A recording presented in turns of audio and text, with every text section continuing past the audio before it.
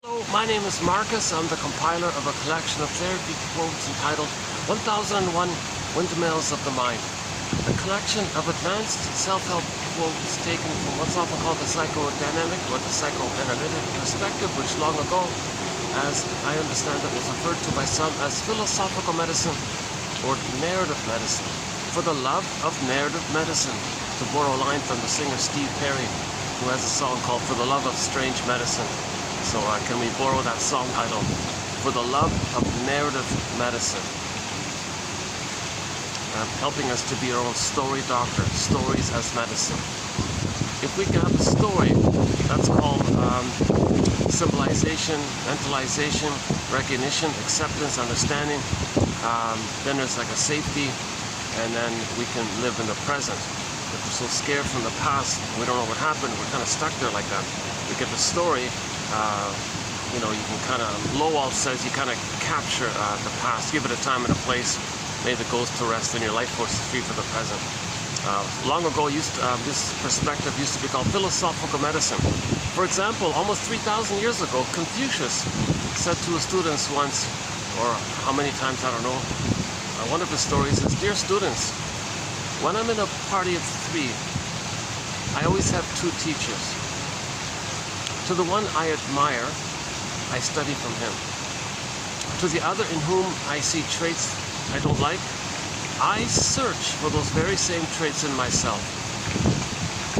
So way back then, Confucius was talking about what we now refer to as owning your projections, withdrawing your projections, shadow work, etc. Right? So something about yourself you don't want to admit, you don't want to know, it's too painful. Now the psyche wants you to know it. There is this innate drive to make you conscious. So what the psyche does is makes you attribute something that belongs to you outwardly onto somebody or something, and the things you're saying or having a reaction to, that's kind of like a communication or a mirror to let you know that you're projecting this within. Now you have the knowledge, and you can ask yourself, well, how am I like that? Does that belong to me? Can I be open-minded to that kind of thing? Let me get used to this little new setup here. There's a couple little changes here. You know, maybe I can let me make a little adjustment here. Hold on a second. Yeah, I mean, you know, doing these things in public has always been a bit of a bouncing act. You know, moving. You know, some things I see might distract me, or I don't want to distract someone else. On second thought, I gotta be close to the fan. Yeah, no, forget that.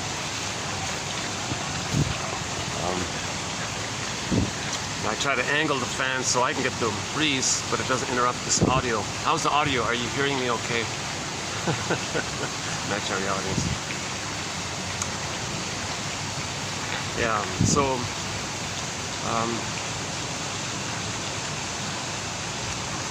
I've talked about some of the main points as I understand it throughout the series. We have 1,000 videos here, on average 10 quotes per video posted.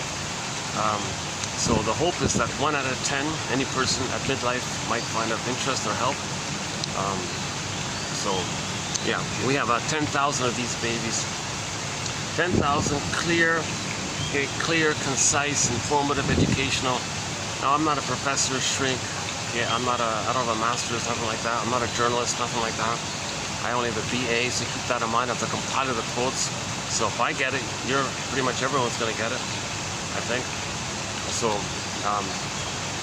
I'm not interested in convoluted, confusing jargon. For what? I want to learn. So is it clear? Is it clear? Is it helpful? Okay. So out of the psychoanalytic, so-called quote-unquote literature, I kind of waded through it a bit. A lot of muck, a lot of vanity projects, a lot of confusion, and a lot of people wanting to feel important, or a lot of other agendas, I think. A lot of defense mechanisms. A lot of people engaged in psychoanalysis as a defense against healing. Ironically, people use this material not to heal, but to get away from healing, because they can keep it in their head with their theories and all this. So I kind of waded through a lot of 100 years of muck so far as I can. And once in a while, a little gem comes along, a little clear crystal, a little sparkling little insight comes along. And when I find them, I post it here in our collection here. And so I'll post on average 10 a video. And with the odds being that maybe 1 out of 10 a person might like, kind of thing. So these are clear, informative. The jargon is kept to a minimum, very minimum. You know. Now these are mostly written by medical doctors, so these are soul doctors. So again, these are medical doctors who regard symptoms as emotional communications, as a cry for love, as a pain, as a conflict. So they find story, symptom goes away, rather than just filling it away or repressing it further. So I mentioned, I mentioned it a fair bit recently, but in the last video I talked about capex. If you go to the beginning of the last video, marked 28, 24, I talked a little bit about psychosomatic symptoms.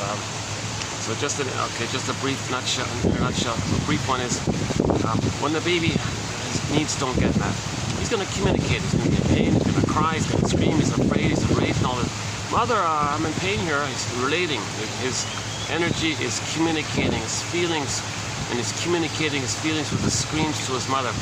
If for whatever reason the mother doesn't get her, misattuned, or frustrated by it, that child's energy of like reaching out to the mother. Come on, mother, I have these needs met. I'm in pain here. I'm scared here. Where are you?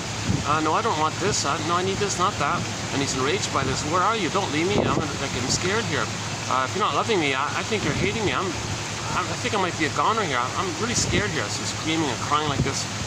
If for whatever reason the mother doesn't get it, that child's energy, okay, his emotion, energy and motion, that movement, that flow, whatever.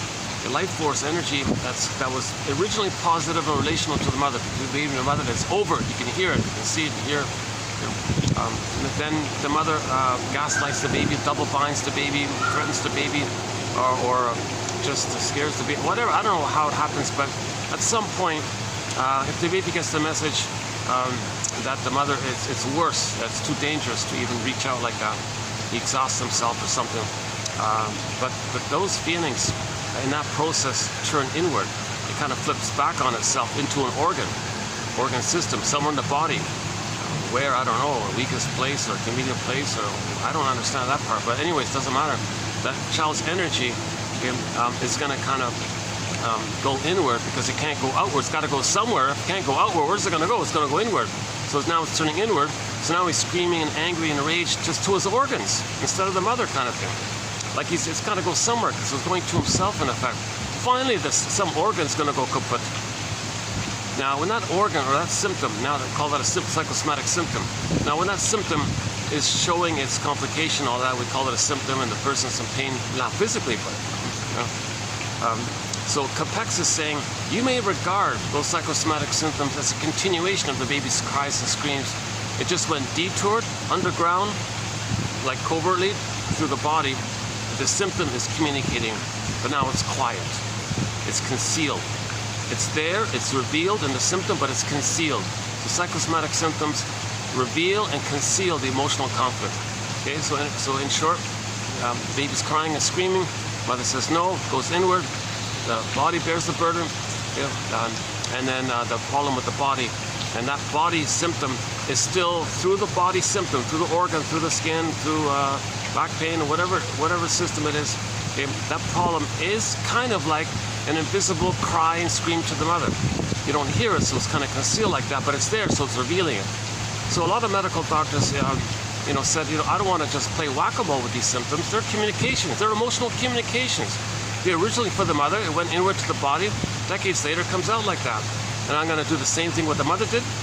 Mother played whack-a-mole with the baby's feelings, and doctors don't do the same now. Sometimes necessary to go, but I'm not disclaimer, I'm not a doctor. Sometimes obviously necessary, but sometimes some doctors thought, I don't want to do this anymore. I don't want to, because it may just push it back, and it may go some other way in a worse condition. Maybe not. Maybe some other system can hold. I don't know. But so a lot of doctors said, these symptoms, they're psychosomatic. There's nothing really organically wrong with the person. There's no genuine physical issue here to deal with. They're a byproduct of the needs not being met and the feelings being ignored, and the mother hurting the baby. He's got emotional and relational abuse, child abuse. This is emotional stuff. This is relational stuff. So these symptoms are kind of revealing these emotional problems with the mother. So the symptom finally bears the burden, right? The body remembers. The body keeps score. The mysterious sleep between mind and body. Every body tells a story. So many of these medical doctors, they went to the shrink school called the Psychoanalytic Institute, right? So they'd learn about geez, what did Mr. Freud say? What did the other guys say? Repetition compulsion. Transference. Communication. Identification with the aggressor. Sandra frenzy. Oh, wow, I see. So a lot of this is going on. And then we can piece together and reconstruct maybe what took place originally and make the inference of what took place, bring it to their attention. If it makes sense, they may feel a relief. If they feel a relief, if it clicks kind of thing, if the story makes sense, if it's accurate, close enough, he may feel an immense sense of relief because now he's being seen, now he's being heard, now he feels safe with somebody who is in tune to the person, and that therapist kind of represents somebody who can, quote unquote, pull them to safety kind of thing, more or less. That's a ballpark. That's Miss Freeman's. Yeah, I didn't include that quote. Oh no, it's the next video. Yeah. Oh yeah. So by the way, we'll be doing 25 in this video. This will be part 4 of 5 on the work of the author Lucy Freeman. I've talked a fair bit about her recently. So this will be part 4 of 5. Excellent writer, clear writer. She's not a shrink. She was a journalist. She was a journalist, and then went into, and then did therapy, and then shared her experience in her first book called Fight Against Fears, which we discussed already. Excellent material. I plucked, so we did 2 videos on that book. Her sequel is called Farewell to Fear, which yesterday and today is going to be about, those 2. And then we'll see what happens in the 3rd book. So she's got a trilogy of books about her therapy experience. She spent a lot of time immersed in the psychoanalysis area, although she's only a journalist. She never went to shrink school kind of thing. Interesting piece about her. So yeah, let's not talk too much. I'm sure I'll talk later about her. Very interesting character. I can see a little bit of myself in her to some degree, so I project myself. One of the, from the first video, 2022, one of the best things she said, just to give you a preview here, what she said was, usually the things you dislike in a person are his defenses against fear. Okay, so if you don't like something in a person, that's often projection. We talk a lot about projection, right? So something you don't like in a person, it's possible you have that, but you don't like it. So you not like it in somebody else, that helps you to know that it's within you. Not always, but very often, if there's a strong irrational hatred of something you see you don't like, well, you do that. You just don't want to admit it. You don't want to believe it. Someone else does it, sees it. It's yours. It brings up that feelings, your true feelings of hatred towards you having that thing that you see in someone else. So very often it's called projection. And something you see in others, you don't like it. There's a good chance that's a mirror for know that it belongs to you kind of thing. So projection is the means of bringing repressed, unknown, denied material to your consciousness. It's a mirror, so you see it, it belongs to you. That's the mechanism to make you aware of yourself. Okay? This is all part of the innate drive for healing. Innate drive for healing. In nature, when something's wounded, it's trying to heal. So humans are wounded, we're from nature. Okay, 70% salt water, the earth is 70% salt water. One famous scientist said, treat the earth at least as well as you treat yourself. We're from the earth like that. So we're obviously from nature, no doubt about it. Obviously, clearly, come on, no debate about that. We're clearly from earth. We didn't come from some other magical, celestial, extreme other place. We came here on spaceships and we're not part of this earth. Come on. No way. No, I don't think anyone buys that.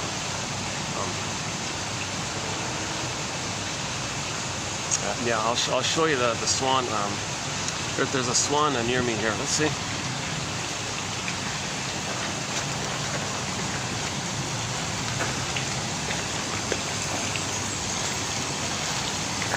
How you doing, swan?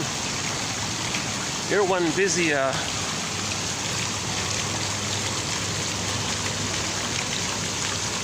Okay, there he goes. All right.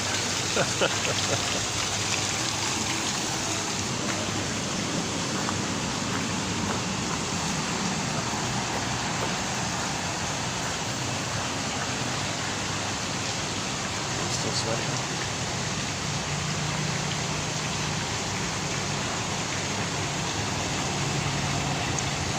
Yeah. So another. So I like her quote, and from TQ 2822. Part 1 of the series that we're doing of her work. She said, you may also, another option B is, or at the same time, or or in the area of empathy, put it this way, in the area of empathy, usually something you dislike in another person. Say to yourself that those things that they're doing, saying, whatever, that those things that they're doing or saying, that those are their defenses against fear. Now you think about, well, what fear might they have? What old childhood fear are they dealing with? Needing to be seen and unloved and alone, abandoned, and mother engulfing, mother impinging, whatever you might try to speculate, that they might be dealing with some kind of childhood fear. So if you see something you don't like, well, say to yourself, they're dealing with some kind of old childhood fear that's being triggered up in them. So there's like an added element here. So that's I'm including that in our self-help thread. Also from that first video, 2822, we did another self-help exercise from her quotes.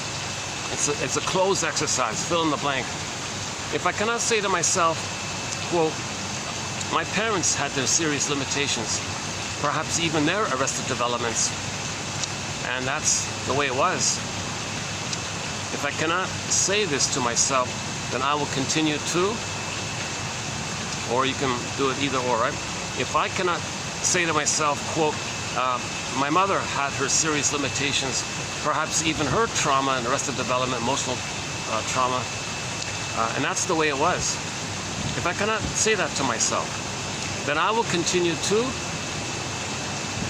blame, accuse, get angry, why, feeling unfair, whatever, and you go on, just for your soul's sake. Just give it a try. Or same with the father. If I cannot say to myself, quote, my father had his serious limitations, perhaps even his traumas and emotional limitations. She says here emotional illnesses. I'm not keen on that. She's writing in the early 50s. I think they called it like that. Perhaps even their fixations, or fixations, let's say. Emotional fixations, developmental fixations, psychological fixations, the rest of development, some of the neuroses, perhaps even their frozen traumas, dysfunctional mindsets, imprinted in, severe trauma, whatever it is. And that's the way it was. Well, if I cannot say that to myself, then I will continue to. It promotes empathy. So I think both self-exercises here promote a little empathy for yourself and others. And we got a lot of that first set, 2822. I highly recommend that first batch, 2822. Mostly one-liners, like short little one-liners like this. They're great ones, you know. Another one that I like is the why one. So she was a journalist asking people all these why questions. Why this, why that? You know, so she's outer focus. You know, why did you say that? Why did you do that? The shrink said to her, oh, your life as a journalist, you're filled with many whys.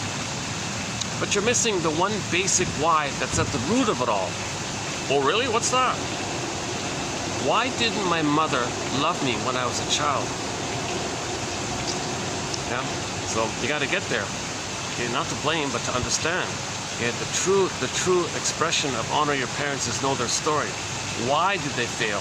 Why did they betray the baby? Why did they traumatize the baby? Why? Okay? Were they so damaged themselves that they felt this compulsive need to use the baby to comfort them? Or did they reenact their trauma on the baby because the mother's engaged in her repetition compulsion with her fantasy that by replaying what happened to her, maybe somehow magically she can change the past? So she sees the baby as her. She plays the shaming mother, sees the baby as a proxy of her when she was a baby, okay? And the mother's going to play the rejecting mother and reenact that original scene where when the mother was a baby, the mother rejected her. Okay? She recreates that by, okay, baby, you're going to play me, I'm going to play my mother. So you need something, you cry for something, okay, that's me. I'm the mother who says no. So the behavior is she's going to shame her baby, say no to her own baby, doing exactly what had happened to her. And this is known as repetition compulsion, with the fantasy that she's still in this place of timelessness. She didn't get her needs met, it's timeless, unfinished business, still struggling like this with the mother. Now at the same time, yes, she's imitating the mother. At the same time, on another level, hocus pocus, she's angry at her. So after she shames her own baby, who played a proxy of her as a baby, she shapeshifts in her fantasies that the baby now is going to play her mother who had hurt her back in the nursery. Now the mother will play herself and continue to struggle and battle with her mother. So the baby's doing double duty. The poor baby can't say, hold the phone, mother. I'm neither you from the nursery, nor am I your mother from the nursery here. What are you doing here? So this is the issue. Some mothers might be so hurt from their childhood, they only see that. And the present is just used to replay the past, reenact the past. Now, yes, there's a famous split here. The emotional life is frozen, the psychological life is frozen, that's what we're dealing with. But yes, the person can develop a persona, a mask, a persona, a scaffolding of defense mechanisms known as the false self or the adaptive self or unreal self. And we go through life using that. So the mother can still get 10 PhDs, 10 medals, 10 awards, write 10 hit songs and all that. But in terms of relationships and feelings and trying to get back your feelings, trying to get back your authentic self, trying to get back your golden ball, trying to get back your real self, the capacity of the real self, the gifts you were given. So the ballpark theory here is that we have two selves. When we say know thyself, we got two selves. We were born with an authentic self. We're born with a sense of embodiment, being at home with them, called the authentic self. And Kristen Wilson says, if you're not in your body, you're not making sense anymore. You don't have your sense of self, you don't feel at home with them, and when that's the case, your feelings don't animate. The metaphor is the golden ball goes down the well, or joy and sadness get souped away in the Disney film Inside Out. So we're born with this sense of beingness, authentic self. But when there's a trauma, which is what we're trying to heal from, or address, acknowledge, understand, so we can heal from it. We've got to understand it, name it, Rumpelstiltskin. When there's a trauma, we're talking about relational trauma, interpersonal trauma, developmental trauma, so betrayal trauma. So when the child is traumatized by the mother, i.e. doesn't get his needs met, doesn't receive mother's love. When the baby doesn't get mother's love, Freeman says it clearly, when the baby doesn't get mother's love, he's immensely enraged, creates an image of a monster that's attacking him. Can you believe it? He thinks he's a goner, someone's attacking him. Like, whoa, things are wildly exaggerated for the baby. From the baby's perspective, little things are huge things. So that's the theory here, and he creates imagos in his brain, largely comprised of his rage and feelings and oral greed and oral need, and morphs the image of the mother as being enraged and having hungry, like he's hungry. So things are Alice in Wonderland. The child is dealing in the mind. The mind of the baby is what they call the thinking of the baby's mind is based on what people call primary mentation, primary process thinking. Okay, Alice in Wonderland. So myths and fairy tales describe this. It's pictorial, it's imaginal. The cat in Alice in Wonderland. Yeah, it's mad in there. Don't expect any normal logic, no conscious logic here. Even Alice says, up is down, left is right, no here, no there. No time, infinite. No time, timeless, infinite. Okay, no sense of any kind of thing being in some kind of proper place. It could be there, it can flip, it can morph, it can twist, it can shape shift, it can change forms, it can symbolize, this can represent that. It's all topsy-turvy, flippy, floppy like this. So this is the child is in this kind of chaotic kind of world like that. And so we don't want the baby to be traumatized during that time. Oh my God. That'll really confuse the hell out of him in life, because he'll be dominated by this kind of mentation. So he'll be always lying and twisting and flipping and can't make it, doesn't know what he feels. And he'll always be kind of like, he'll pretend you said what he said, or he'll pretend that he said what you said. He'll do these kind of flippy kind of things. First he'll think you're him as a baby, then he'll think you're his mother. Like, whoa, this is kind of crazy stuff here. And now he can mask it over with the cognitive mind, right? Like the mask mind can create excuses called rationalizations to cloak it to himself and to others. So he's very good at lying, coming up with tricks, propaganda tricks, advertising tricks, PR tricks, rhetorics, okay, all these logical fallacies, okay, making things. There's lots of tricks. It's unbelievable. The mind can come up with endless tricks it's due to survival anxiety. Okay? When the baby's traumatized during that mentation, he's stuck with immense survival anxiety, and that's in a place of timelessness. He's traumatized in a place of timelessness in that primary mentation. Okay? And that's all his energies in there, driving that world. Okay? So that's, I'm using Grotstein's theory about this called the BPD amalgam. So if a baby's traumatized before 18 months, they're going to go through life with a constant, what they call survival anxiety. Like all of life is just one big jungle for them, like survival attitude.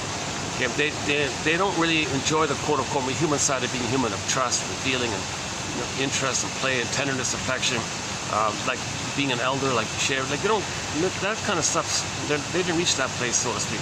Or no, well, the theory is they didn't really reach that. Maybe that's some glimpses or something, but by and large, they're dealing with survival anxiety, as evidenced by all their jungle slogans: "My greedy, your greed," you know, who cares, don't apologize, no regrets, live, you know, like these kind of extremely egotistical, selfish, narcissistic Iago slogans.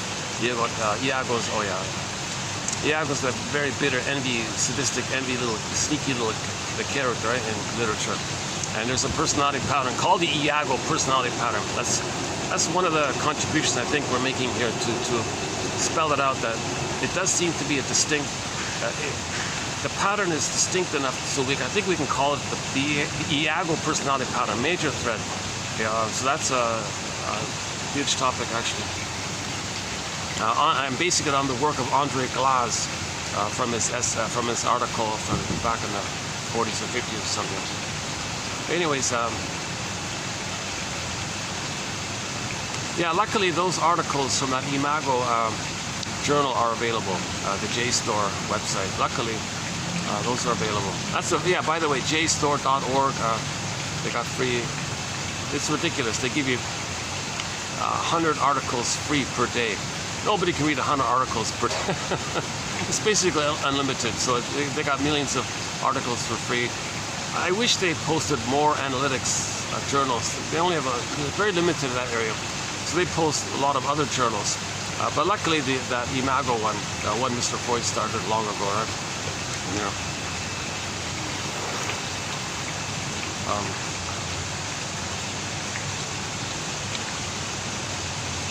So yeah, so we have a thread on primary mentation.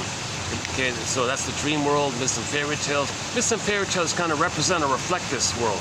The storytellers create these stories to validate our trauma during that time. Myths and fairy tales are kind of like communications of this dream world kind of thing. So over time, they kind of piece it together a little bit. So that they're like the story doctors. The storytellers were the story doctors back then. You know, trying to create stories, and we're kind of drawn to them. Doesn't consciously make sense, but we're a little bit drawn to them because our fantasies in our dream, their mentation is it's kind of like that. It kind of links a little bit like that. Someone said, well, you know, they remember their dreams and they make these stories a little bit. Maybe that's part of it or something. But you know, thousands of years oral tradition, it's just like what people resonated with. The storytellers would keep what people connected to. So these tales got distilled and distilled over thousands of years. Finally, thank God, somebody wrote them down and then compiled them in various collections, like the Grimms and others, all these anthologies all around the world. And here's the thing, all these myth and fairy tale anthologies all around the world, you name it, North Pole, South Pole, whatever, Inuit, the Maori, Mohawk, Iroquois, Grimms in German, Germanic, or okay, never mind. Just any place around the world, when there's an anthology of myths and fairy tales, okay, the motifs, the patterns, the motifs, the enduring, common, repetitive themes, the same kind of thing going on, they're the same in all these anthologies, because we all have the same kind of human brains, human traumatized minds. So the stories are all kind of the same.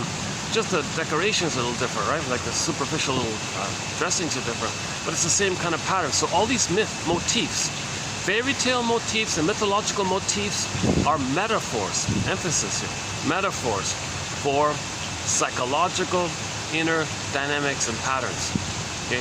Psychology, okay? Like Miss Core gets pulled down, that's repression, okay? Hell means shame.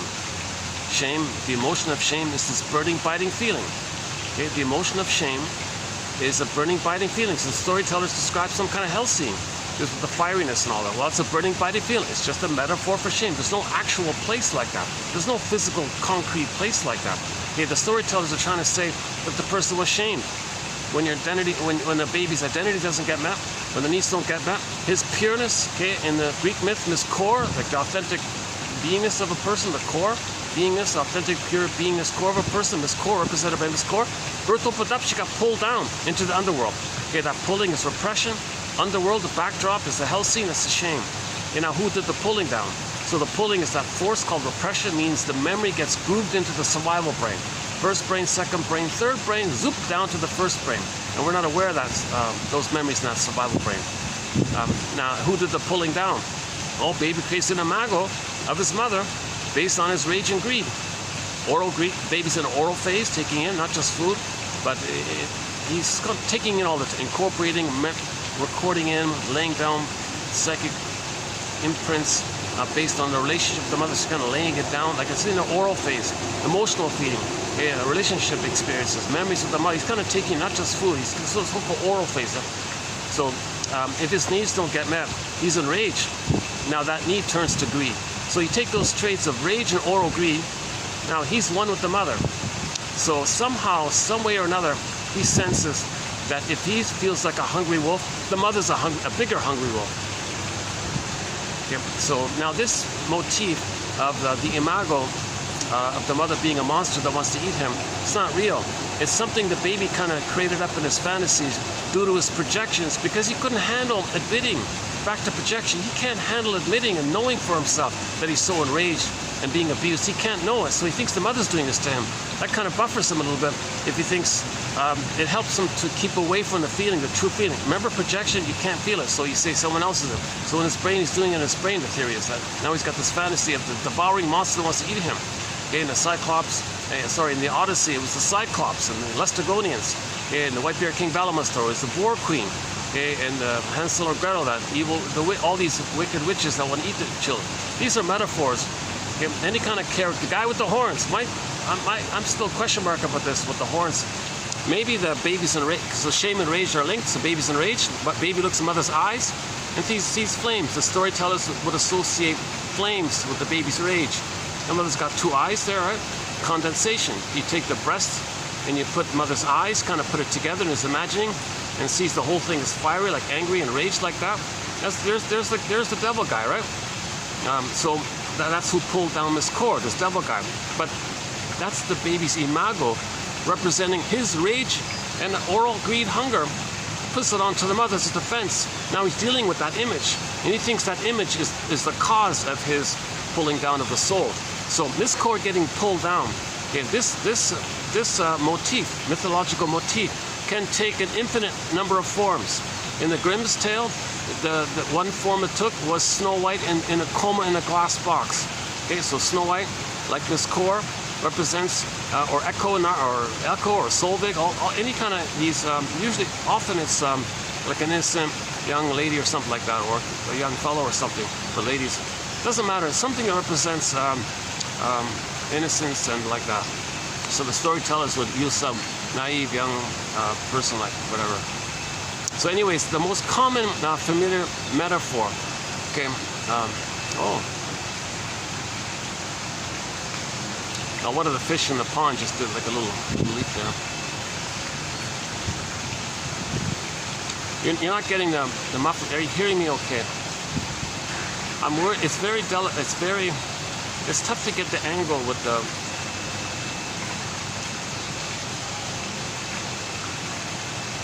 I think you might be hearing a bit of a muffle, right? Okay, just to be safe, let me make a little adjustment here.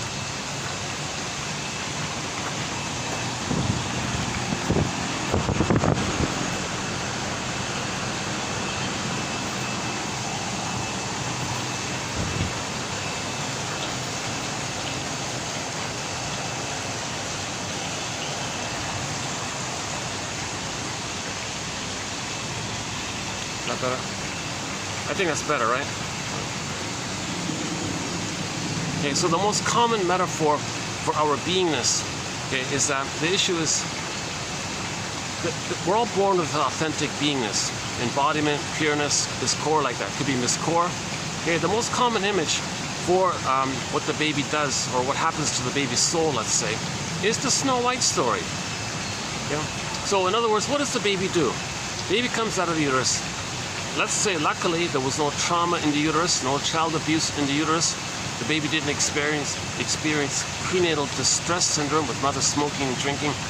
Hopefully, he got a natural birth. That's a big one there, if you can get that. But anyways, from birth onwards, biological birth onwards, what does he do if the mother doesn't meet his needs? Mother, I need a safe relationship with you. I need a blissful oneness with you. I need like a continuation of the womb life for 4 to 5 months. I need an extended bliss. I need an extended paradise. I need a blissful one. I need to feel safe. Rhythm of safety. I need an attunement with you. I need you to respond to me and see me and be there for me. Let me feel safe. Let me feel your presence. Let me feel your warmth and comfort. Let me internalize all this. Let's say the mother, whatever reason, fails in that area. Okay. Old cunning tale. There are a lot of reasons for this. So if that happens, if the mother says, oh baby, I'm going to imagine that you're me when I was a baby, and I'm going to be the mother who hurt me, so I'm going to hurt you to replay what happened to me. And if I do that, maybe my mother, maybe magically there'll be a time machine, and I'll be zoomed back to my nursery, and mother will change her ways, and I'll get the love. Nonsense. We're not making sense. No time machines. So that's the thing. She doesn't know. She doesn't know what had happened to her. So when you don't know what happens to you, you repeat it. So that's the thing. Repetition compulsion. That's intergenerational trauma comes from there as well. Or she says, "Oh baby, you're not perfect. You're not what I want," or something. Or, "What, I'm supposed to give love? I never got it myself. Now I'm supposed to give it." Maybe she resents the idea. Maybe the timing was wrong. Interrupts her career. Maybe she's cunning too. Maybe there's some issue there where the mother doesn't welcome the baby, or secretly doesn't want the baby, or something. Or there's so many. There's a long list of reasons here. If the baby if the mother continues her battle with her mother from the nursery, and, "Oh baby, I'm going to make you be my mother, so I'm going to control you because I couldn't control my mother." So some others say when they were a baby, they were too passive, they were too helpless. New situation. "Hey baby, I'm going to make you be my mother. Now I got a little power now. I'm going to continue my battle with my mother. So baby, you're going to play my mother." Evocation of a proxy. She's going to proxify. She's going to think the baby's her mother. Okay? So proxy means when someone plays a role for you, feels for you, does something for you, etc. "All right, baby, I need a proxy my mother. You're going to play my mother. And now I'm stronger. Now I'm going to control my mother. You're my mother. I'm going to control you." Poor baby. What does the baby do in this situation? Baby's like freaking out here. "Oh my God, here, mother, what are you doing here? I'm a baby who needs your love. I'm not your mother that you're fighting with. Oh my God, here, what is the baby going to do in this situation?" Okay, desperate emergency. Okay, so his beingness could be miscord, gets pulled down into underworld. The memory is grooved into the survival brain. Or a more graphic image is freezing, petrification, turned to stone. Okay, unreal, like the velveteen rabbit. Wooden, it morphs to some other condition. So this variation of the beingness of a person being unavailable to the person can take so many ways. The most familiar one, it seems to me, is the Snow White one. Everybody knows the Snow White. It's the whole story of it. So imagine that image. Snow White is a metaphor for a person's beingness. Feminine element, feminine principle, the yin, the beingness of a person, the authentic beingness of a person. So imagine that, you got Snow White in a glass box like that. Now, how do you connect with your beingness when there's a wall there? There's a glass wall there. Now, yes, you can see that it's there. You can see that your beingness is in there. But there's a wall there. You can't connect with your own beingness because there's a whole glass wall there. But your beingness is, yikes, there's a pain there. You can't connect with your beingness. To boot, the beingness is in a coma. So, yikes, what a dilemma. So, now, okay, that's a pretty powerful image, I think. Similar to Miss Core getting pulled down into the underworld. One artist drew this. It's on the front cover of one of Marianne, what's her name? Marianne Woodman, Miss Woodman. Miss Woodman. On the front cover of one of her books. So she's famous for the book Addiction to Perfection, but on the front cover of one of her other books, I think The Bridegroom, something Bridegroom or something, she's got that image of the yanking down, the devil pulls down the Miss Cora, the guy with the horns. You don't see the whole thing, but it's a pretty powerful, disturbing, frightening image like that, scary image. So that baby's scared, he's terrified, just like that artist depicted something very terrifying. The baby's terrified when this happens. The baby's terrified if the mother doesn't soothe him and comfort him and love him. He's terrified. He thinks he's a goner. He's not going to make it. So his beingness No, physically he lives, we get that. We're talking about his inner life. We're talking about his soul, his inner life, his authentic self. So that's terrified, is authenticness. His feelings, he feels terrified, he thinks he's not going to make it. So the survival plane flares up in response. So he makes it, right? Okay, so yeah, so think about that. The Snow White in the glass box, and you're not connected from your beingness.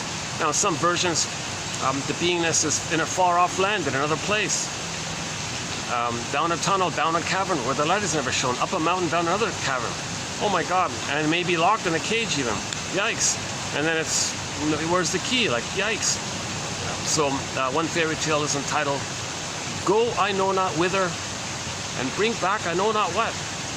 So we might not remember that we had an authentic self. We had it, but we don't remember it.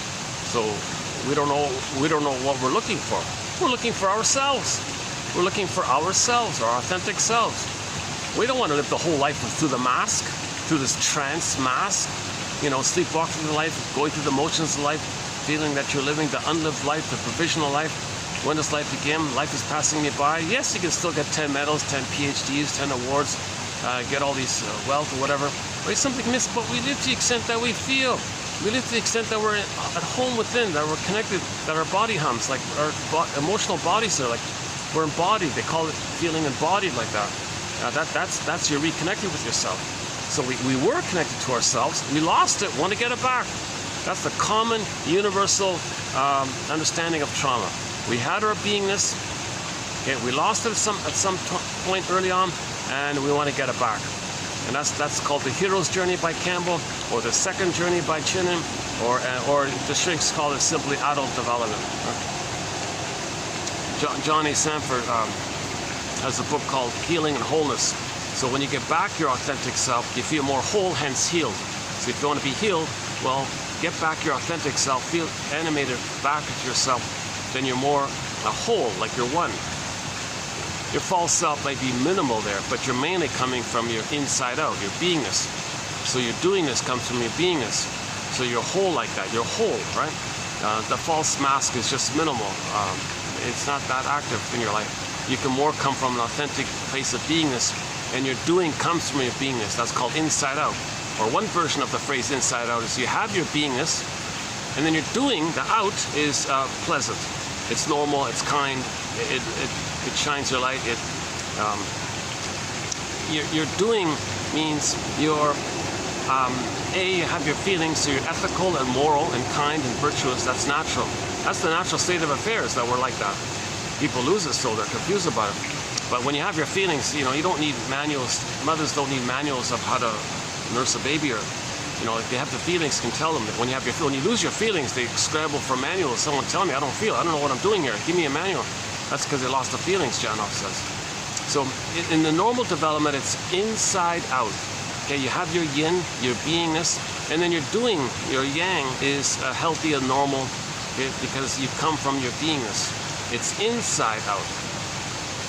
If we lose our inside out, then we're grasping on the outside, hoping to change the trauma, the nursery trauma, to get back our inside. We're not making sense anymore. So we're meant to come from, so that's a very good phrase, inside out, right? So that's your beingness, okay? Woodman, yeah, back to Woodman, she says, if your feminine principle, feminine element, your beingness is somehow wounded like that, then your doing is going to be distorted. So fix your beingness, then your doing will be healthy and normal more and more, right? I'm not getting any breeze here now. Let me do a little water management here. Hold on a second. It's still 40 degrees where I am, you know.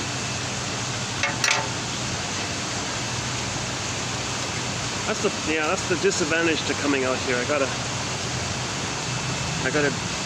do some perspiration management.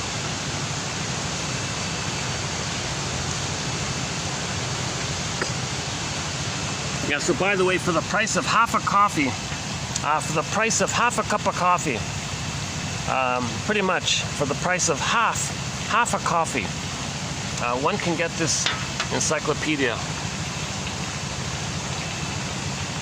It's a minimal administrative fee. It's a minor admin fee.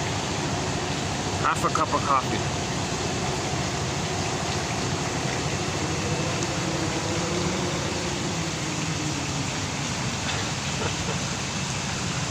I was just thinking, you know, when you post a video, YouTube offers you only 3 of those thumbnail clippings from your video, and they'll choose the most intense, like the most emotional or something, it seems.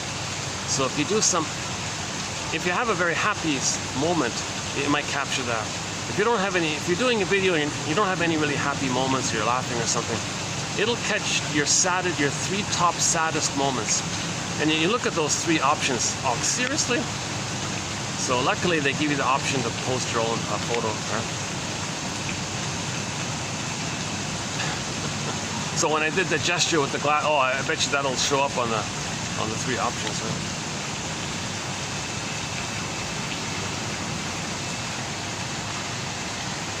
Right? They don't program it. Well, give the guy the top, most relaxed or pleasant looking scenes. It seems to be the most intense, like the most evocative or something. So it's informative for me, because usually those 3 options they give you, I look pretty yikes, I can't post those. So that means my anxiety is coming through and the camera's picking it up easily. Yeah, I haven't been analyzed. I never studied psychology. I didn't even take 101 at school, nothing.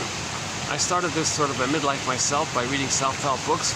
It led me to the Enneagram, and then finally it led me to Masterson, Karen Horney. Oh, okay, now we're getting somewhere here, especially with Masterson. He's got a very good book called The Search for the Real Self. That book, by the way, has won a Golden Windmills of the Mind Award. We got 23, you know, I think the 24th award, I haven't finished it yet, but I got a hunch. Lucy Freeman's trilogy will be nominated for a Golden Windmills of the Award, and it'll be under consideration by the committee. Yours truly. So yeah, we have 23 awards that we issued already to films and books and so on. The Odyssey by Armand Assante, that has won a Golden Windmills of the Mind Award. The Odyssey. Oh, hang on, something beeped on. Exposure locked. Something with exposure locked. Let's try again. I'm not getting it back. Maybe if hold on, let's try this. I gotta get some breeze, otherwise I'm gonna be. I can't really do these videos without any kind of breeze. Okay, that's better. Right? How's the audio? Are you hearing me okay? Is the wind blowing now?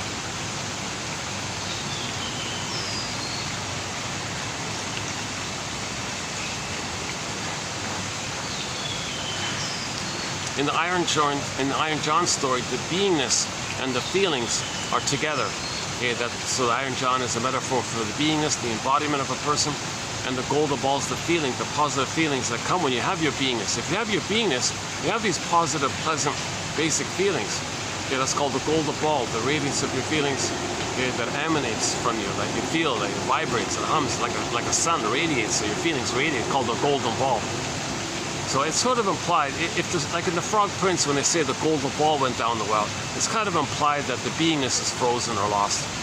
Or if they just talk about like Miss Court being missing, it's kind of implied that the golden ball has lost the well. So, or some stories put it together, like the Iron John one. So the embodiment, the beingness, the power of the feeling, the strength, the body, Iron John, your embodiment, and the golden ball were both in the forest and both locked in a cage. The protagonist says, "Oh, there's my soul. I finally found my soul. Wait a minute, it's kind of blocked there, like in the cage with Snow White, like a block like that. But it's alive in there. That's hopeful. Wait a minute, I gotta get the key here.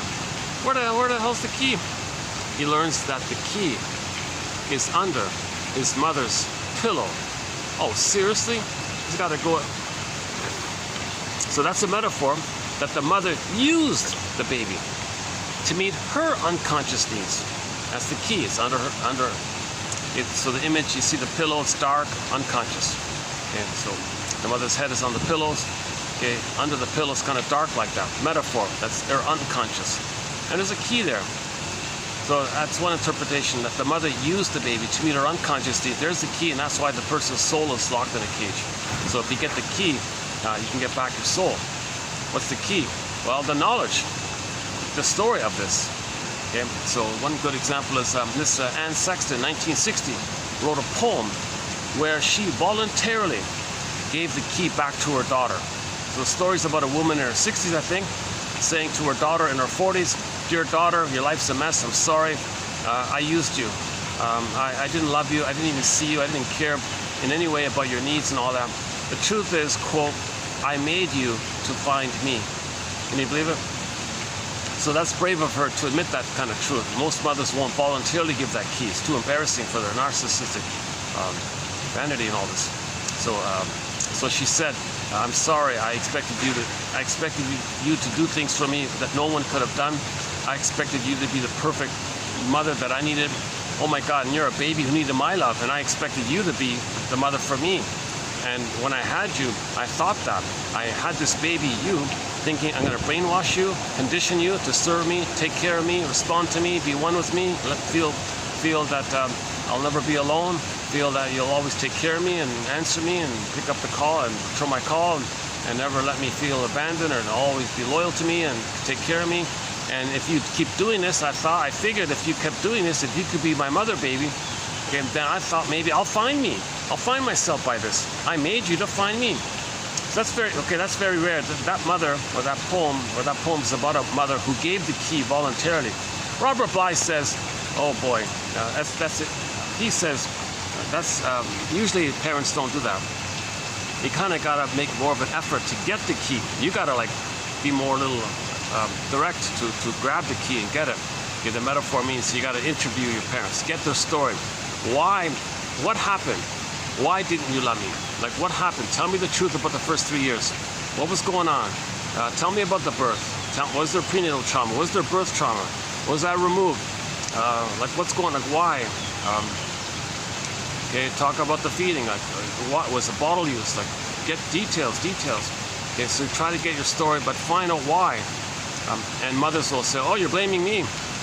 Okay, that's severe trauma. If she can't make amends, if she can't apologize like that poem, she can't make any effort to help her daughter to hear, and she's still blaming the child, thinking the child's the mother who hurt her.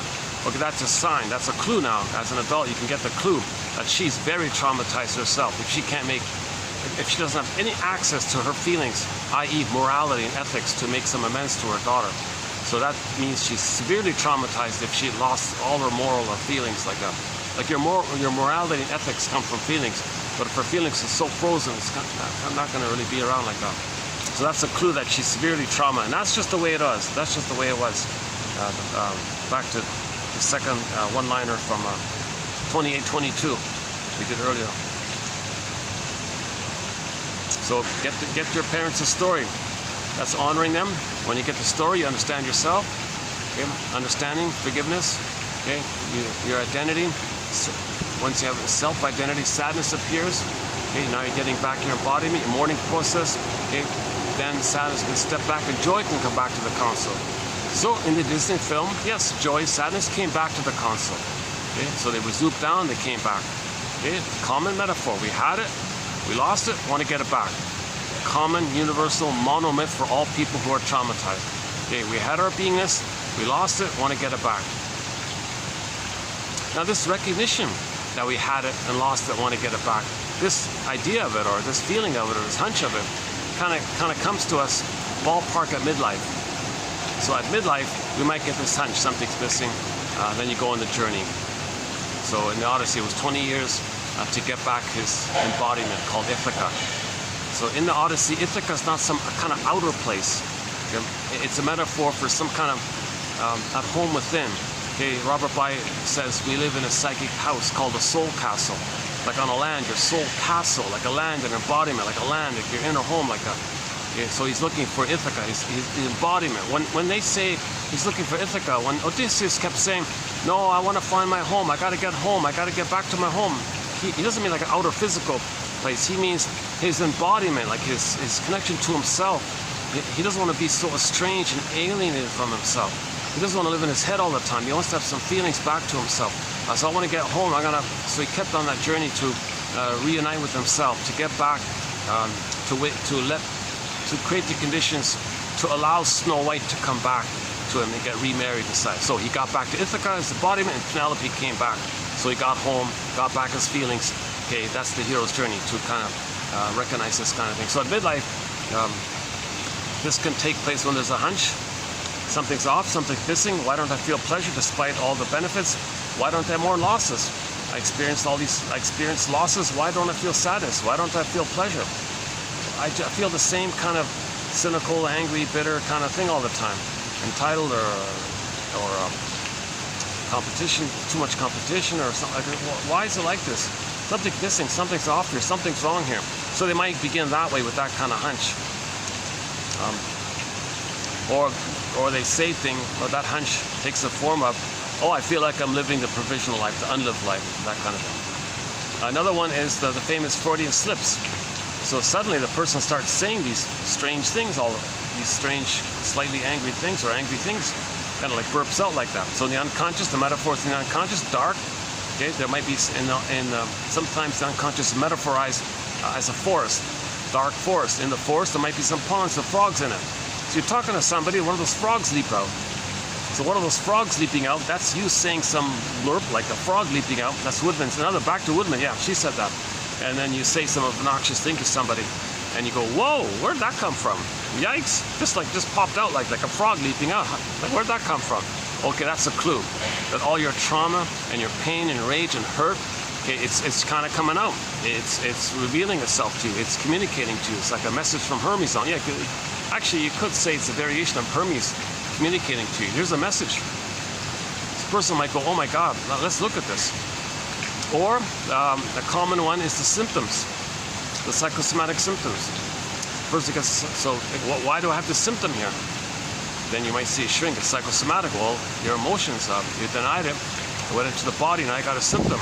Okay, let's look at the emotions behind this. So the psychosomatic symptoms, the Freudian slips, the hunches. An extreme one, a dramatic one, is that the person suddenly, unexpectedly, has a nervous breakdown. Okay, that's called the delayed onset of PTSD. The person goes, what the? I don't remember any situational shock trauma, okay, but they got all the PTSD symptoms, post-traumatic stress syndrome. They look at the checklist, check. Oh my God, almost all of them, they can check it. Where's this coming from? Why do I have PTSD? I don't remember any kind of trauma. I had coffee with my buddy at the pizza place. Where's the trauma? I don't get it. Why do I got PTSD? Okay, well now that's a clue. You make the inference that there was trauma, but it was buffered over, sponged over with the mask. You were able to mask it the first half of life. Okay, so when we're traumatized and the mind creates defense mechanisms, a scaffolding of them, a bunch of them, you bundle it up, makes a false self, and you use them to keep you away from the pain. So you blame, accuse, keep busy, be manic. You do emotional eater, smoker, drinker. You do all these things to keep you away from the pain. So you manage to make yourself unaware of the pain of the trauma by your lifestyle or whatever. Okay. But at midlife, that sponge, Burglar says, dries out.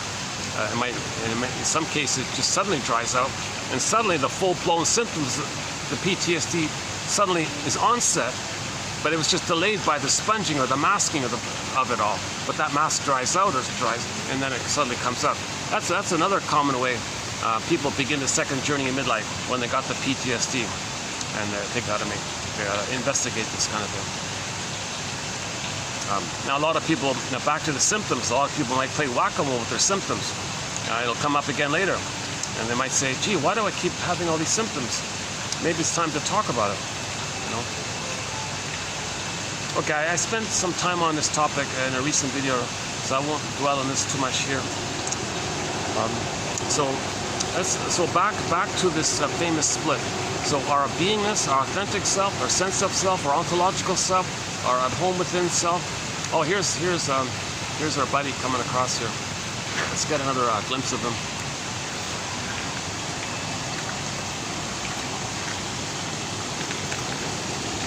Oh no. Change his mind.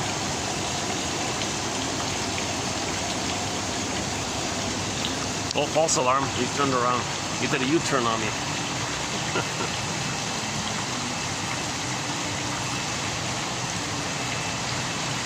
I think he's finally figured out I never have any food for him. I don't even know if you're allowed to feed him or not. I never bring food for him. Yeah, I don't want any kind of problems, so I don't bring any. I let the staff take care of that. I don't think I've ever seen a guest feed them. Yeah. Okay. So it's probably not allowed anyways. Sometimes the swan will come right up to me, honk, or look at me, and come on and nip at my phone almost. I'm sorry, buddy. I don't have any food for you. I don't know if I'm allowed to feed you. So now he sees me and turns around. If he opens up his wings, it's quite a nice sight to see him flapping his wings as well.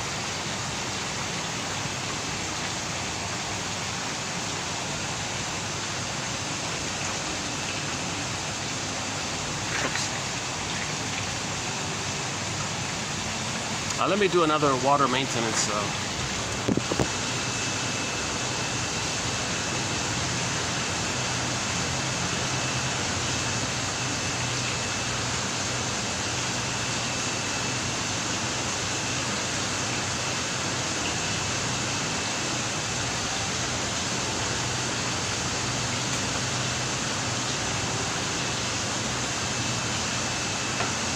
Okay, once again, for the price of half a cup of coffee, one can get this encyclopedia. The link is below.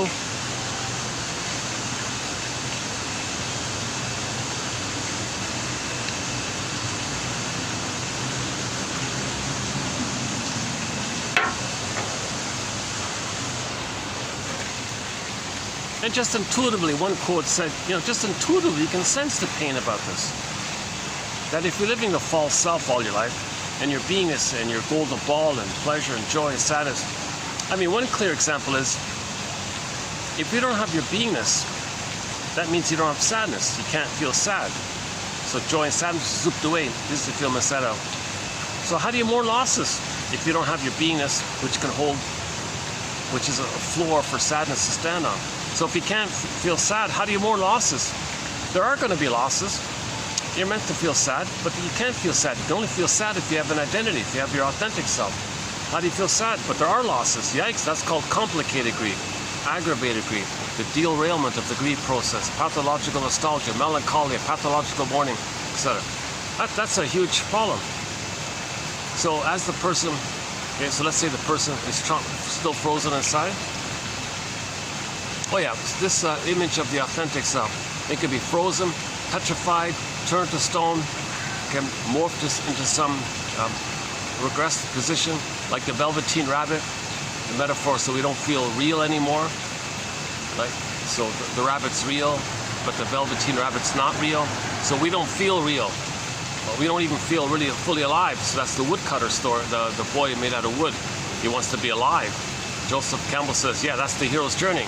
We want to feel real and alive.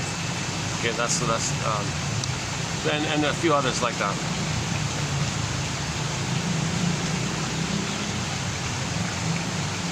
Oh yeah, so the quote was, intuitively, you can kind of sense that there might be pain, that if your authentic self is frozen, arrested development.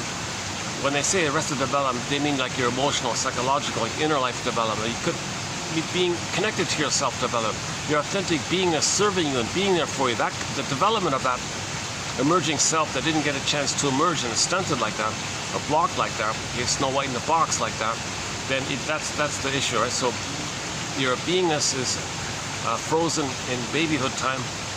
Meanwhile, you develop a false self, a mask, a persona, and yes, you go through life with it. You can drive a car with it. You can understand basic things with it. You can get 10 PhDs with it. You can get 10 medals, right? So you can go through life with that mask. But there's a pain. Okay, Emily Dickinson, there's a pain so utter. It swallows substance up, this core like that, the Snow White in the box, swallows substance up your course. And then with that pain, what do you do with that pain? Okay, we get endorphins. She calls it the swoon. The brain releases lots of endorphins to numb us to this pain.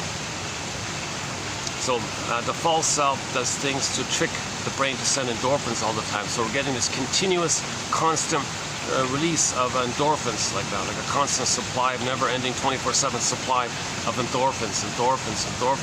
So the false self, defensive false self, lives in a way to keep us unaware of the pain. But the pain, Janoff describes it as, imagine the baby, his soul being flash frozen. Like imagine a little baby trying to cry. He can't cry, a voiceless scream, but he's got to scream. But it's frozen, and the whole memory of him, like a ghost, frozen baby ghost, is screaming. Okay? He can't scream, it's silent, but it's frozen, flash frozen, but it's still there, but it's frozen. What a pain. Then imagine an electrochemical neon flashing light underneath that frozen image. Frozen ghost image, like a screen painting, like a baby version of a screen painting, Edward Munch. Imagine underneath it that neon light, okay, it's blinking, okay, betrayed, unloved, okay, unloved, needs not met, betrayal, alarm, hurt, danger, like it's blinking like this. So danger is basically like a blinking light. So that instructs the brain to release endorphins, pain, endorphins. It's kind of going on infinitely like this. Yeah, so by the way, so the false self is designed to keep that thing going like this. Now when the false self is going to dry out like this, then the person might eat more cookies, more ice cream. Yeah, they might do more manic things to kind of induce the brain. Come on, brain, don't run out on me. Keep sending me endorphins. Keep numbing my pain. Yeah, there was an obnoxious character, TV show I remember. He was always taking these painkillers all the time. He was popping them like candy, like Tic Tacs or something. Some character, and he kept doing it again and again like this. Like that might be a good example of it. Right? So the brain ran out. The internal pharmacy, quote unquote, ran out on its own. So then that character in that TV show kept pushing it. So he took all these pills all the time to push the brain to release it, or the chemistry that the brain releases. The pill is that chemistry, synthetic form of it. So you feel the benefits of the numbing by this synthetic imitation of what the brain produces, something like that. So you can see the idea that the pain, it's blinking, unloved, pain. Give me the endorphins. Pain, give me the painkiller. Pain, give me the painkiller. This goes on. And if the internal pharmacy runs out, the person might do more. So there might be a bodily symptom, or the person eats, like that character in that TV show, resorts to that thing, doctor, give me painkiller. Yikes. And then he makes excuses. And if a doctor says, oh, it's psychosomatic, there's trauma in your nursery that causes this. Oh, nonsense, I can't face this, you're an idiot. Okay, so that's a defense mechanism. He's blaming attack. He doesn't want to go there. That shows how much pain there is. Just give me the prescription. That shows you how much pain there is. Why are so many babies being inflicted with so much pain? That's a good question. Okay, so we have a few theories on why so many mothers are betraying their babies. Okay, repetition compulsion, intergenerational trauma, okay, using the baby to comfort her, using the baby as a pawn in some fight with the husband, because she wants to control the husband, thinking the husband is the mother, so use the baby as a pawn in this game. There's probably quite a long list. It's called the Old Cunning Tale. I'm calling it the Old Cunning Tale, okay, from Emily Dickinson. A very good poem about trauma by Emily Dickinson. A great hope fell. The baby had a great hope. When he came out of the uterus, Mother, I need you to be there. I expect you to be there. It's natural. The baby has no expectation to be betrayed or traumatized or rejected or not wanted. He doesn't have any concept of this. Everything's there for Mother to be there for him. Mother, I had this natural, so great hope. It fell. You heard no noise? The wreckage was with him. Okay, that's Snow White in the coma in the box. Or Miss Core getting pulled down. Or freezing, petrified, turned to stone. Echo turns to stone, a statue. What a wreckage. Your soul becomes a statue? Come on, that's quite a wreckage. O cunning tale that let no witness in. Again, a great hope fell. You heard no noise. The wreckage was within. O cunning tale that let no witness in. That let no witness in means the child's ego, which is submerged, It's damaged and frailed up. That's the scarecrow. Okay, so the child's own ego, the ability to know and understand what's going on, he can't do it. It didn't firm up. It's frazzled up like a scarecrow.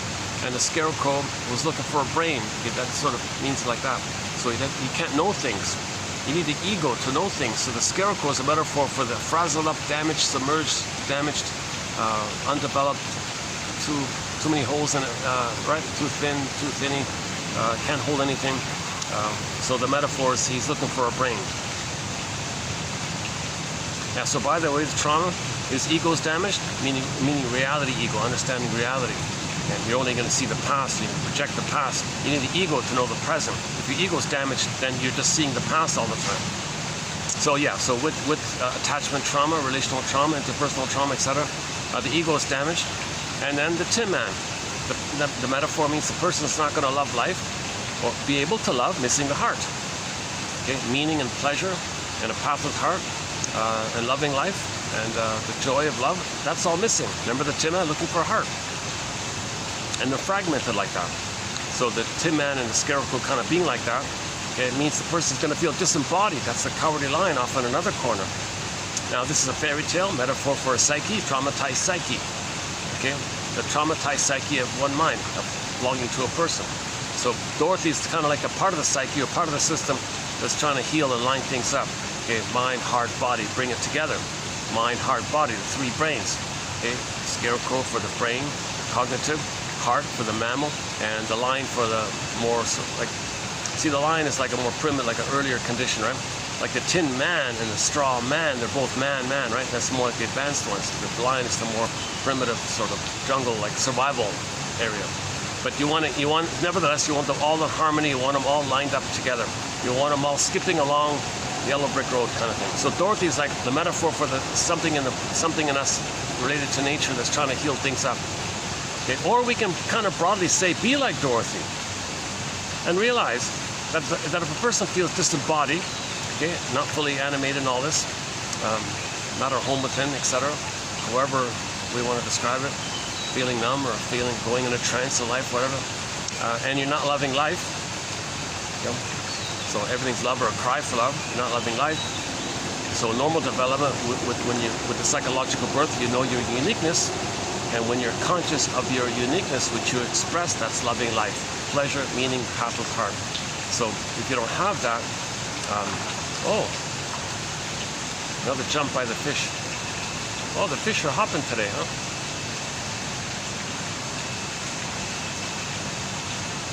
Yeah, they're predicting a rain today. I think I hear some rumbling already. Oh yeah, it's possible if it starts to rain. I'll go to next door, to the hotel next door where I did my video yesterday. Nice little place. Oh my God, the price. I'm still reeling over the price of that coffee. It's double here. Can you believe it? The coffee there is double the price here.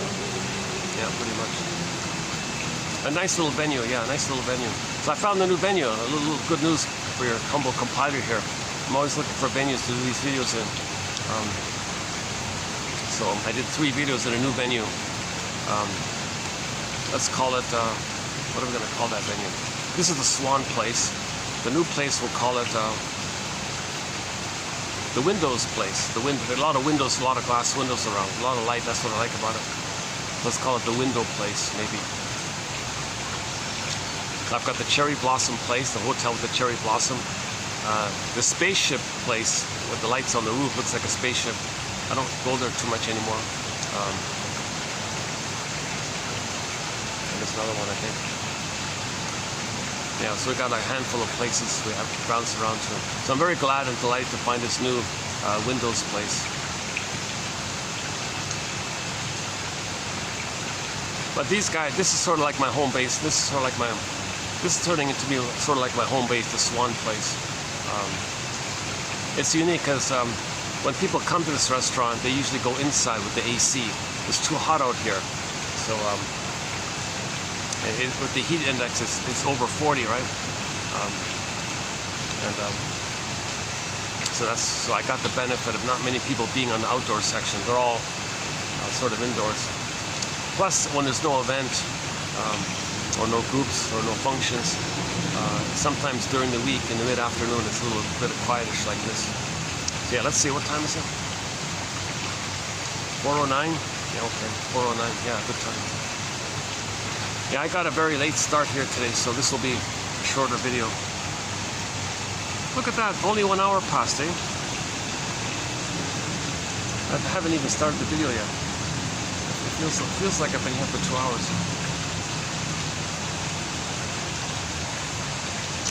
Hang in there, stay tuned. We got some more very good quotes by the author Lucy Freeman, so hang in there, stay tuned.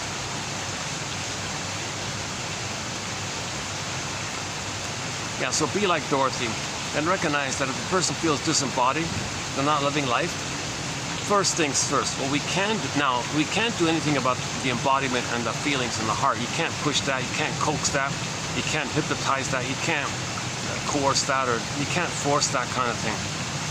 All you can do is help the scarecrow find a brain. That's all you can do. The other stuff, the other two parts will come on their own accord according to nature. You don't control that. You don't control nature. Now you want to facilitate the conditions for nature to do its thing. That's what we can do. So we got to give the scarecrow a brain. And that's what this is all about. Okay, these 10,000 quotes here are an attempt to give the scarecrow a brain. Now we can cross over to the kid's story. Okay, that frazzled up straw house, the straw man, let's imagine a straw house. We want to upgrade it to a brick house. That's a firm ego.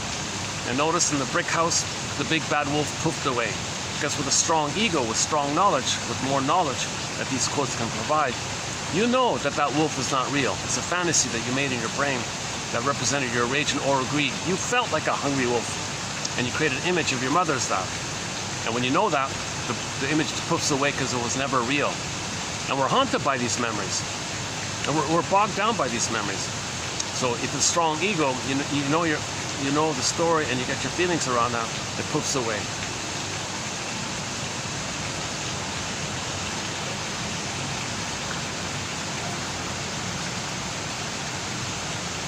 Yeah, so back to the complicated grief issue. If the beingness is not there, and joy and sadness is not there, and if the person experiences a loss of life, what do? It's complicated. They don't feel sadness. Hey, where's my sadness? Well, you don't have your authentic beingness to hold sadness. I feel, therefore I am.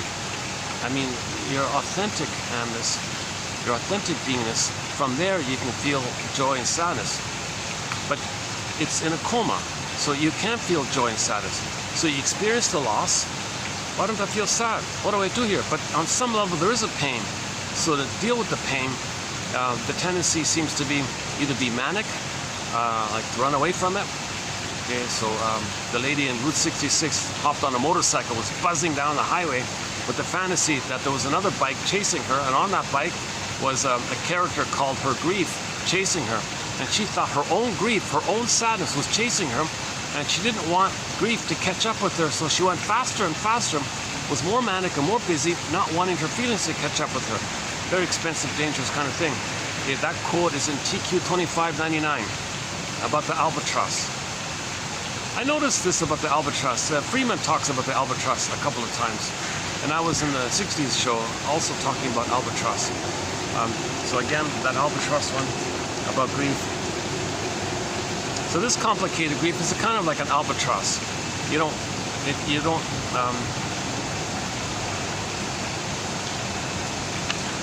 Where is it? Let's read it directly here.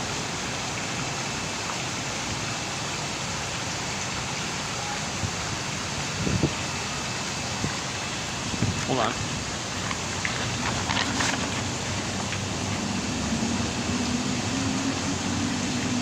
Yeah. Well, she says it as anxiety. Anxiety was my unseen albatross. So we can say your grief as well, right? Your sadness, your inability, your complicated grief, your inability to grieve, and the pain. Anxiety means the fear with your mother that caused you to lose your identity, authentic self. And when you're reminded of that fear, when you're reminded of that fear, the language of that fear from the past coming up to the present, the language is anxiety. Anxiety is the language of the old childhood fears. Again, anxiety is the language, the physiological language, the physiological expression of those old infantile fears that you never processed. So anxiety was my unseen albatross. I could not see it, or touch it, but only feel it as it touched me. It created the feeling of being driven, manic, driven, not knowing why I did things, but only that I must do them. This compulsive, driven behavior. And she talks, a common theme throughout her writing is her massive, manic, compulsive, hyper behavior that she was trying to face. Yeah, that's also from 2822. This is a great little list here, 2822. I highly recommend it. I got a feeling this is sort of the best of the 5 videos that we're doing this one here. Another one about anxiety. So another albatross quote is from the Route 66 TQ therapy quote TQ, $25.99. It's the 3rd one down, I think, where she talks about that. It's from an episode called How Much is a Pound of Albatross?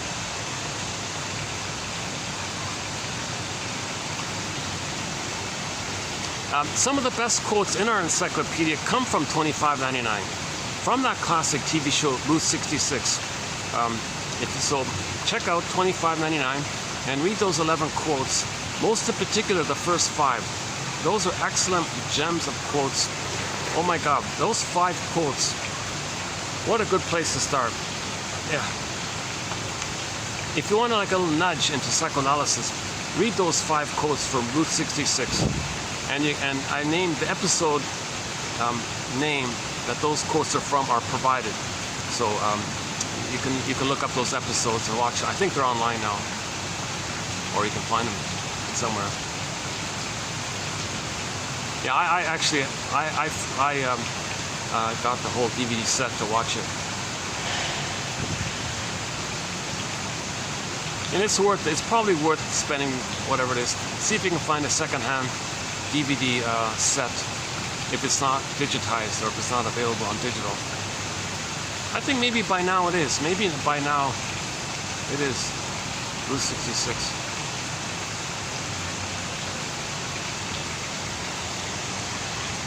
I gotta mention, they were considering doing a sequel to Route 66. So they commissioned Warren Zevon to do the theme song. So he did it. He did a great job. It's called If You Won't Leave Me, I'll Find Somebody Who Will. It's a 45-second song called that, and it was meant to be the theme song to a sequel to Route 66, which never got made. But he saved the song. A great song. It's on our soundtrack. It's called If You Won't Leave Me, I'll Find Somebody Who Will. That's a great psychologically minded song. Repetition compulsion. The mother kind of emotionally left him, abandoned him, wasn't around for him. He felt left. Repetition compulsion. He chooses women with the expectation and anticipation and intuition that she'll leave them. Or if they don't, he'll push her to leave him. So he'll be difficult, give impossible demands. He'll create it. He wants to create the ladies in the present to leave him, okay, to replay the repetition compulsion of the pain, trying to master the pain of the mother leaving him. So you keep revisiting, trying to master it, not feel pain by it, so you keep repeating it. That's sort of the theoretical positive intention. It's gone awry, it never works. You can have 20 lifetimes doing this, it doesn't change the actual imprint. So he keeps choosing women either whom he knows will leave him, or he will make leave him. And then one day, a woman said, imagine that, I'm not going to leave you. I know you're kind of upset. I'll be here for you. Boy, he freaked out. No way. If you won't leave me, I'll leave you and go back to finding women who will leave me. He's bonded to the mother. He's got this fusion, this trauma bond with the mother. If he were to accept another woman's love, he would separate from the mother. He couldn't separate from the mother. So he's a mama's boy. He's loyal to the mother. And the way to be loyal to the mother is to recreate that interaction. Mother left him, okay, he repeats it. Okay? So he'll only choose women who reminds him of the mother. He can't accept a woman who won't remind him of the mother. He's got to choose women who reminds of the mother because he's bonded to the mother, and he's replaying, repeating that cycle, that 45 record talked about in the last video. Okay, go to the last video about the 45 metaphor, about the record we keep replaying, spinning around again and again. Hold on a second.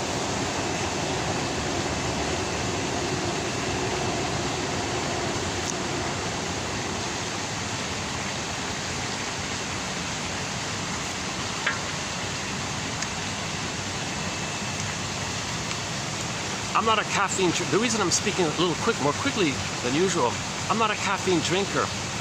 I don't drink coffee. I just some decaffered, Coke, a little bit of cocoa or something. But I don't really drink caffeine.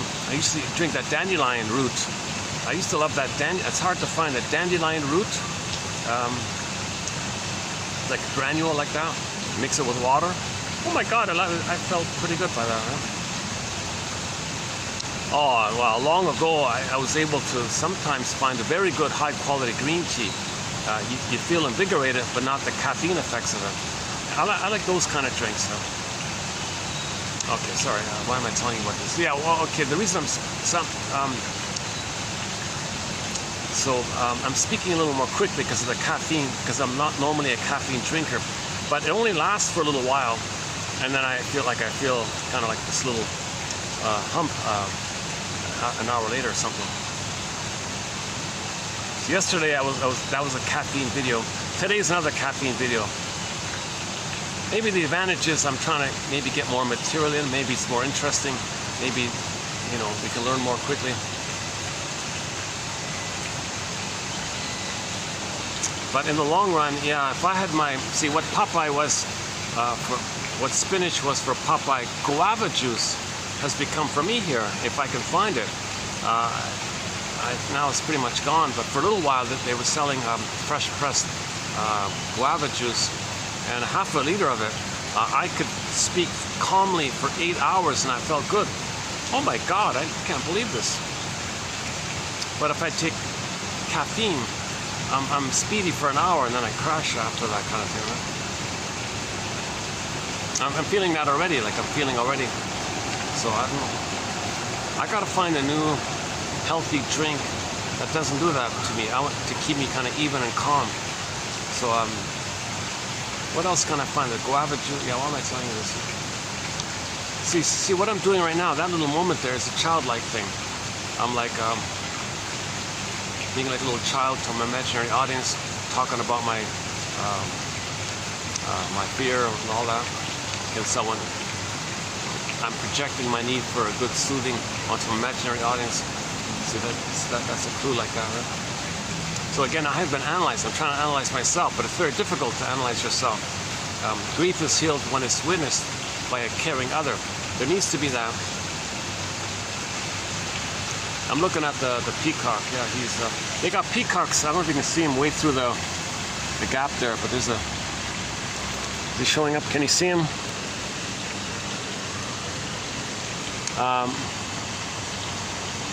If you can see a white, dot in the middle of the screen, that's the peacock.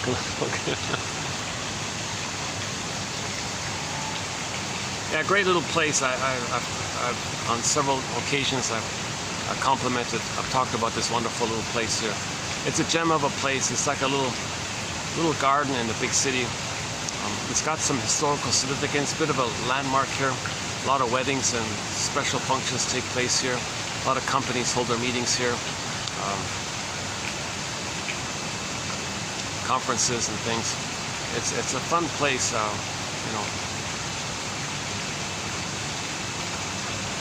And this outdoor area is really great for the kids with the swans and the peacocks and the rabbits.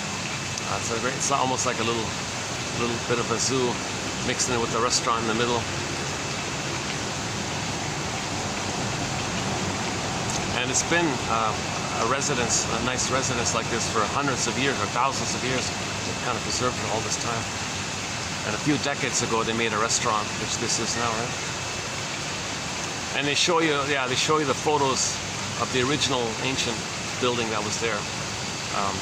And there's still some little remnants included into the building. Yeah, a lot of places do that right now. Okay.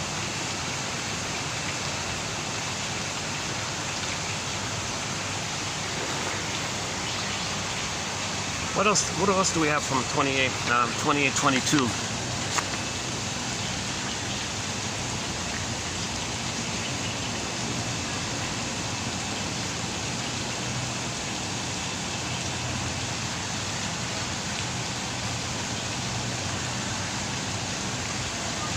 Know thyself, know the child within us, as well as the adult we have become.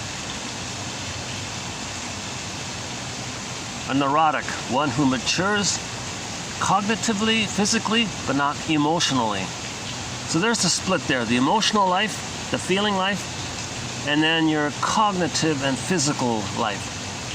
So you can be 7 foot tall, 500 pounds, and have 10 PhDs, but your emotions can be, arrested very early on, not available to you. So there's a huge gap like that. Yeah, so watch out for these masks. It's confusing. The mask can appear nice. Underneath, the person can be quite angry. Or they look angry on the surface, maybe they're kind underneath. But these masks are not really mature. In therapy, we look for temperance. We look for temperance where nature meant us to live.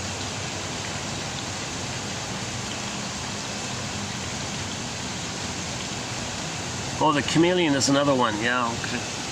Now hold on a second. Let me do another water maintenance here. Still sweating. Can you believe it? Jeez.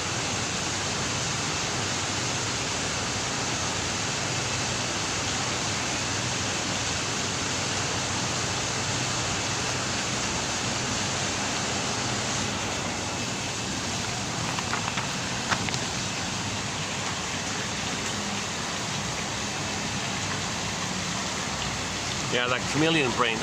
Maybe that's a new nickname for that survival brain. Why don't we do that for a bit? Why don't we do that for a bit? Janoff emphasizes to a greater degree than other authors the observation that our brain has 3 parts, 3 minds, 3 brains, 3 memory systems, 3 lines of consciousness.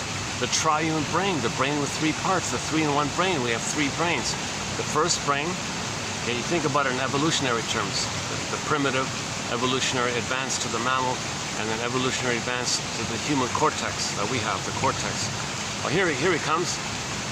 Let's see if he's gonna do another U-turn here. No, it looks like he's gonna come. Yeah, okay. Let's see if we can get a better shot of him this time.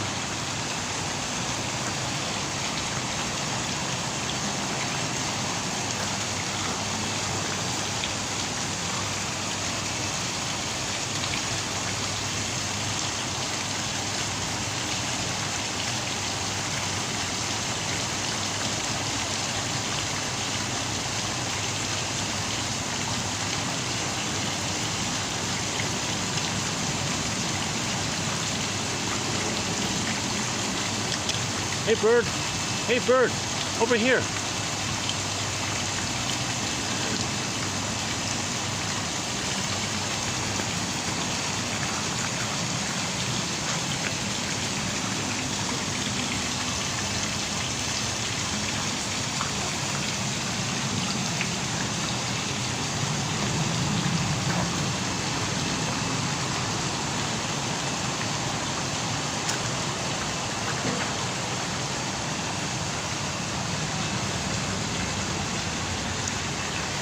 So think about in terms of evolution, right? You've got the primitive survival brain, like the lizard and the snake and the crocodile and the chameleon. Let's not forget about the chameleon.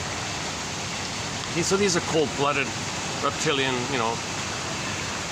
crocodile, alligator, that kind of thing. So our survival, now those animals, the nickname for that brain, it's just a nickname. We're not calling any person that. We're just saying that the nickname for that brain is the crocodile brain, the lizard brain, the chameleon brain, the gecko brain, because those creatures only care about survival. They only care about survival. Their instinct is survive and reproduce, that's it. There's no warmth or affection or tenderness or trust or play or kindness or empathy or understanding or curiosity or warm delight. Nothing like that. They only care about the instinct of survival and reproduction, those animals. So that survival brain, oh yeah, Janov calls it the salamander brain, to emphasize the spine. So that brain is represented by the spine, the tip of the spine, the brainstem, the amygdala, that whole system. So that's the first brain. Millions and millions, who knows how long. Okay. Then we grew up to, we developed, evolved over on top of it, okay, the mammal brain, the second brain, the feeling brain. Okay, and then 150,000 years ago, okay, one hominid, us, Homo sapien from Homo botoensis, one theory to us, we developed 100,000 years ago the cortex, the third brain, the thinking cap. That's the latest one. Now the language of the first brain is visceral and sensations, fear and anger mainly, adrenaline, stress hormones. It affects your pulse and your blood circulation, your body temperature, those kinds of things. That's the language of that brain. Physiological response, adrenal glands, how much cortisol are you getting, how much adrenaline you're getting, those kinds of things. That's all related to the survival brain, okay, hypervigilance and all that. Now, that's the reactivity when there's trauma early on and that survival brain is flared up. It's not meant to be so flared up. It's there, but it's not meant to be constantly flared up. But in trauma, it's constantly flared up, and it makes the person act like a chameleon all life. Because if you're a chameleon in your life, lying and changing and flipping and blaming and twisting, catch me if you can, you see you're lying because you're surviving all the time. Somebody who's endlessly lying and blaming and accusing, they're operating from the chameleon brain. Okay? Grotstein calls it the BPD amalgam. Okay, I'll come back to it in a minute. So the second brain, the main brain, okay, the feeling brain, the mammal brain, okay, that's the golden ball area, our embodiment area, our authentic self area. Snow White is in there, okay, our Miss Core is in there, Persephone, okay, and Echo and Solvik, our soul, our beingness is in there. Okay, that's the connection to our embodiment. I feel that for Amnes, our ontological self, our sense of self. That's the quote-unquote more human side of being human. That's the normal condition that have to come from this feeling brain, this feeling mind. And then the cortex makes us aware of the previous two. So normal development, the cortex, the neocortex, the thinking cap, we're aware of what's going on in our feeling area. And then we express our uniqueness. That's loving life, and joy runs the console. If there's a loss, sadness can run the console. If there's a mistake, we feel badly, make amends. Natural state of affairs. Okay? And then virtues and ethics and morality, because the feeling is naturally there. Now, if that middle part's all frozen up, whoa, what's left? Yeah, there's danger like this. So the primitive brain, the crocodile brain, is all flared up. And it says to the cortex, hey cortex, I'm going to co-opt you here. Cortex, what do you mean? Well, we got this memory of real trauma here, and we're going to survive here because mother hurt us, and we're going to go through life seeing the world as the dangerous mother, and we're not going to trust anyone because mother hurt us, because the survival brain says, I have a memory of the world, the mother, the blueprint. So they're going to base the world later on their experience with the breast mother. So remember, this is in a place of timelessness. So the brain creates a blueprint, schema, script of himself in the world, the breast mother, in that memory. So now he's going to act like a chameleon all the time. Hey, third brain, hey, neocortex, I want you to come up with excuses, rationalizations, lies. I want you to use your vocabulary and your 10 PhDs to provide a smoke screen for the underlying issue here that we got to survive all the time. Every minute's a matter of survival.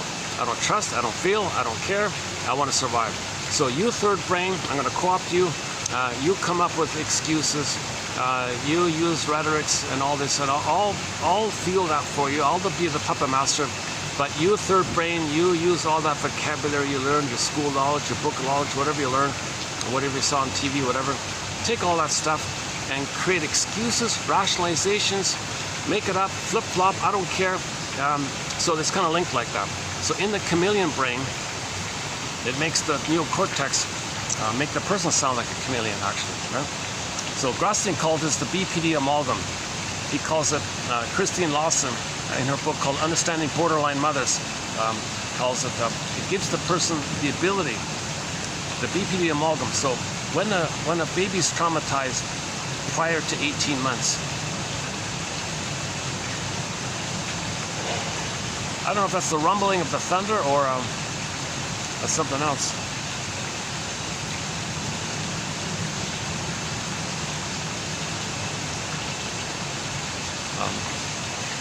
I hope I can finish it before the rain comes down.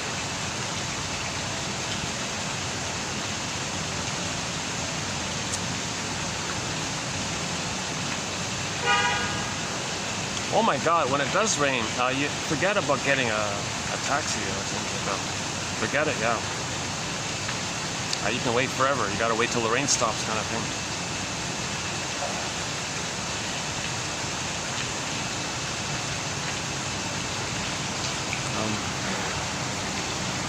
Okay, let's back up a sec. Imagine the baby nursing, and the mother's hurting him. Force feeding, not around, rough handling, doing something that's terrorizing the baby. The baby is in survival anxiety. In his rage, he'd like to flee, but he can't flee. All the fear turns to the rage, anger, rage. Let's imagine a 1 week old, a 2-day-old baby is so enraged at his mother that he bites her nipple.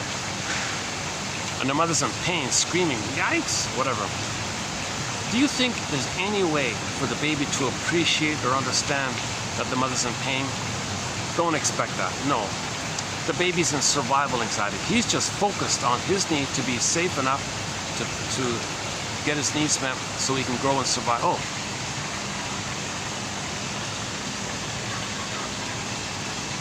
Are we getting him in? No. I think I must have missed it. No, he didn't do the full wing flap. He did a partial wing flap. So don't say to a baby, hey baby, your mother's in pain like this, don't bite her. He's not gonna care, he's in survival mode. The baby is being abused by her, he's trying to survive from her. How is he supposed to care and have empathy that he hurt his mother like that? So that's, you gotta think kind of from that kind of point, source point like that. The imprint is sort of in there, right? So, okay, so keep that in mind. So if the person is traumatized prior to 18 months,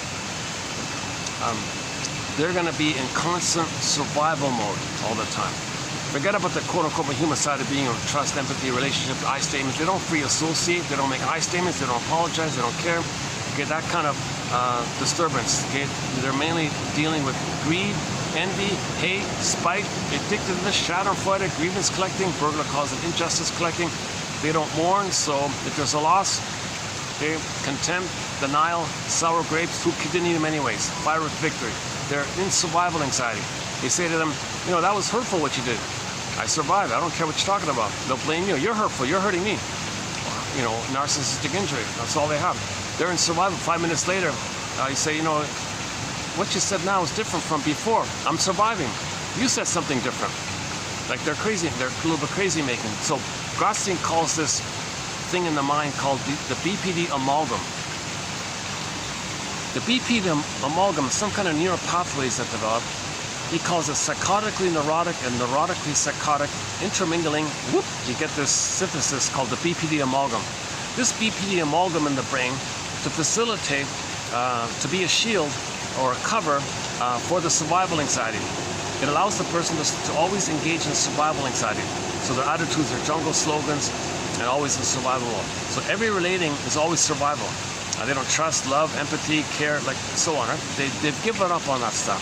They just want to survive and get through life surviving. Life is about surviving for them. So this BPD amalgam, Lawson describes it as, it gives the person the ability to be like a chameleon. That's a new one there, chameleon, to play Hall of Mirrors, House of Mirrors, Catch me if you can. Now you see me, now you don't. Quicksilver, you look there in the mirror, it's over there. Oh, you look there, no, it's over there. Like the moment you look there, it's zooped, it's over there. You look there, it's zooped, it's over there. You can't catch him. Catch me if you can, because the moment you look there, it's zooped over there. It can shape, shift, and twist. So it means that when the person's going through life, they're gonna lie, twist, blame, accuse, use every trick imaginable, so they can't admit a feeling. They want to control the conversation or something all the time. They want to see you as weak or vulnerable. They want to see you. They want to use every kind of tactic, trick, guilt trip tactic, innuendo tactic, hedging, flipping. They can't like be honest or make an I statement because they don't trust anybody. They're always in survival mode. Everybody in their unconscious is the abusive mother that they're fighting with. So they're always in survival anxiety with people. So distinguished personality patterns, no matter how charming or how smooth or articulate, and that's part of the trick. That's part of the chameleon of it all. To like pretend to be your friend, drop your guard, and then shame you with some innuendo or something like that, and see if they can bait you to be emotional and make you look foolish or something. So because they want to say, then they can say to themselves, "Aha, gotcha. You're no good. I'm good."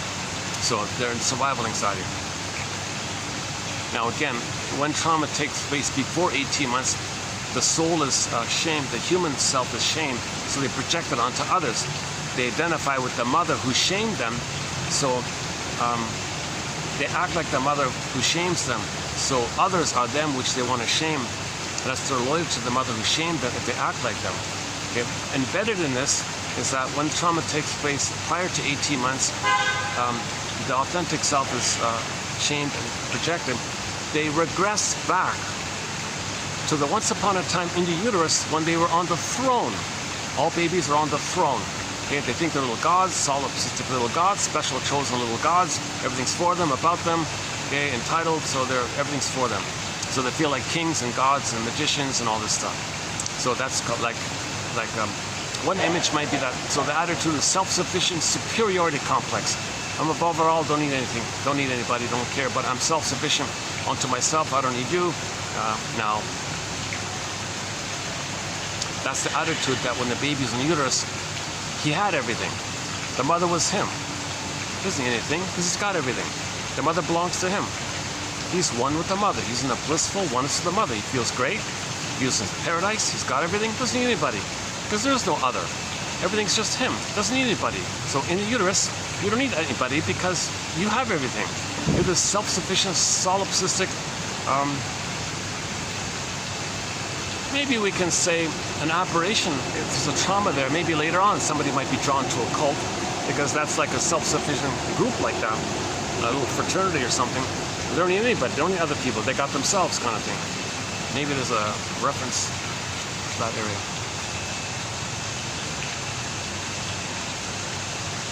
Oh, hold on a second.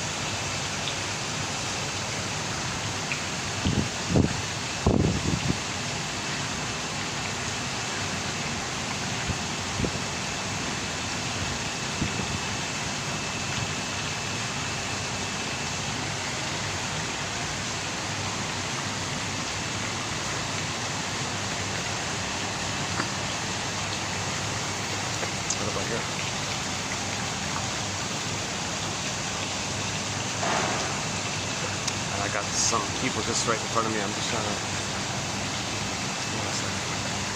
What about here? I'm just trying to block the view. Oh, here's the swing here.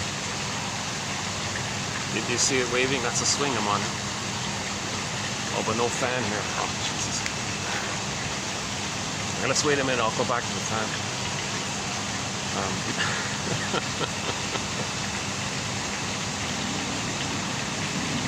One of the quotes says, "We swing towards temperance."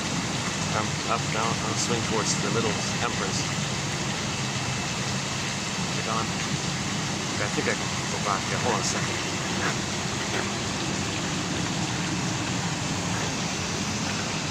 Oh, yeah, I need the fan. I can't do this without the fan. I can last barely 5 minutes without the fan. Can I do that? That's a physiological response to my anxiety, this excessive perspiration. I kind of sweat more easily than others, I think. So that's like an inference that there's some kind of old fears going on, like a little stress in the environment, and I'm already like, old fears are coming up, and the language of those old fears is physiological, and among that long list of physiological responses, one of them is easy to sweat or something, excessive or easy perspiration or something. I don't fully know that yet. I gotta still look into it. I didn't know that. I was kind of surprised. Geez, really? Oh my God. Yikes. That makes sense. I thought my anxiety is just my, you know, in other ways, like a little bit slouching and a little bit fear, social anxiety a little bit. And, like if I'm talking to somebody, I'm flooded with, so I look down because I can't think and I don't listen sometimes. Or stops and starts and ums and ahs and self-corrections. Talk maybe, obviously chattering or too much chatter would be too much anxiety, right? But in my daily life, I don't really chatter much. But on the phone, suddenly it's, you know, suddenly I'm chattering all the time. Because I feel safe with my imaginary audience.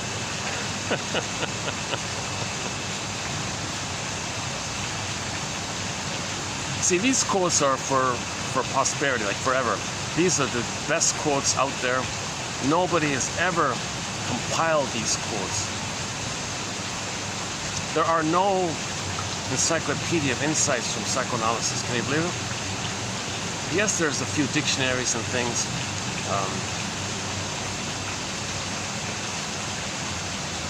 A few aphorisms, maybe from a couple of guys or something.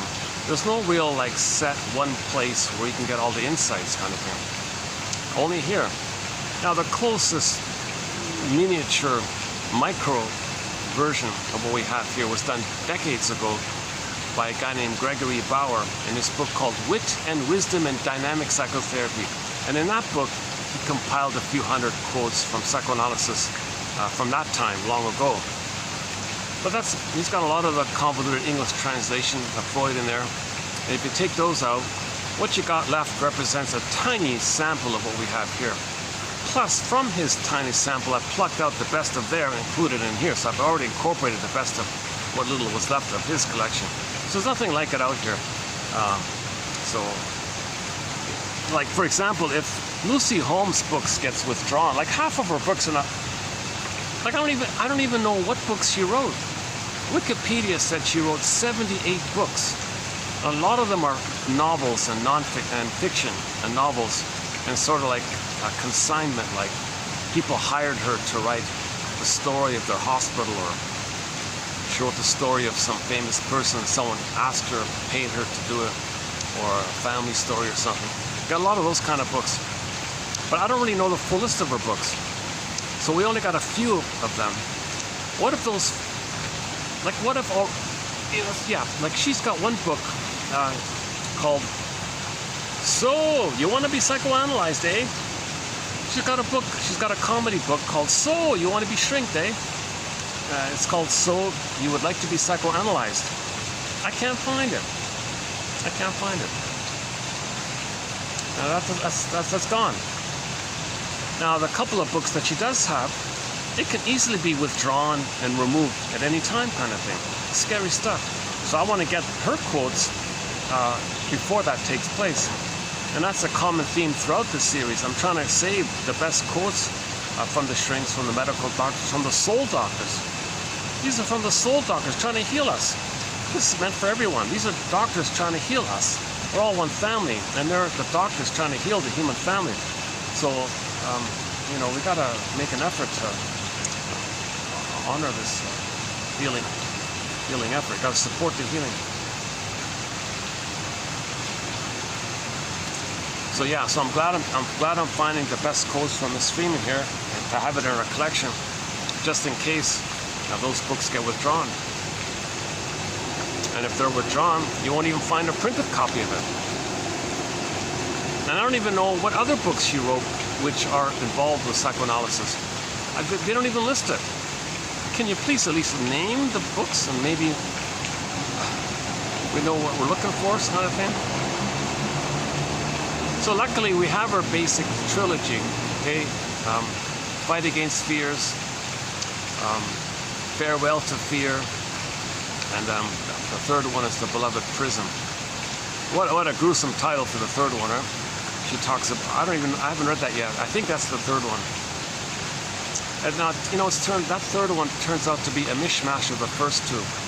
Plus she added a few points, so there's not much in that third one. So, but she's got another one about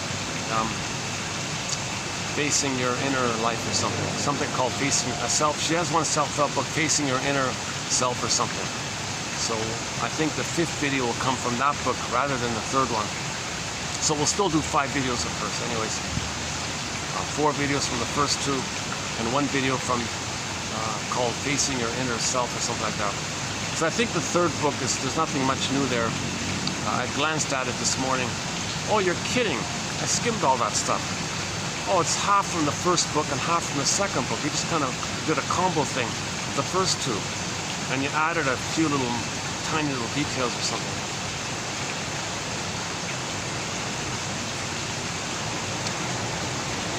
So her book does 2 things.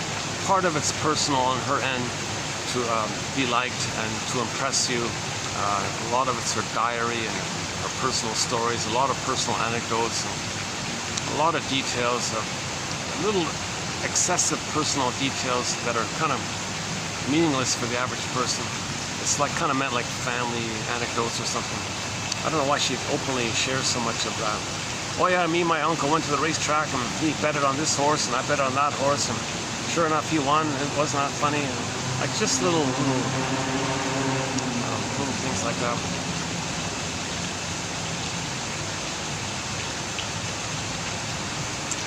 Yeah, she often goes to the racetracks, and she went once with a shrink, and the shrink would only bet on one of the horses that had a name based on psychoanalysis. The horse was called, what was it called again? Psychic id or something. Psychic id, like meaning unconscious, right? So he would only bet continuously on that one horse again and again, just out of a... And sure enough, finally he won eventually, right? Just little things like that. It's a bit of a vanity project. She wants to be funny sometimes. She does an immense amount of exaggerated caricaturing. She hyperbole to the extreme. She exaggerates hysterically, like she makes big dramatic things over little things. Like her vocabulary is over the top sometimes. I'm like, oh brother.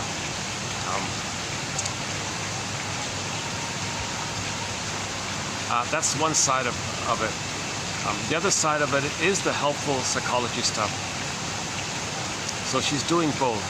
She's sharing her psychology story and at the same time using that as a chance to spread her peacocks and impress everyone and show off what a happy, privileged life she had. She's from one of the 1% family. She's from an extremely wealthy family from a big mansion. The father was some big shot who monitored a lot of things, and everyone was scared of him. So he would call the publisher, help. Yeah, and everybody was kid gloves around her. She got every imaginable special treatment or something, because the father would call everybody. Yeah, you be nice to my daughter. Everyone was terrified of her. I think she missed something by that.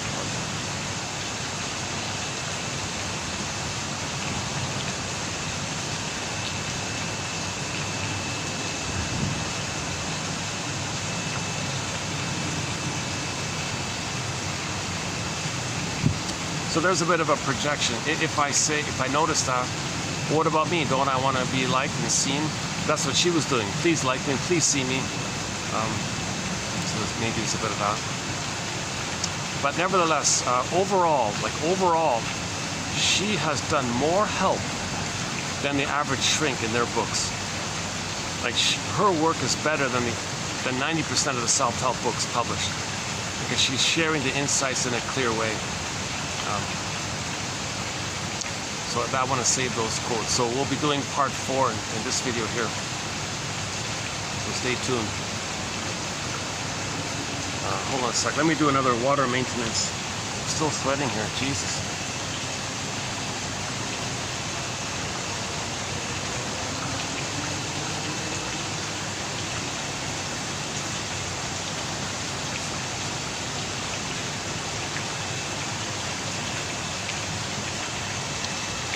See, I'm sweating while the fan is cooling me off, but I'm still sweating. Huh? Depends on which side wins.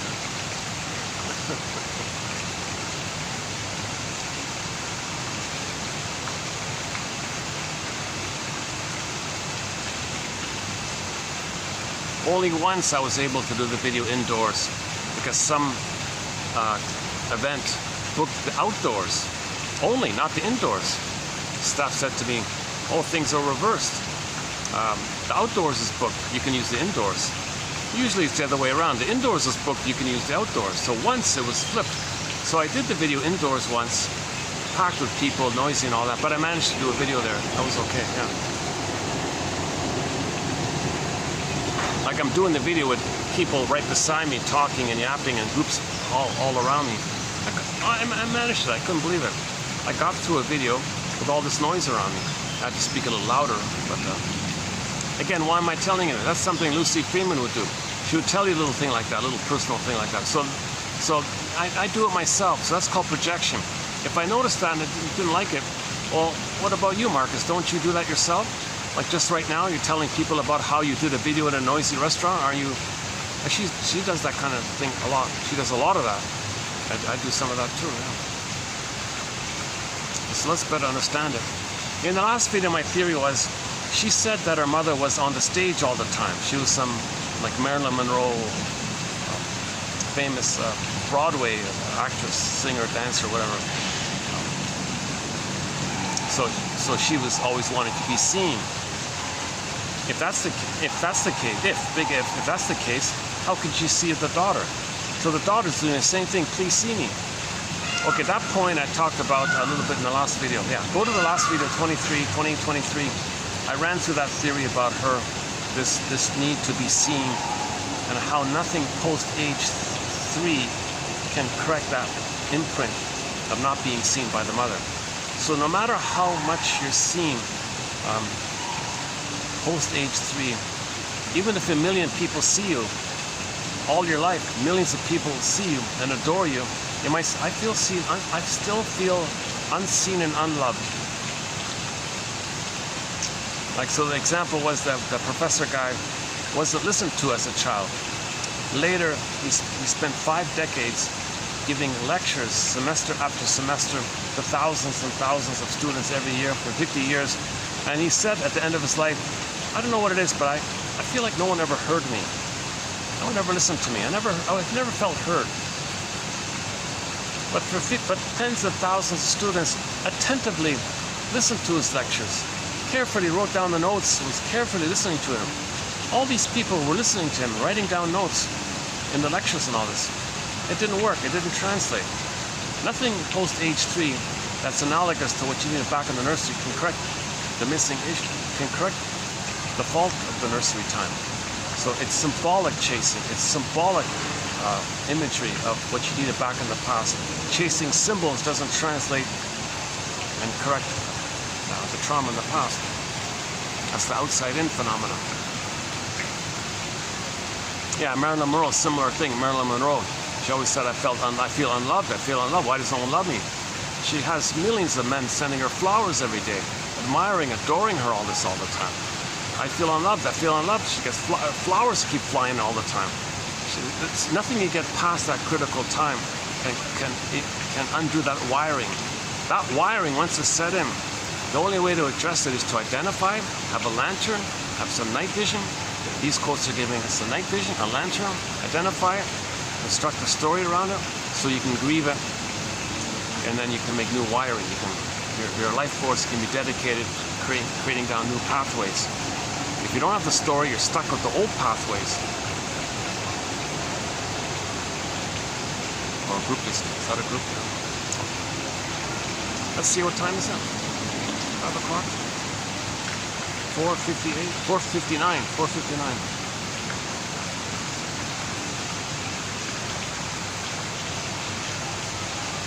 So I've got about an hour here.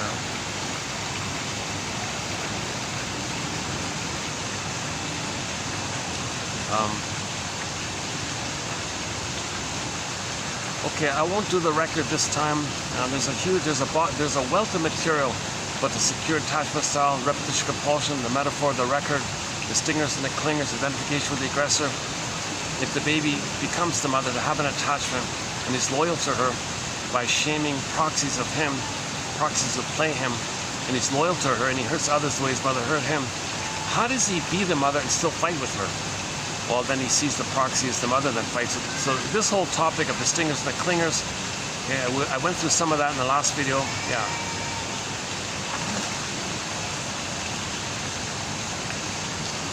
This is the jumpiest I've ever seen the fish here. That's the third time one of these carps kind of did like a leap there. I keep missing it. Huh?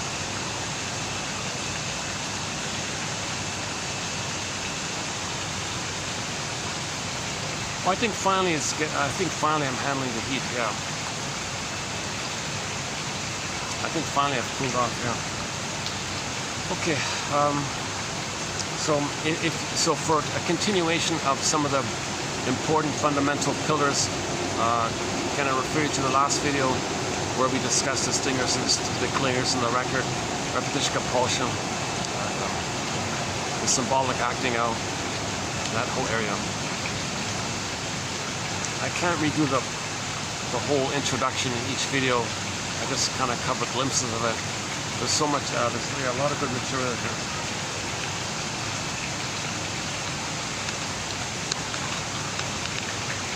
Okay, so our authentic self is frozen. We're living with the mask. Midlife, the pain of the gap comes to us. So we look for the journey. So now we want to reclaim, re-own, resynthesize, get back our connection to ourself. And that's the whole journey of doing so. So all these quotes are to that end. Got to be detective, psychological detective, emotional detective, existential detective, like that. So these psychoanalysis is not a magic breast. No magic words here, no abracadabra here. Okay. These are clues, invitations for mutual exploration, hypotheses, guesstimates. Okay, we're being a detective here. Every person at midlife is meant to be their own psychological, okay, fill in the blank, your favorite detective. Okay, whatever it is. A lot of people will say they're psychological Columbo, psychological Perry Mason, whoever they're. Okay, we talked about the Drop Dead Diva show, psychological Jane Bingham. Okay, psychological Judd in that TV show Judd for the Defense. A great show, by the way. Yeah, a very good show called Judd for the Defense. A very psychologically minded show. It was a vehicle to teach psychology, actually. People don't notice this, but these dramatic stories and all that, the secret was the psychology of it. So that helped solve the mystery. The psychological unconscious motivation was needed and presented to solve the crime and all this. It's not on DVD, but it is on YouTube. About a year ago, they posted the videos. The quality is very choppy, very poor, but you can still follow it. It's good enough. Oh, nice. Yeah. So these lights. Yeah. So these quotes are giving us lights, night vision, so we can see aspects of ourselves that we don't know, so we can get it back to ourselves and reclaim and re-own it. Got to see it. Okay.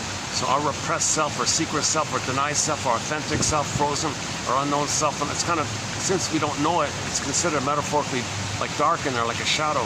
So we need some kind of vision to see it. So these are giving us the lights. These are like little lanterns, giving us a lantern, so we can identify what's going on. Narrative medicine. For the love of narrative medicine. For the love of narrative medicine. So, for the love of narrative medicine, let's begin today's batch here. 2825.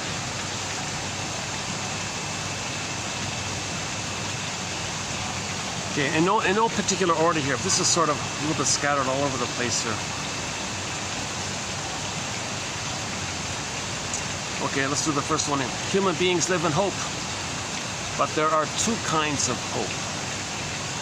There is the hope of the unconscious fantasies. There is the hope that unconscious fantasies will be fulfilled. Okay, a kind of unreal, relentless, stubborn hope like that. One that leads only to disappointment. Let's talk about that hope. So there's an unreal hope we're dealing with here. When the baby doesn't get his needs met, he first had that hope for the perfect, blissful mother. He had that original hope. It failed. He heard no noise. He's frozen. The need is still there. Now you're left with this hope for it. So when this trauma, they go to life with the unconscious hope for the fulfillment of old, unfulfilled needs. A line from the Janov series. Oh yeah, a very good Psychology 101 is from 2745 to 2770. If you want a good starting place with all this, go to the Janov material, 45 to 70. Okay. January 2nd, 2024 on the YouTube here, up till mid-February. We did 26 videos. And one of the lines in there is, post-trauma, we have this unconscious hope, unknowing, unconscious hope for the fulfillment of those old, unfulfilled needs. Now, what was the old, unfulfilled needs? Well, blissful symbiosis with the perfect, a loving mother breast. Remember, the first mother for the baby is the breast mother. So he missed that. He missed that paradise. He missed that safety and security and warmth so he can grow and develop. You don't get that, you don't develop. You're frozen there when you don't get it. So you still have the hope for it. So you're looking for this hope. Martha Stark calls it this relentless hope. Her jargon is relentless hope. This stubborn, relentless hope. I got to get that motherly experience. I missed it. I can't be myself. I didn't get it, so I still got to search for it. So what do you do if you're searching for it? And this searching is dominated by the memory grooved in where your life force is living in the timelessness of that brain trauma time. There's a timelessness factor. Oh, they're all preparing for something in front of me here. Oh, I got some guy just staring at me. Oh, no, sorry. Once in a while, that on a rare, very rare occasion, just have some guy just sitting at a distance, kind of like staring at me. Oh, no. So, sometimes I'm wrong. Sometimes it just looks like it. I can't tell. Now, let me move the camera a little bit so I can block the view there. Unless I move the fan.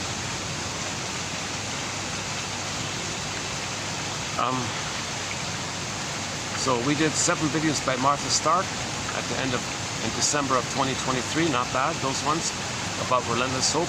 Janov calls it the unreal hope. One of his lines is, "It's the death of unreal hope. That's the birth of new life, the return of yourself." So yeah, back to Janov. He puts it this way: that groove, that memory groove, memories are relational. Memories are relational. Baby cried for love, mother said no. That memory is relational. It's grooved in, imprinted in, sealed in, stamped in. That's survival brain, and the energy's in there. And that leads to repetition compulsion. And that's timeless. So he says it's as if that brain, that lizard brain or something with that memory, says to the human cortex, "Hey, human cortex, I'm going to send to you this loop. I want you to be dominated by this loop." The thinking, the consciousness says, "What's going on here? I got this loop here. What do I do with this loop here? What does this loop want?" Yeah, the lizard brain, in the survival brain, well, look for mother's love, reject it. Look for mother's love, reject it. All right, third brain, here it is. Here's the loop. Now the third brain, the consciousness, is dominated by this loop. And it's going to be, what am I doing here? I'm searching for something. I don't know what it is. What am I searching for? Well, the memory was search for mother's love, but the human brain knows you're not in the nursery. So what's it going to do? How's it going to search for mother's love if you're not in the nursery? But the thing says search for mother's love for the nursery, but the human brain knows you're not in the nursery. So the human brain, dominated by this loop, is searching for an approximation of that, a symbol of mother's love. cookies, food, material, money, whatever. It's searching for something that can be seen or distorted as mother's love. Now you're searching for symbols of love. That's a relentless, unreal hope, because you're spinning it around again and again and again. So they'll go through life searching for symbols of mother's love, cookies, food, the slot machine, promising to win the lottery, alluring and rejecting. Okay, so you had the hope, it fell. Had the hope, it fell. So in the third brain, you're searching for something, it fell. You're searching for something. Or you see others are searching for it and you reject them. And then you see them as the mother who hurt you, now you're fighting with that and so on. So that's what he means by this unreal hope. That's the one kind of hope there is. It's this false, unreal, relentless hope that something in the present can magically change the trauma in the past. That's quite an unreal hope for that. For example, she said here, so she always does these quick weddings and quick divorces. She's very impulsive. She gets married and has a big fight and gets divorced. I had unconsciously expected my husband to take care of me, to understand and comply with my every thought and wish. This was also what he wanted of me. No wonder our marriage never had a chance. No marital partner can possibly be the dream mother the child wishes for. Again, no marriage partner can possibly be the dream mother, the ideal breast, the perfect oneness breast mother that the child needed back then. If you're still looking for that eternal bliss, code for missing the blissful oneness of the breast mother, it's going to fail, of course. So she was spellbound when she met a guy, love at first sight, thought there's a symbiosis. So she got married to the symbiosis. Oh, wait a minute. You're not reading my mind and meeting my needs perfectly like the breast mother's supposed to do. You're not the perfect, ideal mother that I needed. You have needs and things. Actually, you want me to do that for you, and I want you to do that for me.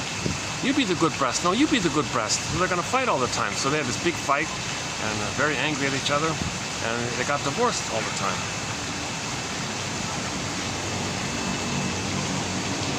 That's a good example of the unreal hope. It's searching for that perfect, blissful reunion with the archaic breast mother.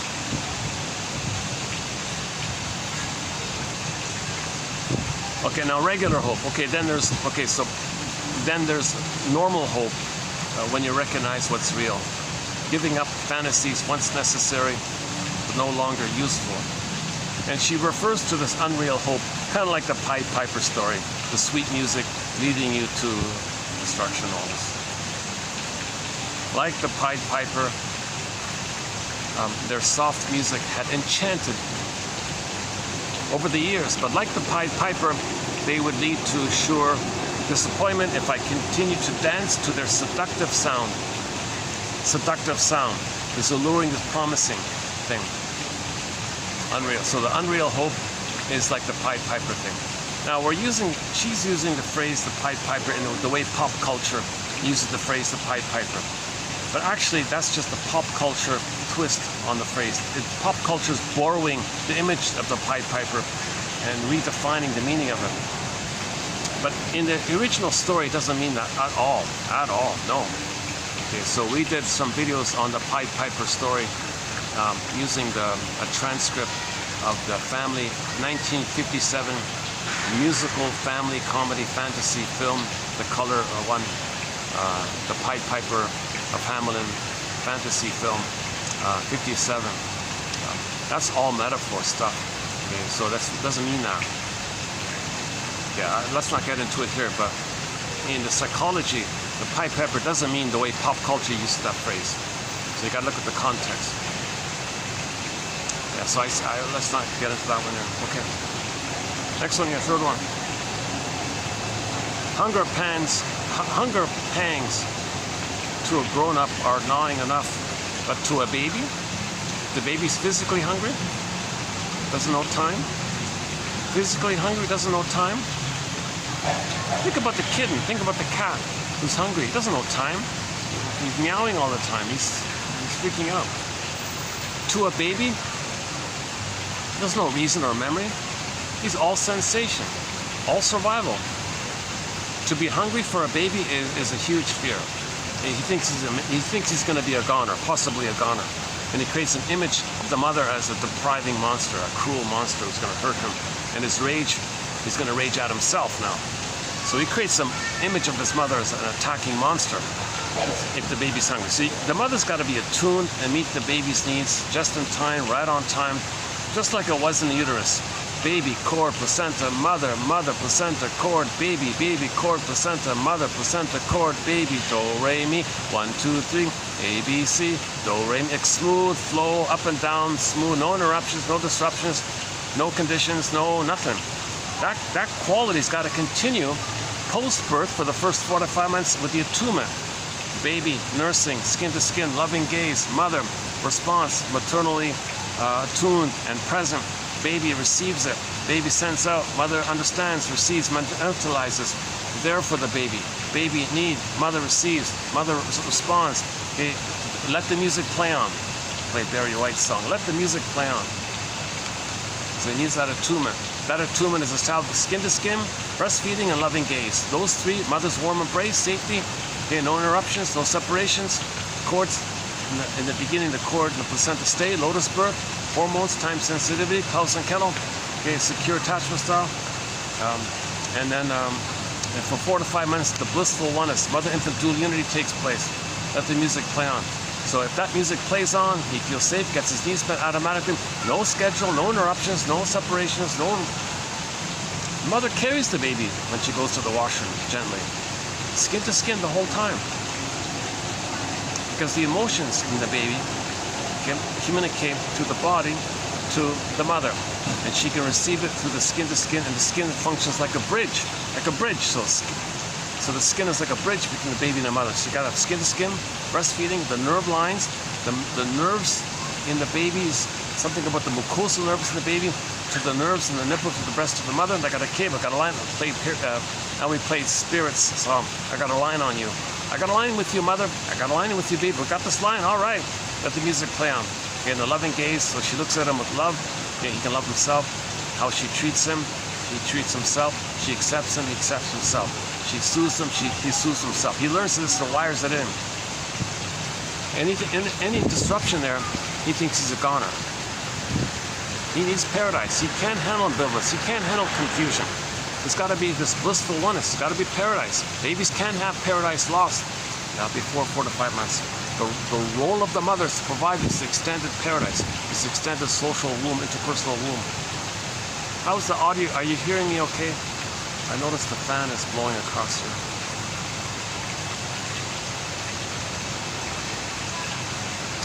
Let me make another adjustment. It's very sensitive with the wind here.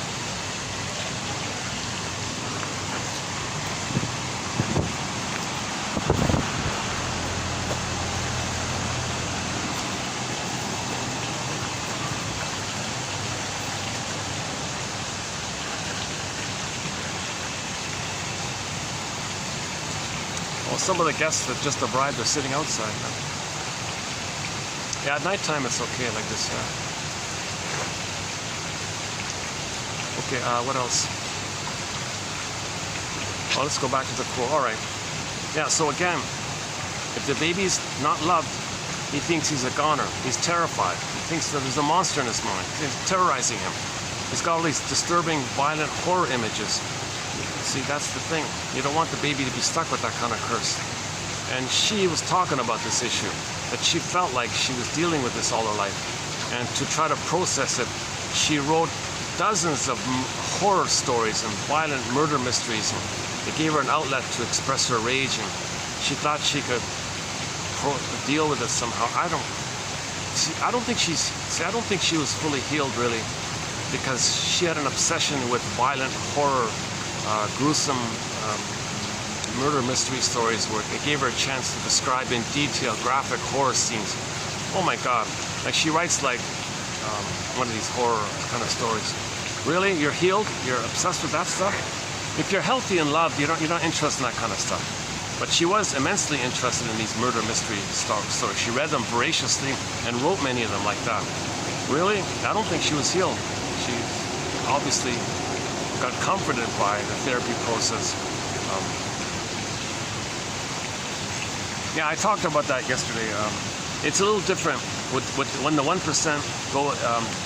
When the 1% see shrinks, the shrinks are very careful to mother and nurse and take care of them. So they don't really do the therapy. So she's part of the 1% family, I think. So all these shrinks are very careful. I'll just be very careful, like super careful. So they're not. So.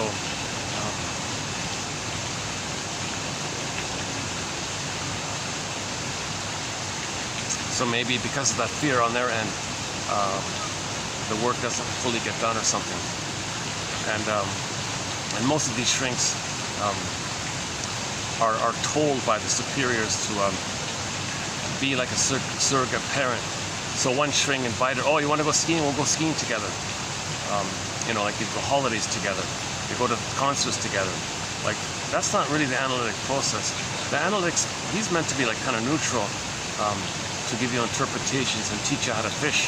They're not meant to be buddies like that. So she spent most of her life in therapy, 3 to 5 times on the couch for her whole life, basically, with different shrinks all throughout her life. And so she got a lot of comfort. And my impression was it's just one big fraternity. 1%, they're all like one. They're all one. Oh, how's your dad? And how's your uncle? And, and these are all the top 1% so-called characters. I got the impression her father was sort of quite high up in controlling the information or something. Oh, I missed. Okay, I went too far with the fan. I'm missing it altogether. Hold on a second.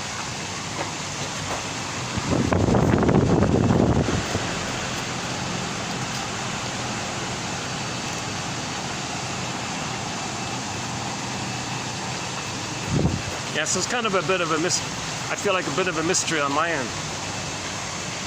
The reason I'm mentioning this is because when I Googled her, I was curious to know who her shrink was. She wrote very glowingly about him, and he did seem like an excellent shrink in the first book, Fight Against Fears. And then, so I typed it in, and then whoa, some unusual thing popped up on the first page on the search engine, and so now we're entering into a whole another area there. So kind of piqued my curiosity. In the second book, at the end of it, she gave the name to that shrink, a guy named Turcot or something. Thurat, John Thurat or something. I searched his name, zilch, nothing. Never wrote a single article, never wrote a book, so we don't know anything about him. But from the notes that she wrote of what he said to her, he sounded like an amazingly thoughtful, intelligent man and all this. So I was hoping to read more about him. Zilch, nothing. In the second book, she talks about another shrink that she was with, a lady who passed away on her while she was in therapy. Turned out she had some illness, passed away at a very young age and all this. So we don't have, out of curiosity, I searched her name, no books, a couple of articles, but I'm not interested in them, so I wasn't interested in her second or her other shrink. So we'll see what other shrink comes up in the third book. That second one was more like a buddies. They were like buddies all the time, right?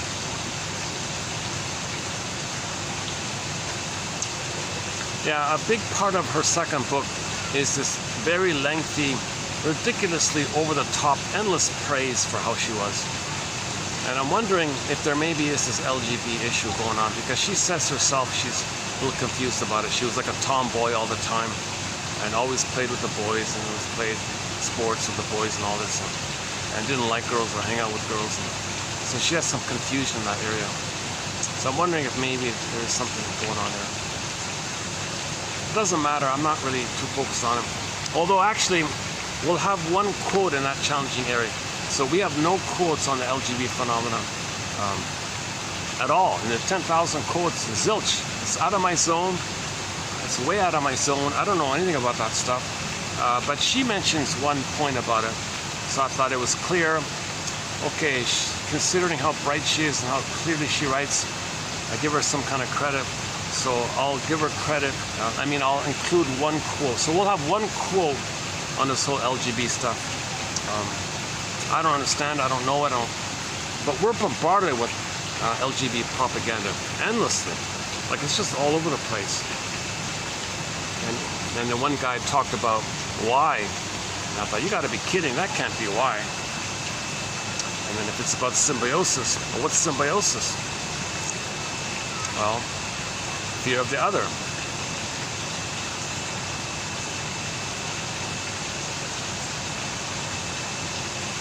If everybody wants to stay in a oneness state, there can be a kind of psychological underpinning to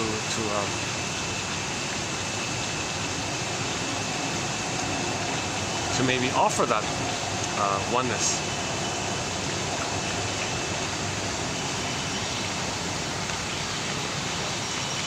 So the shrinks in the past, if you read any book by any shrink, prior to the, I don't know, 80s or something, they talk about this as in psychological terms. Right? So we'll have one quote from it. This book is written in '69. Yeah, her book was published in 1969. So at that time, there was the general consensus of the LGBT in terms of psychological terms, the over-attachment to the mother, and fear of women, that kind of thing.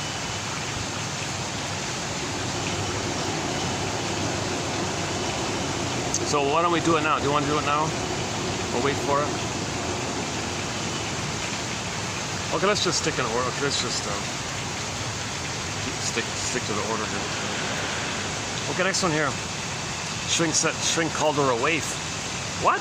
Me? A waif? You're kidding? You're calling me a waif? This hardly fit into the image of myself as a sophisticated, daring newspaper reporter, a somewhat hardened dame of the Fourth Estate. Shrink said, quote, "You often walk into this room looking for all the world like a waif," she said, "as though no one loved you." So underneath the bravado, underneath the sarcastic wit and her hysterical outbursts and rage outbursts and all this, she claimed that underneath there was a waif in her. I was kind of surprised by that. But if the waif means that you're looking for the perfect mother, that's the waif. Where's mother? So you're deflated. But you can be, as a defense against the deflation of not getting love, the mother's love, you can put on this exaggerated counterphobic reaction formation where you're aggressive and machismo to mask the underlying waif. Right? Maybe she meant it that way. So underneath the hardened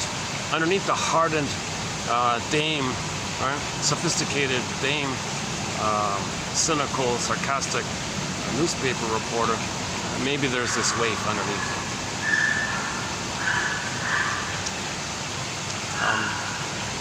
And again, back to the quote about marriage. She wanted the husband to be the perfect breast from the nursery. Similar idea. Quote, "I was weaned at 6 months. I always believed no person could endure me or I them longer than 6 months." Shrink said, no wonder at the end of a 6-month relationship there has to be some kind of dramatic breakup or something. Now her marriages didn't end at the 6-month mark, but the idea might be that if there's a kind of pattern, like an imprint, things are okay for 6 months and then suddenly prematurely weaned, maybe in a new relationship you're in that mode, up to 6 months you break up. So maybe that's the idea about the imprint. It didn't quite fit her story, but I thought it was an interesting quote. Anyways.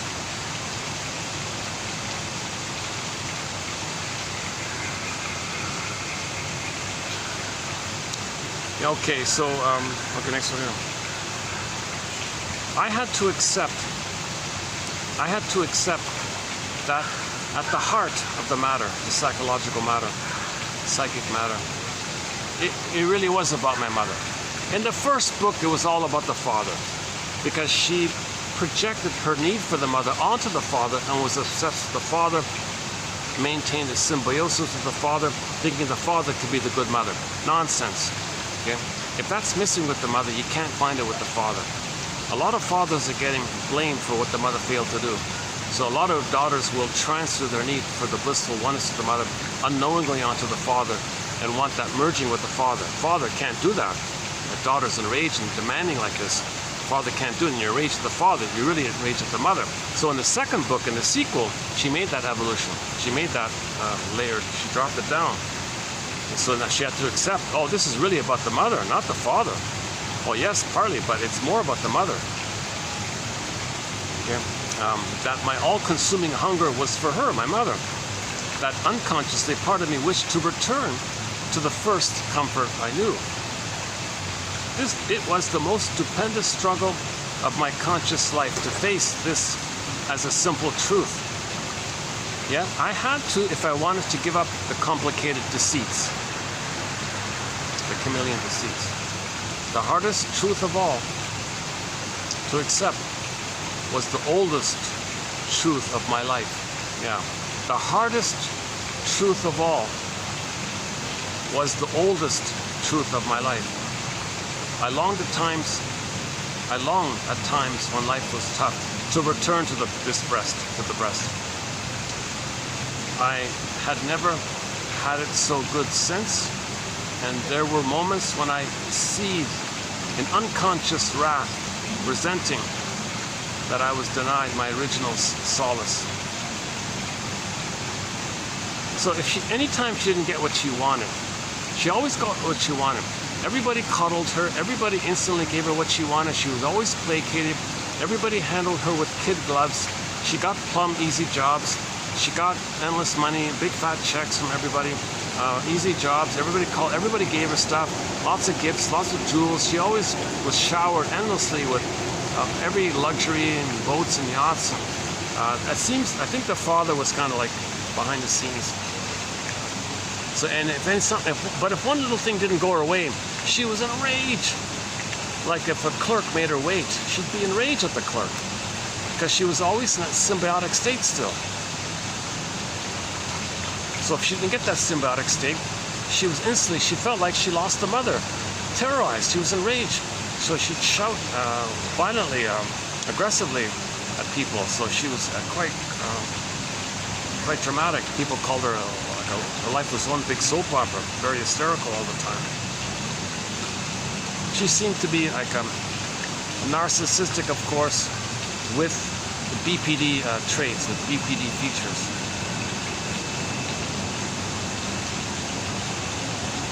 Or she was just the lower functioning BPD type, right?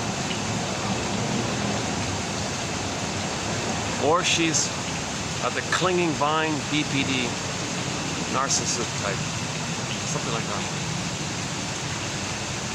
She refers to herself as overly dependent, can't be on her own, always got to have a shrink to go to every day, always got to have some guy taking care of her, always got to have some boss nice to her, always got to have every little. She was really pampered by this, and someone said, "Yeah, you're too spoiled." What? I'm not spoiled.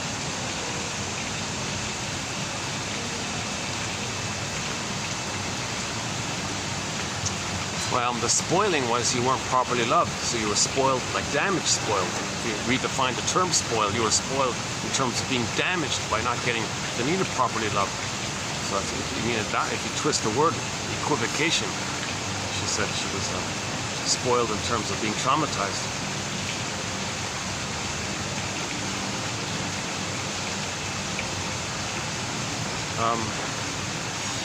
Okay, so she's growing, she's learning, she's admitting that it's about the mother. That she's still expecting this relentless hope for the blissful, eternal oneness with the mother. So everything in her life should be representatives of that. Something doesn't get her way, she's enraged, like the baby would be enraged, thinking he's going to die if the mother's not there. So she was kind of intense like that. So that implies the narcissistic area. Because the codependents don't freak out like that. That narcissistic rage comes in the narcissistic pattern. So she had narcissistic rage when she didn't get what she wanted all the time, right?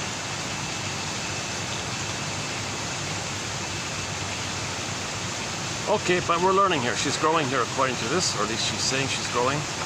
I had spent my life running off in 10,000 different directions to keep from running in the one direction I really wanted, my mother. So she was an emotional fugitive from the love that she seeks. So she's manically running all the time, running away from the missing, abusive, terrorizing mother mind, that terrorizing monster mother in her brain, running all the time from that, while she's running from the frightening image of the mother that she made in her brain, running. Well, what's she running? She's running away, but running towards a needed good mother. She's running away from the memory of the traumatized mother, looking for a good mother. So she's an emotional fugitive from the love that she seeks. Okay? Enter the fugitive. The classic TV show, The Fugitive. The narrator on the overhead speaker. So you can see Richard Kimball running on the highway. The road is his home, that one. And the narrator says, "There's Richard Kimball." And you see him running. While you're seeing him running, the narrator says, "Richard Kimball, he's a fugitive from the justice he seeks." Okay, metaphor. Babies are love fugitives from the love they seek. They feel like a criminal, like Richard Kimball was accused. Unconscious guilt. When we as a baby don't save our mothers, when we don't fix our mothers, when we don't make our lovers be when we can't make our traumatized, dysfunctional mothers, emotionally immature mothers, emotionally unavailable mothers, when we as a baby cannot make them be loving mothers, we feel guilty. Guilt, unconscious guilt, invisible crime. We feel like a criminal. So now we're running. We're in fear all the time. What are we running towards? Well, you're obviously running. You obviously still have the need for a loving mother, while you're running away from the actual mother.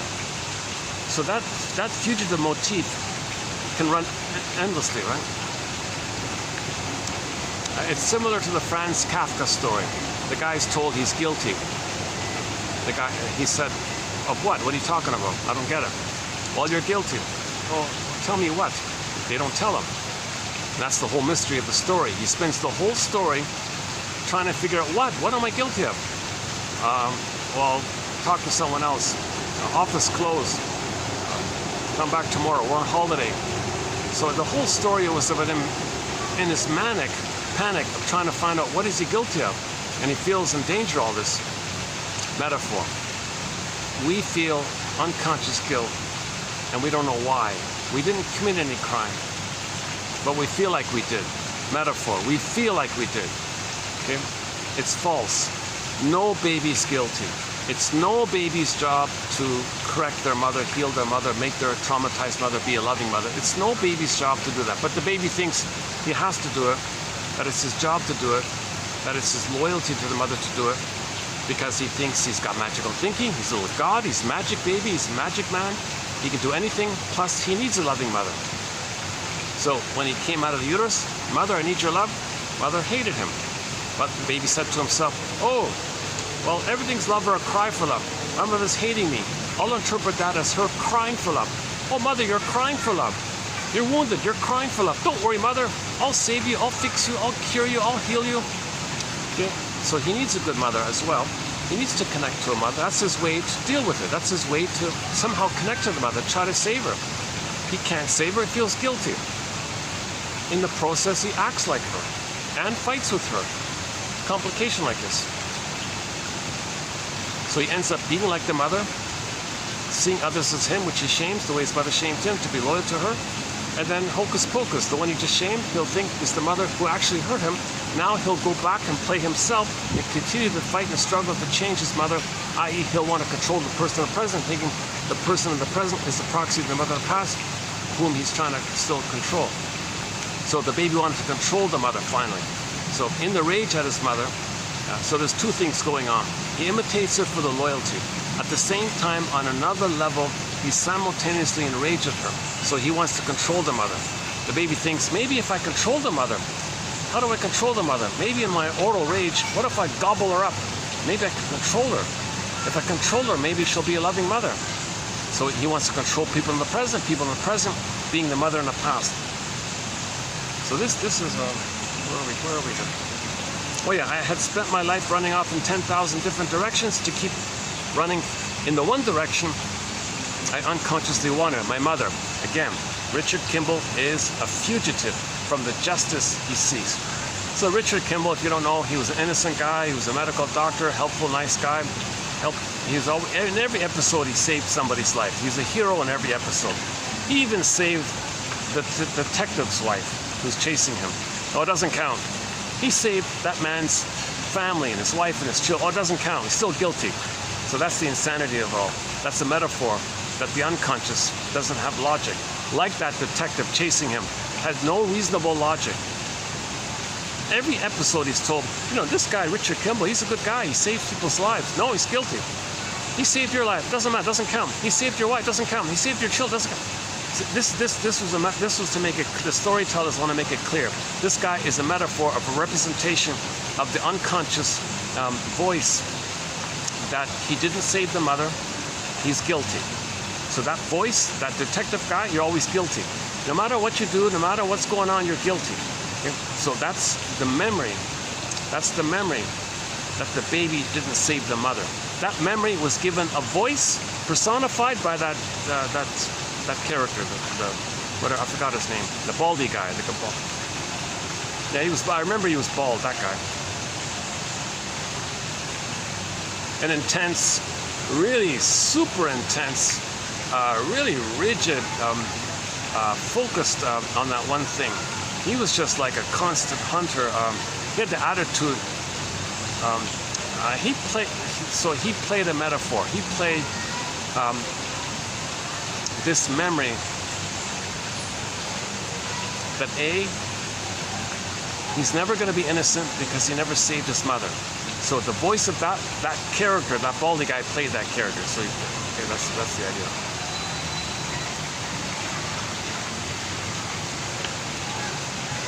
I had a theory about baldness, about the sugar in a previous video. That's a different topic.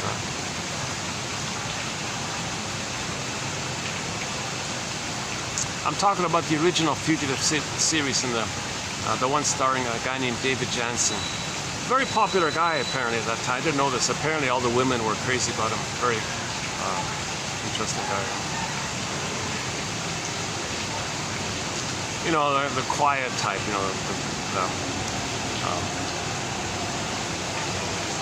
didn't talk much, but he would always save people, right? Sort of like the hero kind of thing. So he was innocent and helpful and good, like the baby. So maybe you could say that. Maybe he represented that innocence. That he was saving everybody, how innocent he was, how good he was. The baby's good and innocent, right? He wants to save others. But no, the real point was, he's a fugitive. The name of the show, he was a fugitive. So he's accused of something, and he's running away from the justice system. And he's looking for the justice to exonerate him, but the justice system is chasing him while he's looking for the justice system, but the very same justice system is chasing him while he's looking for it. Imagine that dilemma. The baby's like that. The baby's on the run like that, chasing for the thing that's chasing him. So that's what she means here. I had spent my life in running in 10,000 different directions. There's a good example of her hyperbole, her exaggeration. 10,000 different directions to keep from running in the one direction I unconsciously wanted, my mother. That's just one way of saying it. So on one level, she's running for the mother, doesn't know it, unconsciously, while she's running away from the mother. I could see this clearly. I know I could see this in others, by the way. Those who greedily sucked away at liquor, food, comfort foods, ice cream, tobacco, pills, fill in the blank, all that stuff. So if anybody's engaged in some kind of compulsive addictive behavior or addictive consuming of some whatever, fill in the blank. She thought that's the oral greed, the oral rage and the oral greed. Still searching for that gulping, where's the perfect oneness? So you take substances which tricks your brain to release you the serotonin that you would have got had you been loved. And then you would have a steady supply of the memory circuit, giving you a regular, normal baseline of serotonin from the memory network of what's called the internalized good object, the holding interject, the soothing interject. It's in your brain, the memory. But that's missing. So you're looking for things to trick your brain to give you the serotonin. That's the level of safety that you would have received had you been loved. But that wiring is missing. So you're dependent on synthetic tricks. You're depending on all these tricks. So you're running away while you're searching.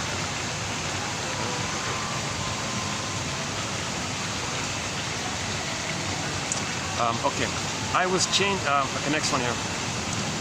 I was changing finally because I understood how destructive it was not to change.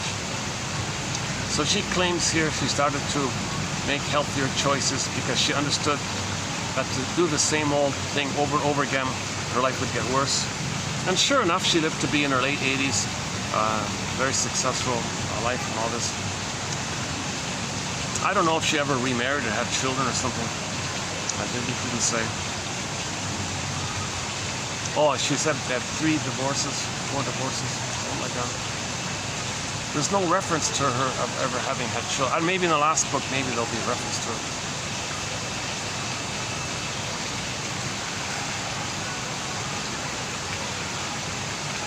She says, I'm being very open about my thoughts and everything.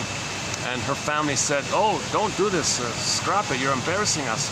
No, I want to publish this because people can discuss about it. It might help others, come on here. So, all right, so now she wrote in a very impressive way, articulate way, so the image was preserved, I guess. So the family didn't get a bad image. Plus the father, I guess, was behind the scenes. Hey, publisher, well, he owns him. Look, you make sure that book's successful. Make her look like a star and all this. Make it look good. Get lots of positive reviews. Okay. You're preserving the family image. Because the theory is, according to the search engine, that family might be one of the top families.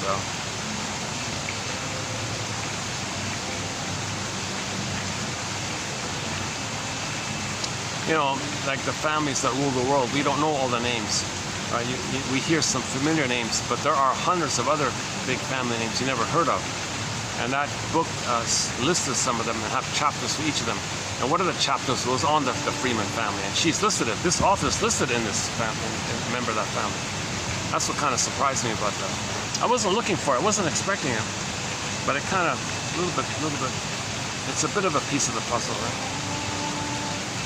Because my theory was maybe she's part of the controlled opposition to limit and control what's getting to the public. She was the main one to bridge the information from psychoanalysis to the public. So a lot of people were diverted to her because she would control and spoon feed a little bit, but not too much.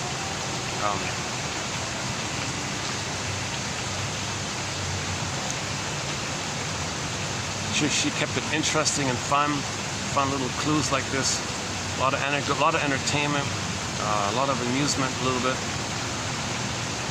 but give you enough psychology, maybe to get to the point, gee, is that what psychoanalysis is? Just this whining all the time? You could fairly accuse her of that. She's just constantly complaining all the time. Now, by the way, complaining means you disperse the complaint with the mother to the world. So you have an immense complaint with the mother, an immense anger with the mother. Okay, it's too much, so it displaces and disperses to all over the world. So you live in a world, okay, which triggers the mother. So you anger the mother. So the world constantly disperses the distribution of your complaint to the mother. So you're complaining about every little thing in the world. So people will complain excessively, like over the top. It traces to the anger with the mother, ultimately. Once Okay, so yeah, so part of her conclusion here. Once I had to drive a fast car, I had to walk fast, I had to work fast. So she was very manic. She would run and charge all the time. Everybody said, you're in this constant fury all the time. Like you're just running in this mad fury. Like she was this manic, pretty, charming, manic, intense character or something. And everybody was told to placate her or something. So that maintained her status. Anyways, now, so after 20 years of therapy, now I can drive the car more slowly. I can walk more slowly. I can work more slowly. Because what's the rush? I only rush to wherever I'm headed to only race away once I arrive there. So she'd rush for something, get there and rush away. So what's the point? She thought. It's not about it. You know, a lot of her insights are just to make her look intelligent. She doesn't follow it. Some yes, some no. Part of her books were a vehicle to impress you, to show off, maybe to make others jealous. I had this thought today. Is she trying to make others jealous? Like she talks about all these glamorous lifestyle experiences that she had, all these trips and things and special things that she had, and having dinner with these celebrities and interviewing these famous people and all this. Is she trying? For one moment I thought, wait a minute. Is she envious of others? And she wants to, as a defense against that, communicate that by trying to make, no, I'm not envious, I'll make you envious. I'll create these wild, beautiful stories to make you envious. So she's dealing with envy all the time? Or is it just more basically, please see me, please love me, please look at me, please think well of me, don't think badly of me. I'm explaining myself, I'm going to therapy, I'm sharing. Be impressed with me.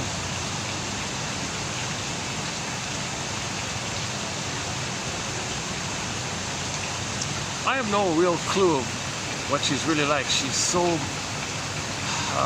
colorful and a little bit exaggerated, hyperbole, and the shrink said, you characterize everything. You can't say your kitten is a kitten.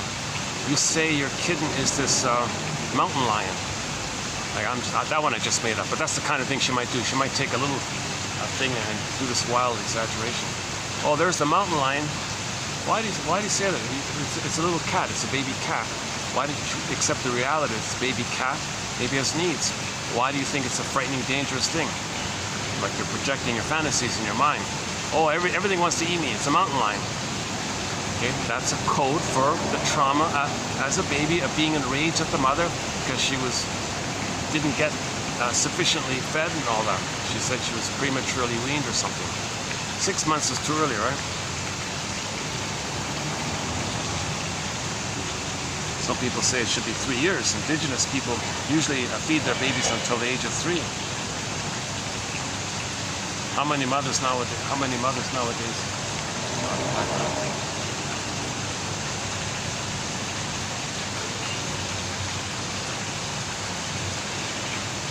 Now, speaking about waifs, that guy has a bit of a. Let's see. I also have a bit of that waif, like the way that guy's walking, kind of a little slouched, kind of lanky, slouched a little bit. I walk a bit like that myself. I just had the first thought. We talked about waifs. Is he being a bit of a waif like that? Slouched, poor me, whatever. So that's the waif-like quality.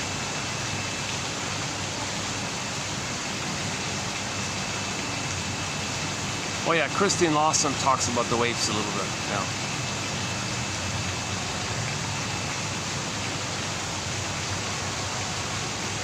Well, finally, after 20 years of therapy, you know what? I can listen to others.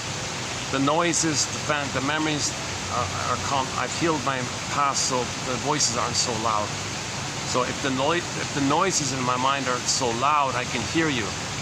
Because when she's talking to people, She's not really hearing them because she's flooded with the triggered past memories coming up, the past voices. The loud voices inside me not so demanding anymore. I no longer take every small demand as a wish to devour me. Yeah, so somebody has a request. Mother had a request. It's not the mother. It's the image she made of an imago of a devouring monster that wants to eat her. So somebody asked, could you do this little thing for me? Or you're going to eat me, you're going to gobble me. That's a dream in her mind. That's her imago.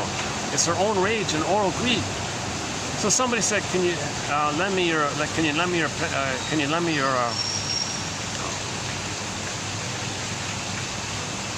yeah, if a homeless person said, can you lend me a quarter? Oh, you're a devouring monster who wants to eat me. What do you want? It triggers.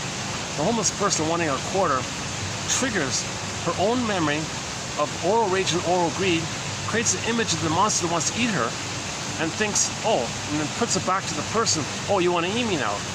It's crazy. A sign of trauma, a sign of trauma. If little requests make you enraged and put you on immense defensive mode, survival anxiety. No, survival anxiety. You're going to eat me. I can't trust you or give anything to you because once I gave my needs and my vulnerability to my mother, she refused it. I created a monster image. Now the monster image wants to eat me.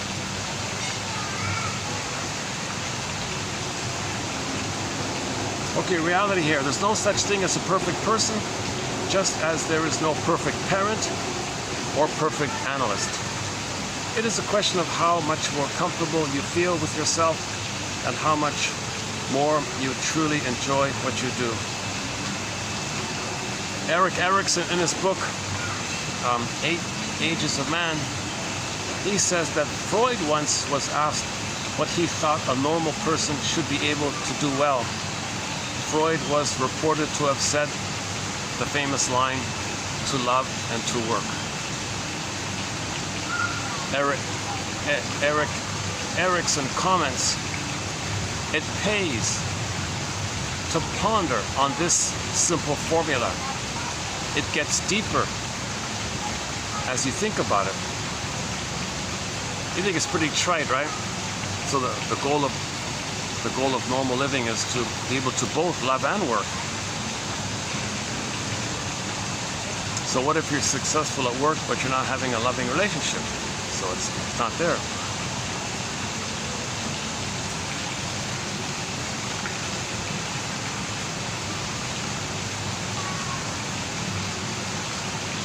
Oh yeah, the therapist. When we know that there is another person present who is attuned to us and has empathy for us, has compassion for us, understands our hurts and all this, and at the same time, he's separate from us,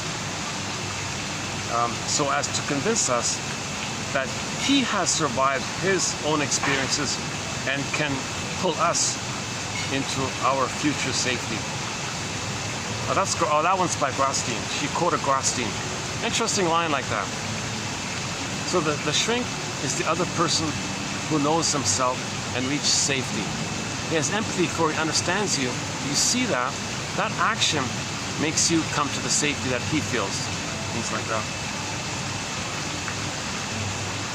One man asked his analyst when he would be finished with therapy, quote, when you are ready to take over the case,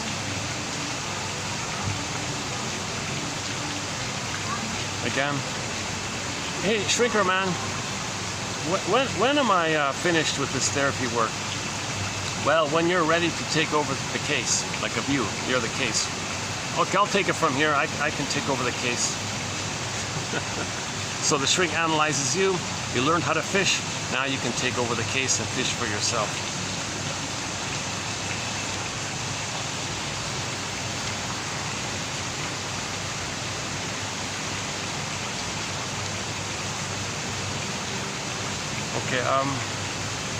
Okay, now here's the LGB stuff here. This is out of my zone. I don't know if in the future I'll get into this topic. Okay, let's do it here. Hold on a second. Okay, so Freud Okay, Mr. Freud, Sigmund Freud, Dr. Freud saw the homosexual as wishing to be united with his mother at the breast. But that is not his only problem, for we all possess that wish to some degree. Okay, his dilemma is that it was a hostile breast. Okay, so maybe the nanny force-fed the baby with the plastic bottle and the rubber nipple and put honey on it and pushed the baby. Hostile, aggressive, angry. Right? So some mothers are abusing their babies, the way they're feeding, the force feeding and the schedule feeding and the rough handling. So it's a hostile breast. To what degree? That's, I guess, to what point does it cross over, right? Yeah, so one that somehow rejected him. So perhaps his mother didn't feed him enough, or was angry at him, or even allured him, or in some way terrified him as a baby. And he wants to bite the breast in great rage because of his need for his mother, and yet his hatred of her. He cannot sexually accept a woman, for she represents his mother in the unconscious. So there's some kind of over extreme trauma bond where they're one. So he's saying here, if it's a fellow, okay, women means the mother. But the mother, what did the mother do to him? He scared the hell out of him, scared the bejesus out of him. So he's afraid of women. So I guess he'll transfer, see the other one. Same way with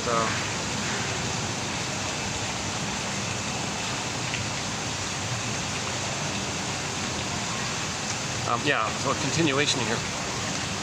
I knew of some mothers who were over seductive, caressed her son hungrily when he was a baby, even called him lover as the boy grew up, and then wondered why he turned into a homosexual. Yeah, imagine that. Well, I'm surprised some mothers would do that. Can you imagine some mother who very alluring to the baby, very intimate, inappropriately intimate like that, and then nicknames the son as he's growing up lover? Can you believe it? What a perversion! What a disturbance on the mother's end. Perversion is childhood yearning, plus anger at the mother who, it is felt, is constantly seducing but never carrying through with the seduction. That's it. That's our first quote. A little 3 parts there. That's our first quote on this whole topic. It's overly simplistic. It's a traditional old idea from Mr. Freud from 150, 140 years ago or whatever.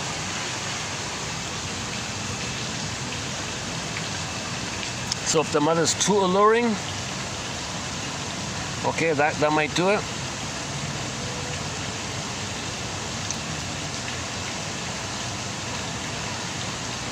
If she's too alluring, that means she's too rejecting. Yeah, the more alluring and promising the mother is, the more rejecting and hostile she is. So, like the quote says, if it's the fellow, women he'll think are too hostile. He's too afraid. So he'll transfer to the safer gender, right? By comparison, his energy's got to look for love somehow, right? You can't look for it in the women. So there's that phenomenon. How does it work with the woman? Well, okay, let's leave it there for now. It's kind of out of my zone, and we do have one quote from Lucy Holmes. She said, what does a woman want? What does a woman want? Her answer was, she wants a woman in a man's body. Oh. It's in our collection, Lucy Holmes.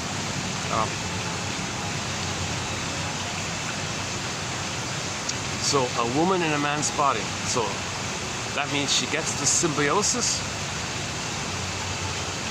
right? And the separation of the man. Mother and the father. Like a two in the one, right? Maybe. Is that what it is?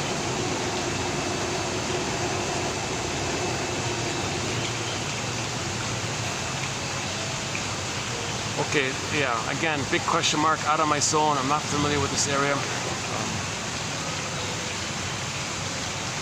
You know, it does make me wonder, is that why Edmund Burger's books are not being promoted? Because he was one of the shrink. He wrote on many topics, including the LGBT. He's got 2 books on it, I noticed. I haven't read them. So he also, like all the traditional shrinks, says it's due to severe trauma with the mother.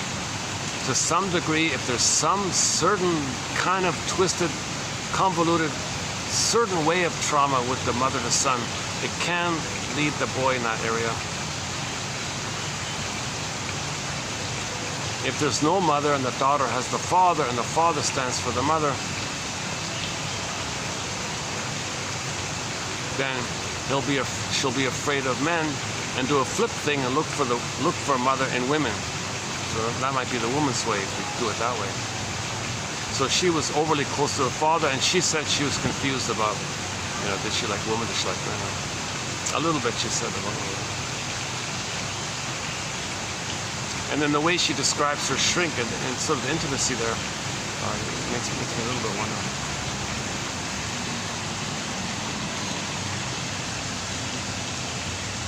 Okay, hold on a sec. Let me take a breather here. How's the swan? Are we getting the swan in?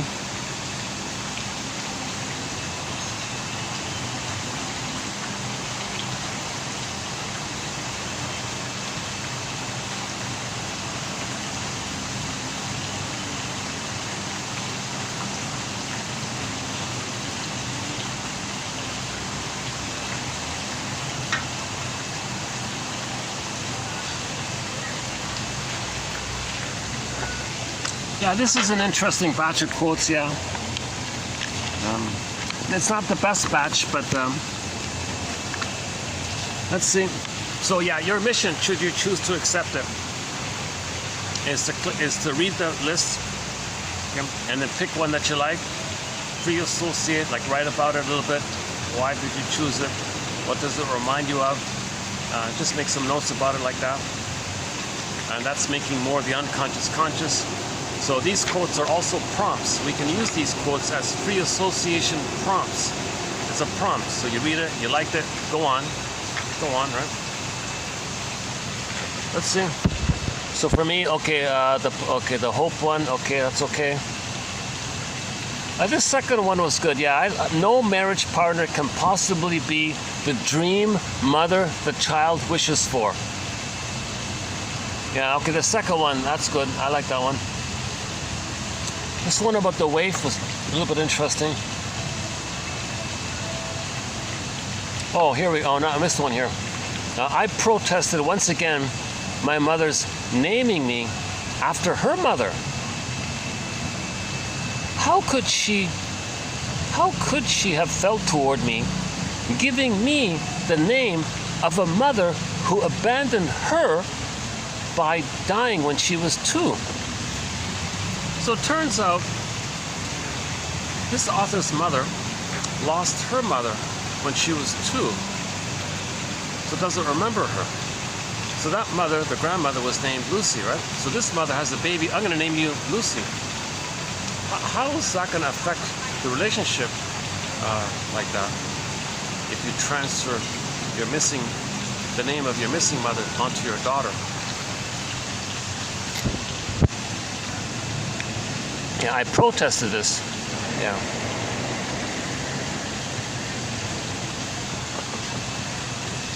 Okay, instead of using emotional sadism and emotional masochism, maybe we can say suffering and cruelty.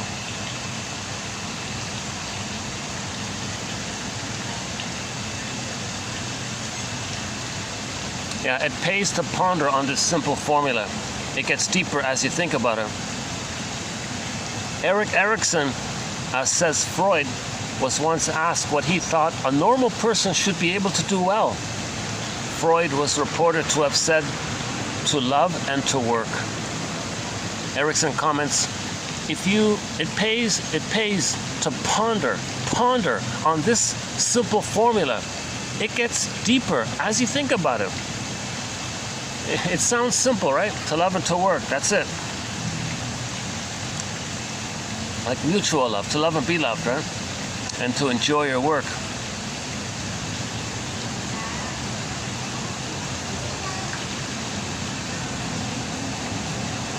When will my therapy be finished? Well, when you're ready to take the case over yourself. I realize I have to belong to myself first before I can belong to anyone else. Okay, so in relationships, in love relationships, you have to find yourself first before you can let yourself belong to someone else. If you have yourself. So you have yourself while someone else has you, but you have yourself at the same time. You have to belong to yourself first. You can't use the other to find you. Yeah, back to that poem, I made you to find me. Yeah, so imagine, apply that to marriage. What if someone says, oh yeah, I married you to find me? That's not gonna work, right?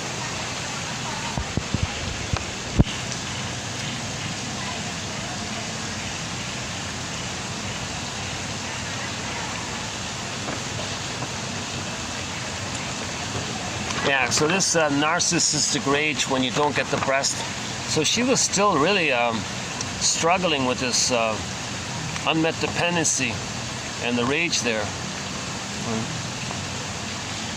That makes sense. I think this one's not bad. Yeah, this one here. I had to accept that at the heart of all psychic matter lay the mother. That quote there, I think it's good. The last one, Erik Erikson, I think that's good. Grotstein. I think the Grotstein one's okay, yeah. When you're ready to take over the case, that's a good one. Okay, the Voices one, okay. Yeah, I only hurtle to wherever I'm headed to race away once I arrive.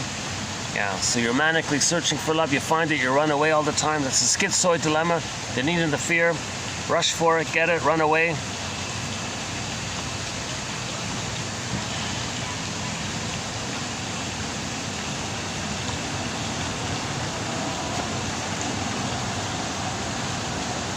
That's it, right? Oh yeah, so for a baby, if he's hungry, it's not just a disappointment or like a little pang or something. No way. For the baby, it's way more serious. He thinks he's a goner. Like if an adult doesn't eat for the day or 2 days, or maybe get a little hunger pang or something, right? But in the case of the baby, if he's like 2 minutes delayed, I think he's a goner. Huge difference. Gotta have empathy for the baby's situation. He doesn't know time. Baby doesn't know time. If the love's not there, poof, no time. He's a goner. Creates a monster image in his brain.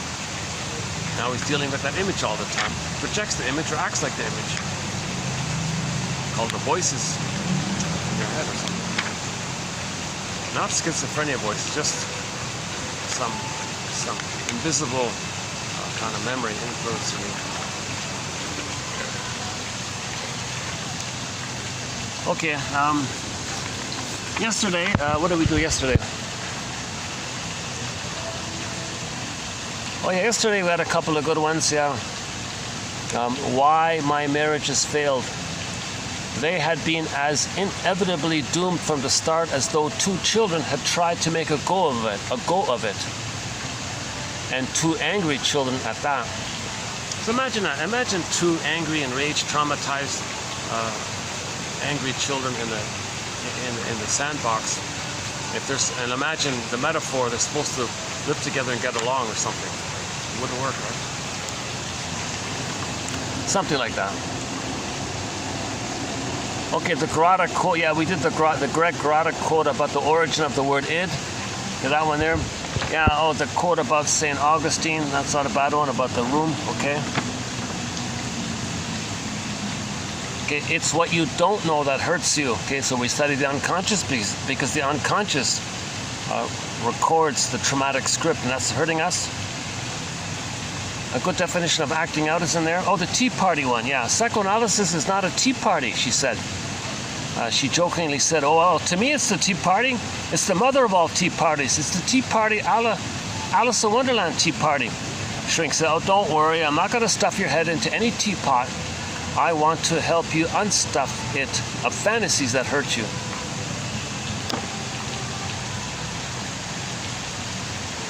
Yeah, so if you're angry at the mother, it turns inward because your anger has to go someplace. That one there.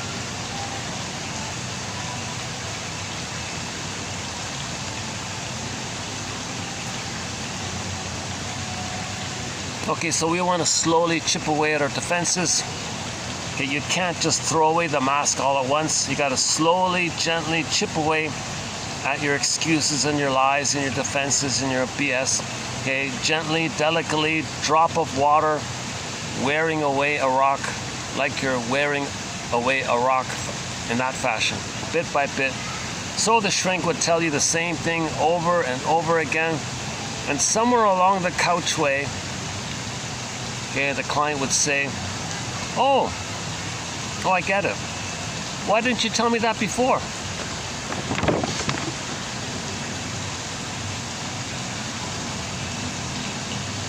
Okay, so defense mechanisms are operations of the mind, maneuvers of the mind, mechanisms of the mind, tricks of the mind to protect us, to win love and attention. How do you recognize them? Well, when others engage in it and you suddenly feel angry, well, that's a projection.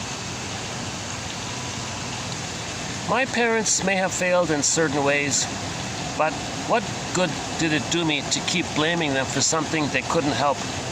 If I possessed an unconscious so powerful it drove me to desperate psychic deeds at times, so did they. Yeah, that's not a bad one. She said she spent all these years in therapy and realized how difficult and the struggle it is to make any kind of changes. Well, think about your parents. They didn't do any kind of therapy. So how are they going to change? If you saw how hard it is for you to change, why would you expect your parents to change? They never went into therapy.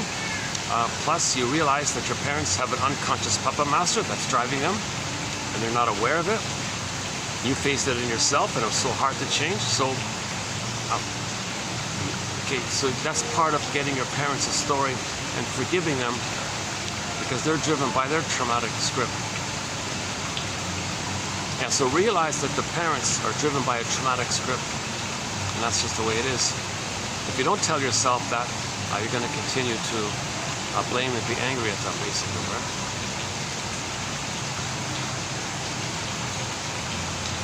Well, there's the wave passing. Yeah, I guess to some degree, I also feel like a bit of a wave. Yeah. Lost, where's mother, that kind of thing. Slouch, the little, defeated kind of feeling kind of thing. The wave.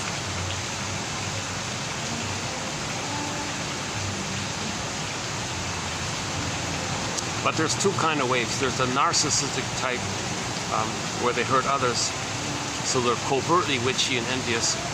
But usually the wave is the codependent, the pleaser, the caretaker. So they're wave-like, but they're always serving and helping others like that.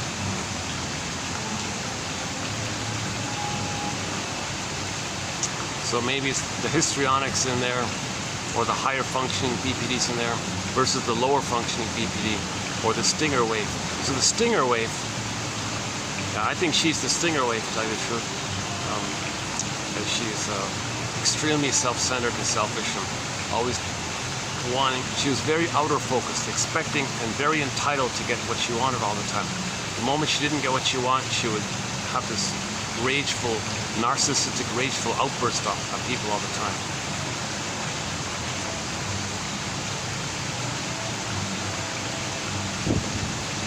and then try to compensate by writing funny things about it all, just so you could like her, you know, something.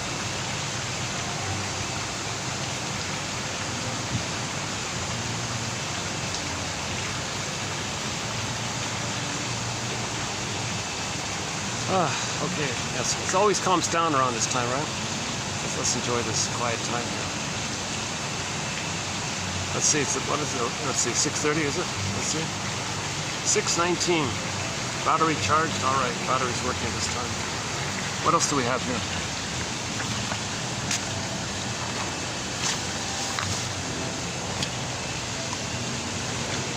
Divorce is frequently resorted to by those who cannot divorce themselves from their neuroses. Yeah, so Edmund Burglar says, if you think leaving your mate means you're going to leave your inner conflicts and run away from your inner conflicts, oh no, he says, your inner conflicts will faithfully follow you into the next relationship. So heal your inner conflicts now, save your marriage, and you can save your marriage. So divorce won't help, he means it that way. But she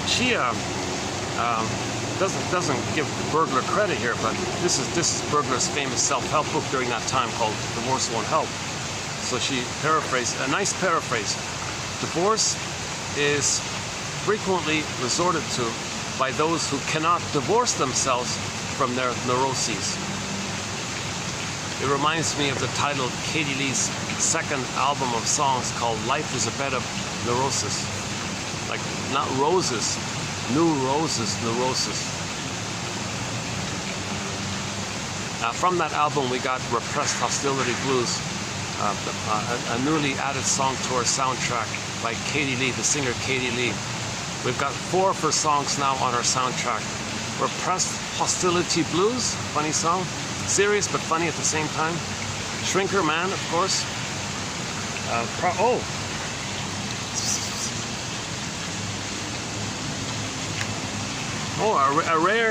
very rare appearance by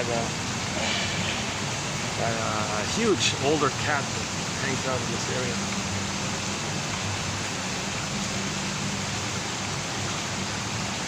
Yeah, he's very slick. He just quietly, discreetly walks around the sides. Nice old cat. Don't know where he belongs to, who he belongs to, or where he belongs to. Maybe looking for scraps or something. Yeah, it's the cats are fun, yeah.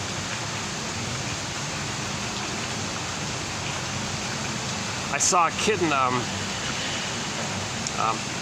through the glass see a little bird eating some seeds or something, and the kitten impulsively was clacking his teeth, wanting to like jump at the bird and all that.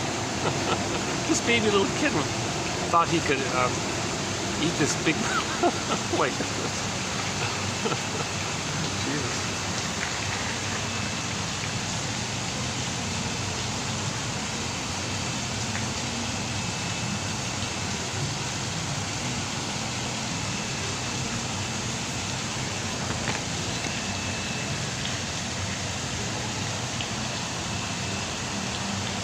Sometimes I feel like a motherless child. We have that song on our soundtrack, the one done by a guy named Hootie from the band Hootie and the Blowfish. It's just a 1-minute song. Sometimes I feel like a motherless child.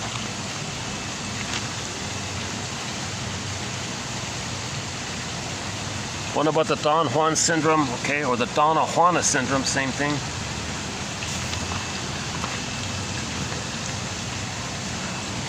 Yeah, so the shrink's not supposed to indulge you. They're not supposed to be the good mother.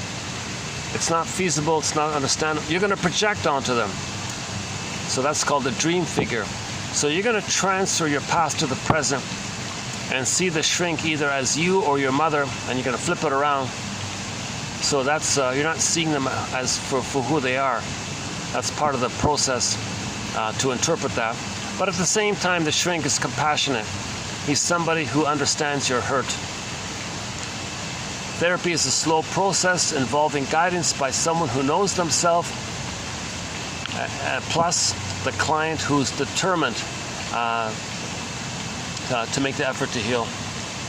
Psychoanalysis helps you discover how you've been helped. Oh, sorry. Psychoanalysis helps you discover how you have helped create the images that bother you. Free association to see how I had lived, or rather failed to live. Yeah, very important, free association. You know, she said it herself that she can't do free association. She resists it. She makes jokes, she blames, she flips, she's flippant. She's, what did she say? Oh yeah, you're very flippant all the time. She was always flippant.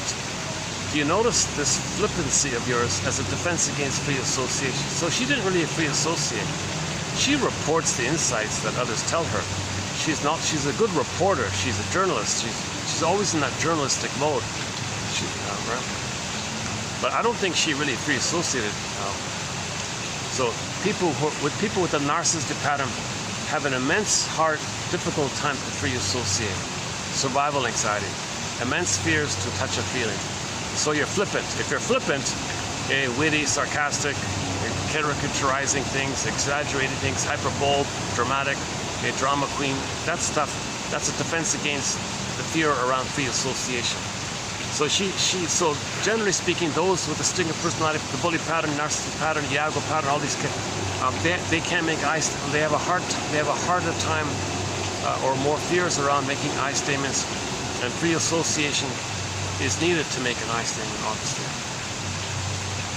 You have been running so you wouldn't meet yourself. You know.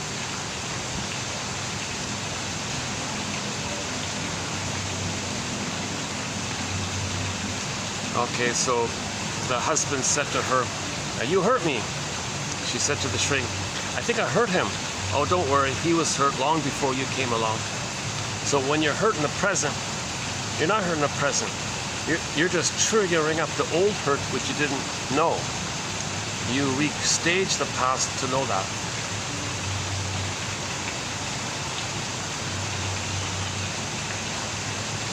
Okay, what about the anti one? And let's try to be tolerant of intolerance. Not to like it, but to understand the reason for its existence. So the tolerant people try to understand people who are intolerant. And somebody joked, why don't the people who are intolerant, why don't they try to understand that the people who are tolerant are trying to understand their intolerance? Yikes.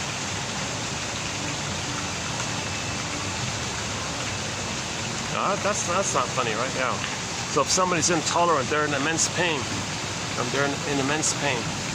So you can't joke to expect that somebody in immense pain should try to make an effort to understand that you're trying to understand them. Can't you understand them trying to understand you? No, you're a monster who's going to eat me.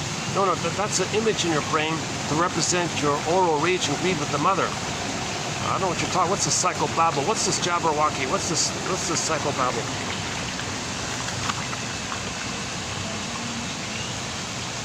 The golden mean.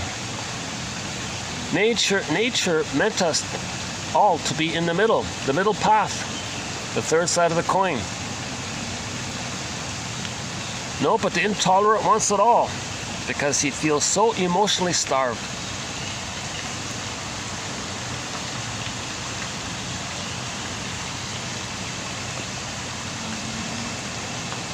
Oh, there's that spoiled one. You know, I never thought of myself as spoiled. I feel deprived. Well, children need not indulgence, but direction and a good example. It reminds me of the quote, children need your presence, not your presence. So the mother sent her a lot of jewelry and gifts and all this, and checks. Here's a big check, here's some gold and all this. So, because the mother was on stage all the time when she was a baby, right?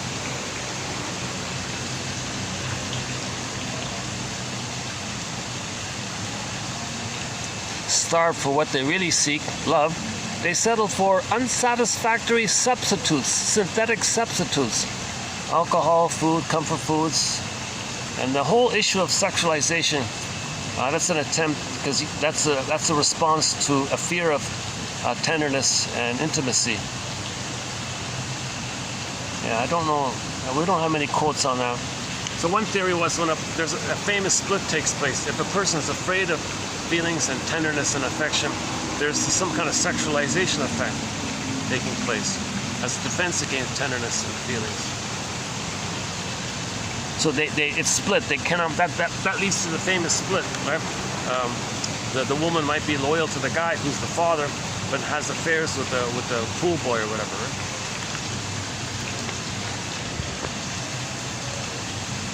Or the gardener or whatever. That's the famous split. Yeah, they can't bring it together. They can't bring intimacy and tenderness together. Because the tenderness means the parent, they can't do it. So it's split. So the sexualization means it's the split. You split it. That's the so-called quote-unquote mother-mistress complex. I don't like the original one, the mother, W-H-O-R, that one. I don't use that one. So the split, there's a split there. And the sexualization reflects that split. So sex without love, okay, and then there's some kind of loyalty to somebody, but there's no sexual life. Healthy people kind of can do it together. The tenderness is together with the intimacy, physical intimacy.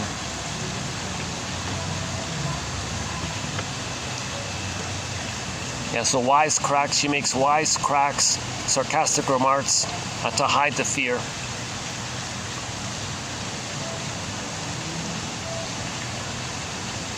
Yeah, I never allowed my mother the benefit of one doubt. I was too hungry a little girl to permit her any humanness, her fears, her wishes, her hopes. Yeah. So we got to see our parents as people with hopes and dreams that didn't pan out. Bruce Springsteen, Independence Day, Toronto, YouTube. Listen to the introduction he gives there.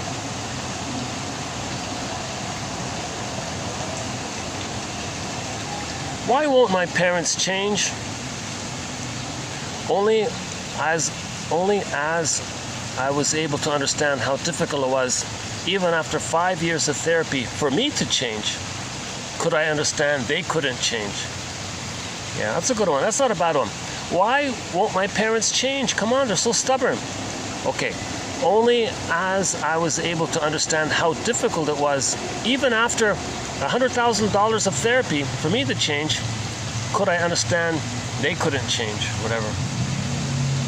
Yeah, money was an issue for her. She got it all for free. The family was a billionaire. It was a billionaire family, so she was part of the 1%, it seems.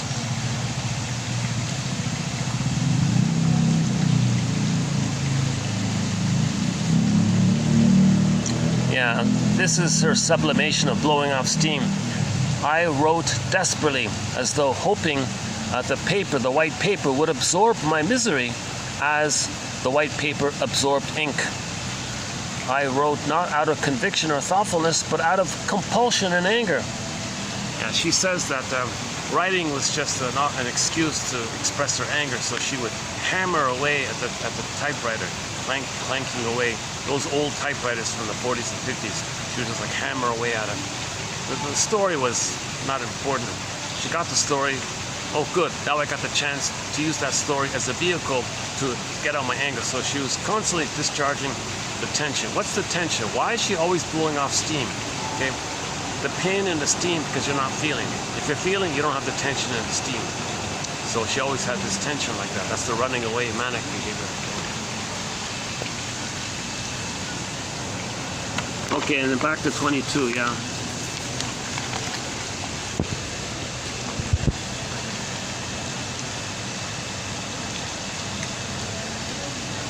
Yeah, some good quotes here in 22. So I mentioned some of them already. And back to 25. Okay, I think we covered it for today. Yeah, so this has been so yeah, let's wrap it up here. It's getting too dark. Yeah, so this has been part 4 of 5 on the work of the famous journalist Lucy Freeman.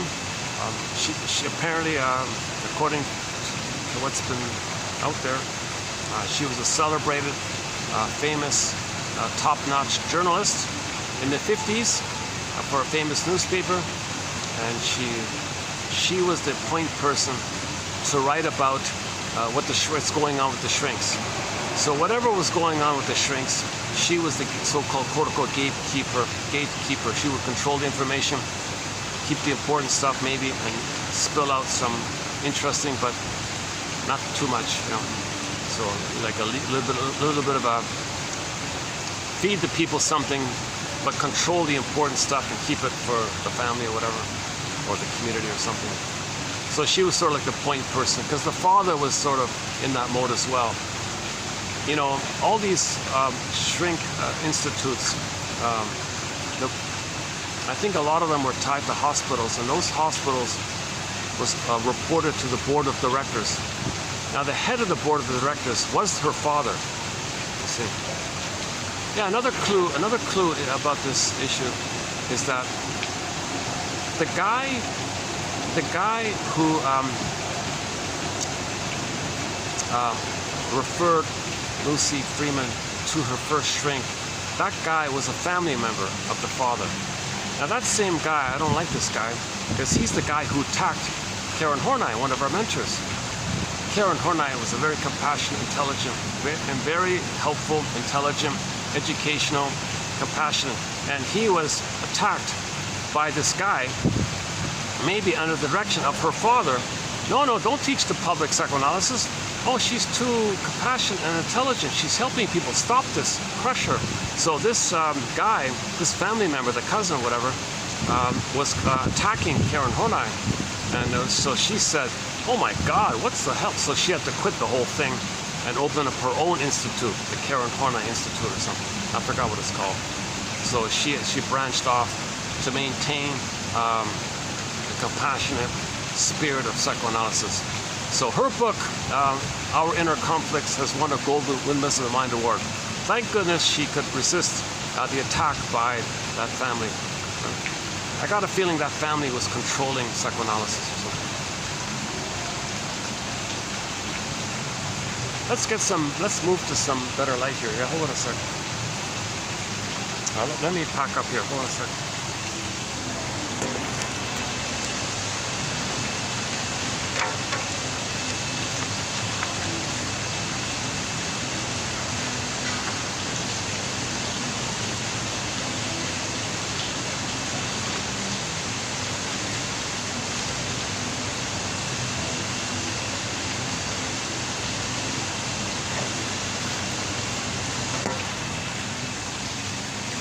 Yeah, it's a nice night. Why don't we go for a bit of a walk? Yeah, so it's cooled up a bit.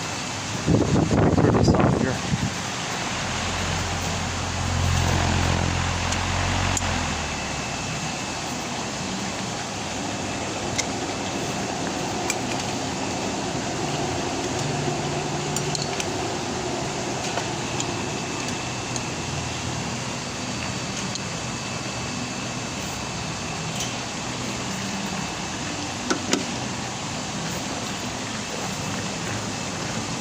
Okay, thank you. I'll put this over there. Okay, I'll leave it here then. Okay, thanks a lot. I'll see ya. Yeah.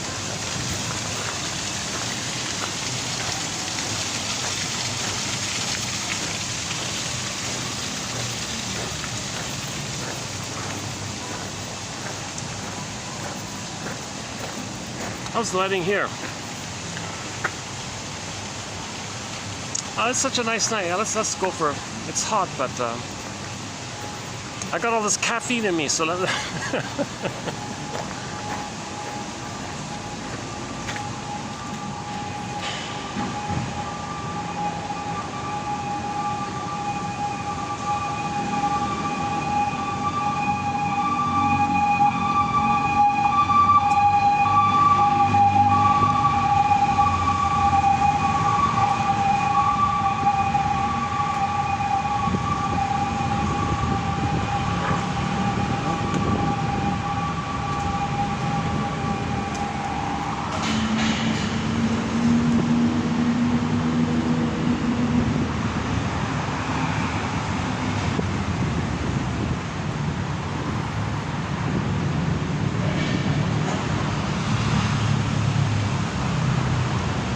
Yeah, I still don't know what this tree is called. Yeah, across the street there. Can you see that little curve under the bridge there?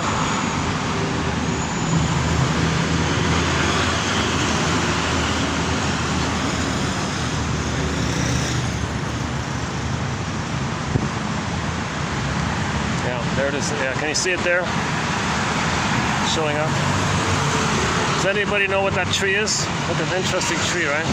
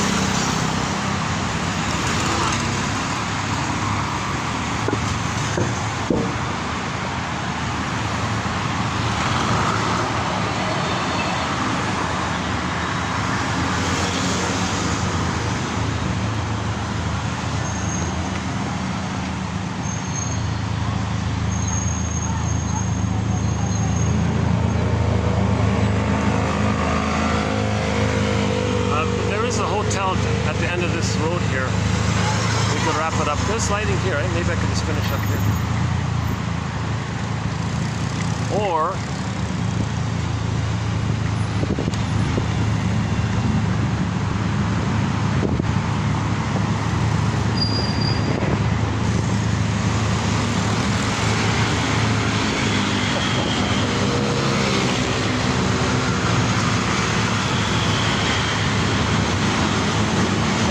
let's walk down, yeah.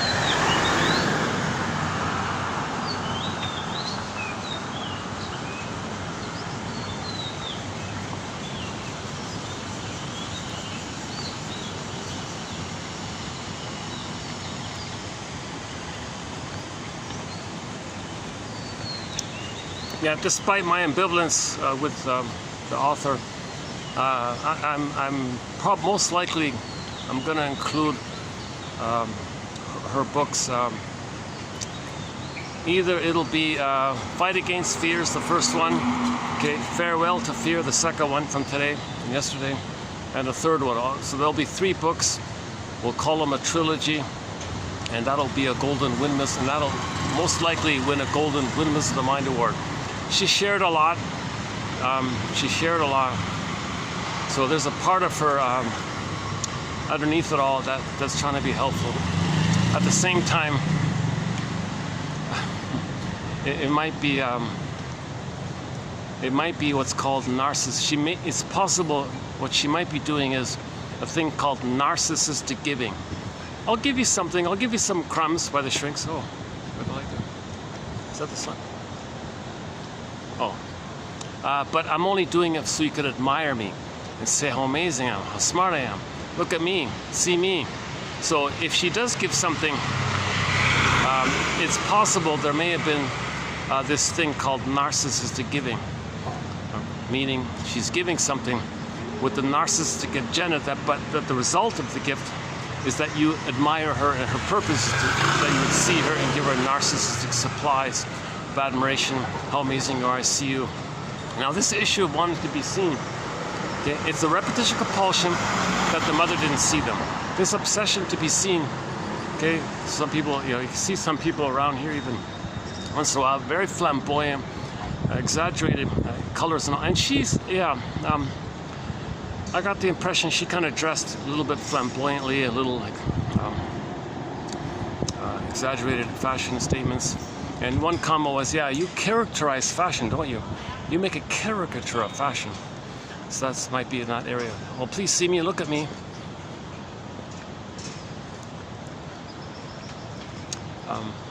Yeah, today's here's this little hotel. Not much of a lobby, but maybe we'll just but there's some light. Hold on a second. Oh, got an intense guard here. Hi, how are you? I'm fine. Yeah, I'm just gonna sit in the lobby for a few minutes. Yeah, thanks.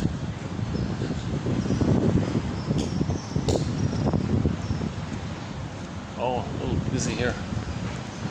Oh, on second thought, maybe not.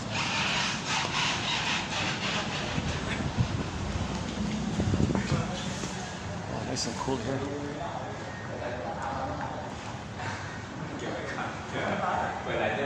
Okay, let's see here.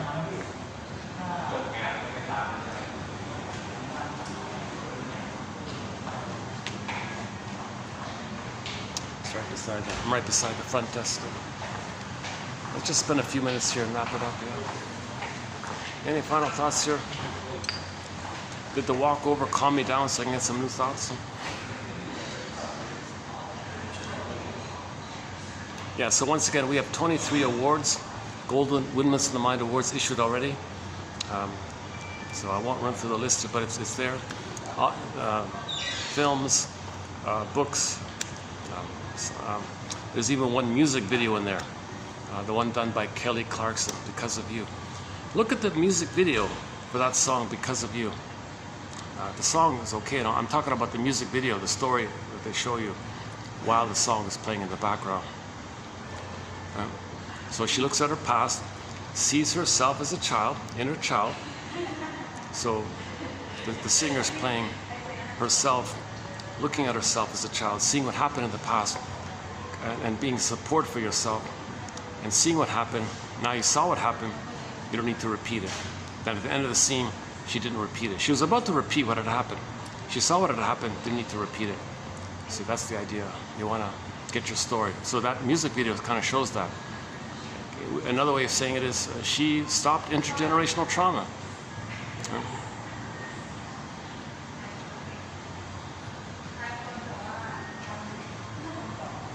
Oh, the sweat's pouring down now. Look at that. Delayed onset of the sweat, huh? Jeez. Yeah, the caffeine makes it worse.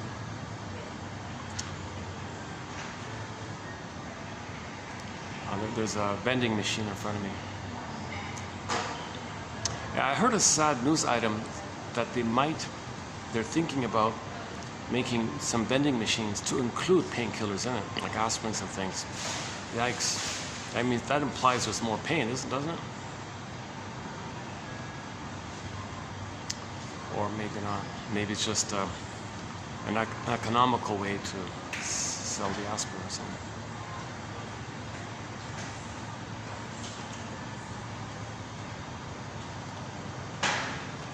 Oh, yeah. But any final thoughts here? Hold on a second. Let me do a perspiration.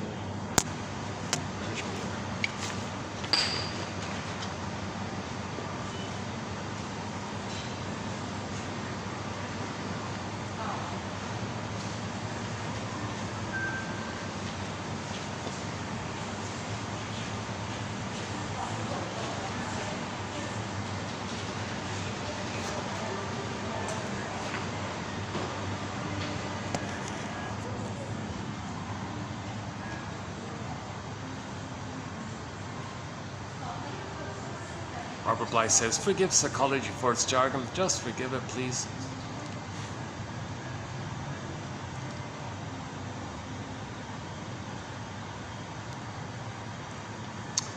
So how about you, dear audience or listener? Did you find one quote in this list here that you like? The comments section is still closed because I don't know if I'm going to be bogged down with negative comments. If someone were to say negative comments, that's probably a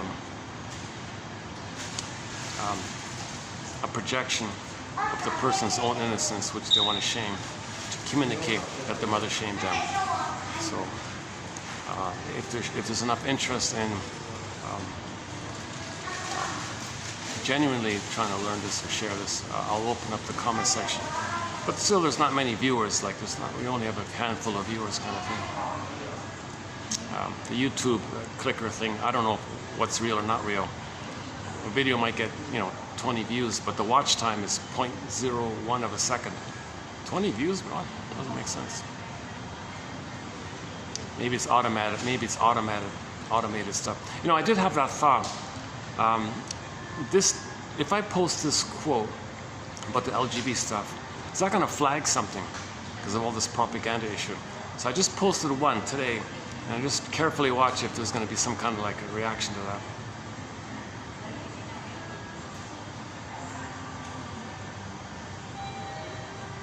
So yes, so shrinks traditionally regard the whole LGBT thing as some kind of symptom of trauma. They don't go into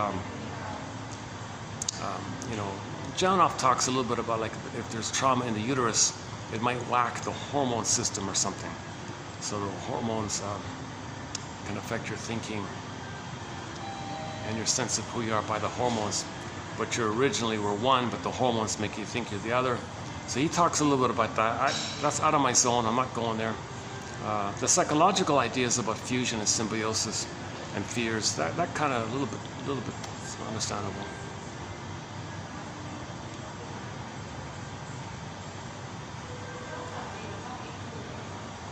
But the general consensus, there's an over-attachment, an over-the-top traumatic attachment to the mother who was too frightening.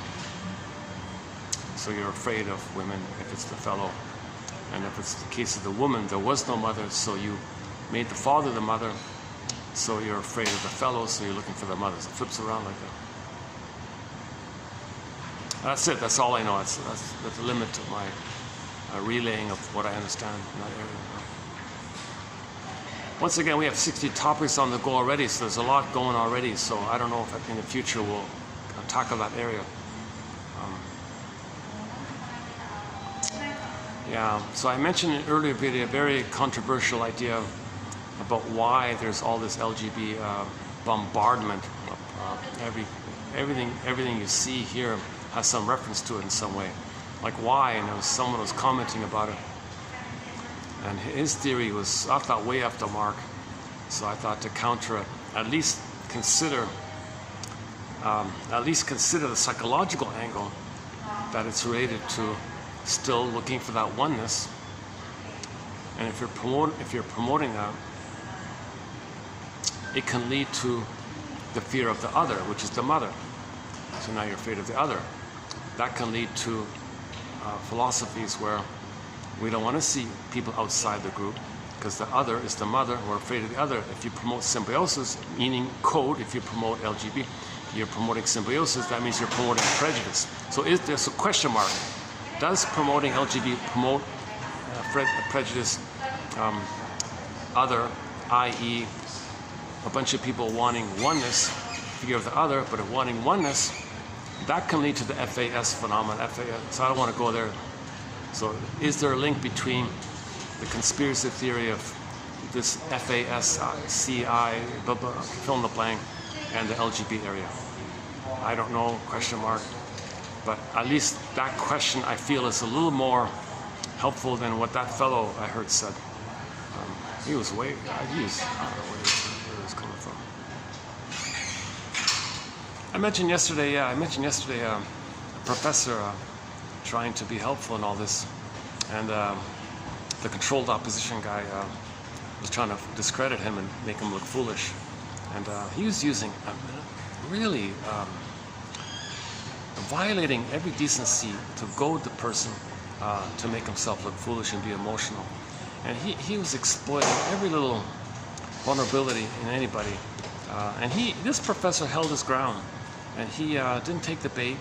And I thought, oh my God, either he knows himself that well to do so, or he's also controlled opposition and they're just two buddies putting on a show or something. They're bonding over it. I don't know. I want to give him the benefit of the doubt and say that the professor was more helpful than otherwise. Yeah, probably. But when I saw that attack journalist, quote-unquote journalist interviewer, quote-unquote pretend opposition character, like they watch these guys, like these are, I think people who are watched, like people who try to share, what's going on. They're monitored all the time and attacked all the time, and their careers are destroyed, and they're made to look bad, and they spread rumors against them, and they tell others to not cooperate, all that stuff. So I think I saw an example of that take place recently, and I listening like at a distance, oh my God, he baited him this way. He didn't work, so he backed off, softened up, let's be buddies, drop his guard, and attack him another way. Oh my God. So he was using the BPD amalgam as an active, aggressive device. So that's code for when the person was a baby, okay, they were one with the mother. The mother was always alluring, rejecting, alluring, rejecting, alluring, rejecting. That leads later on the person being alluring, rejecting, alluring, rejecting. So he was kind of using that amalgam against the person. So he was hired, gets paid, I'm assuming, or gets some benefits, some covertly or whatever, his family or whatever, or has stocks in the thing or whatever, I don't know.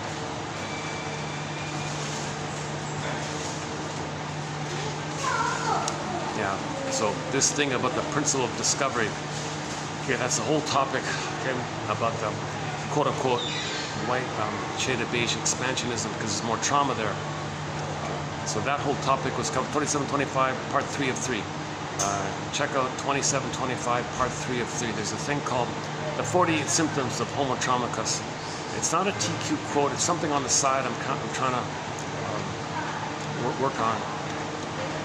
I tried to redo the list at 2805, part 3 of 3.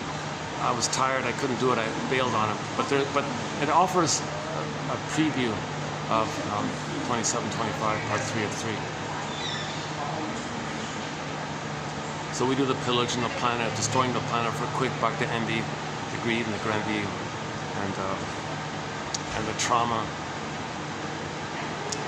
in the place where there's less sun, and then creating a slogan, principle of discovery. If mothers stole their land, their soul land, identify with the aggressor, and there was more trauma in those colder places where they lost the tan. Nothing to do with the tan. I don't fully understand this melanin theory. I don't know. I don't know how to go there. I don't have medical knowledge. If somebody loses their tan, does that affect other things? So I keep hearing that melanin is responsible for the tone of your skin, so you'll get a shade of beige or a shade of brown. No white or black. Forget this white or black. Stop it. There's no white or black. Everybody's a human being. We're all members of this big, massive Earth family, and everybody's got some melanin quantity in their skin tone, which leads to, if there's more original melatonin, if there's sort of like your normal, original melanin level, based on how we all came from Africa, then the shaded tone will be more of a shade of brown tone of skin. If over time, less sun, the melanin dissipates in response to that, there's less melanin, so there's more of a shade of beige tone of skin. So everybody has either a shade of beige tone of skin or a shade of brown tone of skin. Forget this white or black. Jane Elliott says, since you're dealing with an amount of melanin, she says, well, technically, shade of beige is a shade of brown, so we all still have a shade of brown tone of skin. And she joked, well, her skin looks kind of palish and all that. Well, maybe when you're under stress, the blood diverts to the vital organs, so there's less blood in the skin, so you're more palish like that. But it's not white. That's why she wears a white t-shirt. She specifically wears a white t-shirt and tells people to look at her t-shirt. Look at my sweater, audience. Do you know anybody whose skin is like that? And so she makes it very clear that, oh yeah, she has won a golden Windmills of the Mind award. We haven't mentioned her in a long time. Yeah, Jane Elliott, her work, her body of work, her teachings. She's not a shrink, but her teachings in a very practical, down-to-earth, sort of common sense attitude, very helpful. She has done more to promote tolerance and understanding than 99% of the shrinks out there, and like in terms of overall effect. So her work has won a golden Windmills of the Mind award. Jane Elliott. She's in her 90s now. I think she's still around, yeah.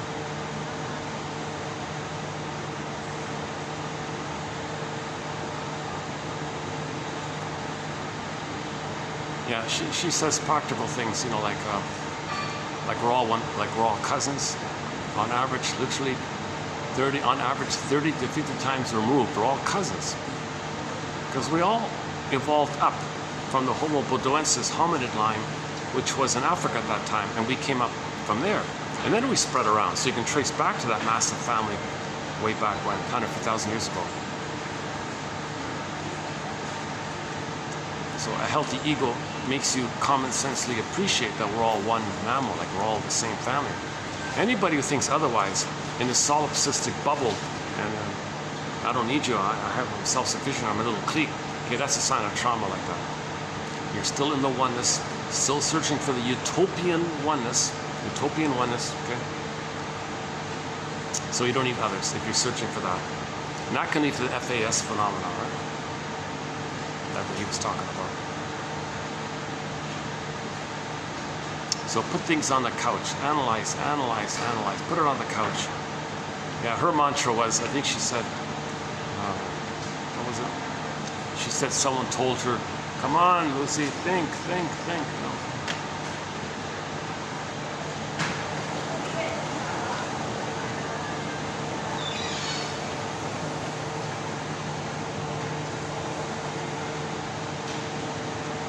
Going okay here? Yeah.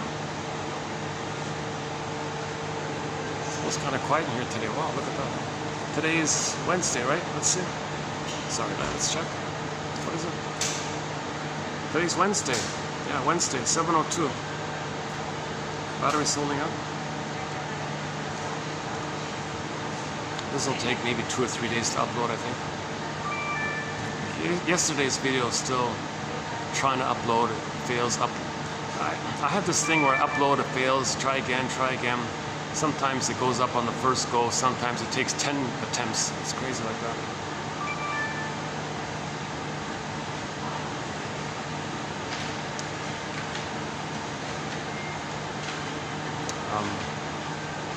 Any final thoughts here?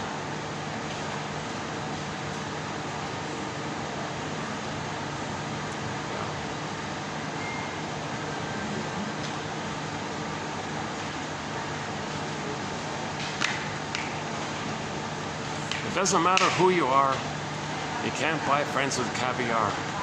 A line from the song Friends of Mine by Steve Perry. So that song, Friends of Mine by Steve Perry, was recently added to our soundtrack. In particular because I learned he was an only child. And I thought, okay, maybe in the future we'll do some quotes on the only child syndrome, the only child phenomenon, where they have a harder time finding friends, the theory is. And here he is writing a song about friendship. And I heard him in an interview. Yeah, I never really felt like friendly with the other fellows. They were kind of just using me, you know. And when I got ill, they kicked me out because they wanted money, like kind of cold like that, right? So you never felt like they were friends and all this. So that's the only child phenomenon. They have a harder time making friends. And here's a song about this issue: how do you make friends? Well, one thing I can tell you: you can't make friends with caviar. You can't buy friends with caviar, no matter who you are. You know, he looks on the surface happy and active and all this, says all these things. But, you know, part of me feels like, yeah, maybe he's kind of a little bit lonely underneath, right?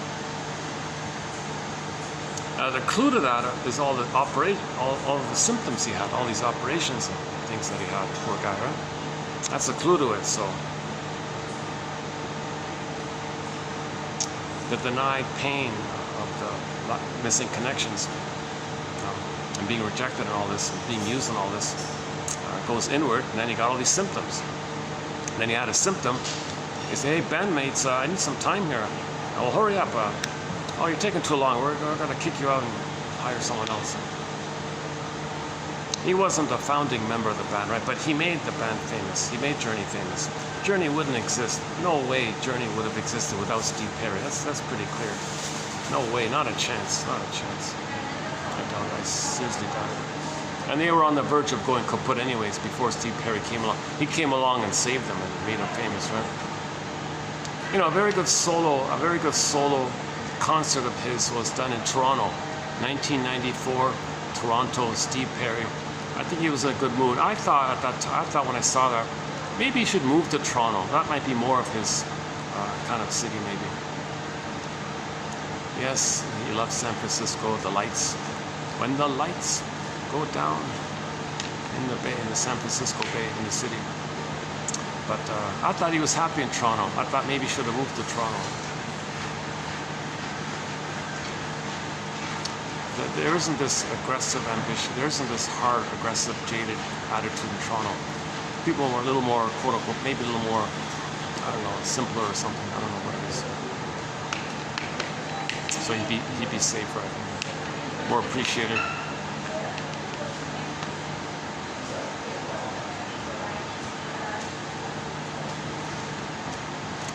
But yeah, that's my favorite solo song of his. Friends of Mine.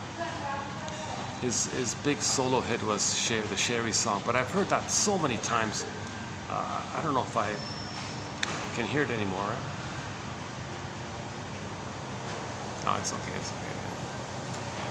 So we only have one song of his on our soundtrack, Friends of Mine. It's a blues rock song. You know, it's funny about that. He made it, and the producer said, no, we're not going to release it. Really? Why not? I'm not telling you, we're not going to release it. 18 years later, it got released. They put it in a can for almost 20 years. I thought, why'd they do that? That's his best song. No, I don't know. I don't know why they buried it.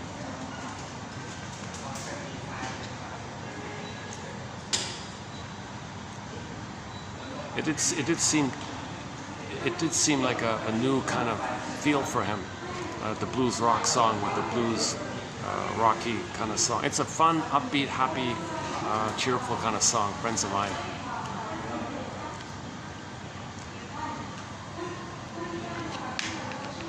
Another song recently added to our soundtrack is Na Ying's song called Mo. Just done this month, May 2024, called Mo. Look up Na Ying. So her family name is spelled N-A. First name Ying, Y-I-N-G. The song is simply called M-O, Mo. That's a nice, very nice song, very beautiful rendition of that song. It was a hit of hers long ago, whatever, a while ago, but she redid it recently on stage, and it's on YouTube. Very nice version of it, and that's on our soundtrack. Also discussing the grief process, being honest with how you feel when there's a loss, that kind of area. Sir Tabarenner has another song on the grief process called Olsen, O-L-S-U-N. That song was also recently added to our soundtrack. Now again, when I mention that song, I mean her revised, updated version. The original is okay, but the revised one she did, Sir Tabarenner from Turkey, called Olsen. In the music video, it's the one where you see her hugging the tree, the fig tree or whatever tree it is. Yeah, look up the lyrics to that one. That's a good one, yeah.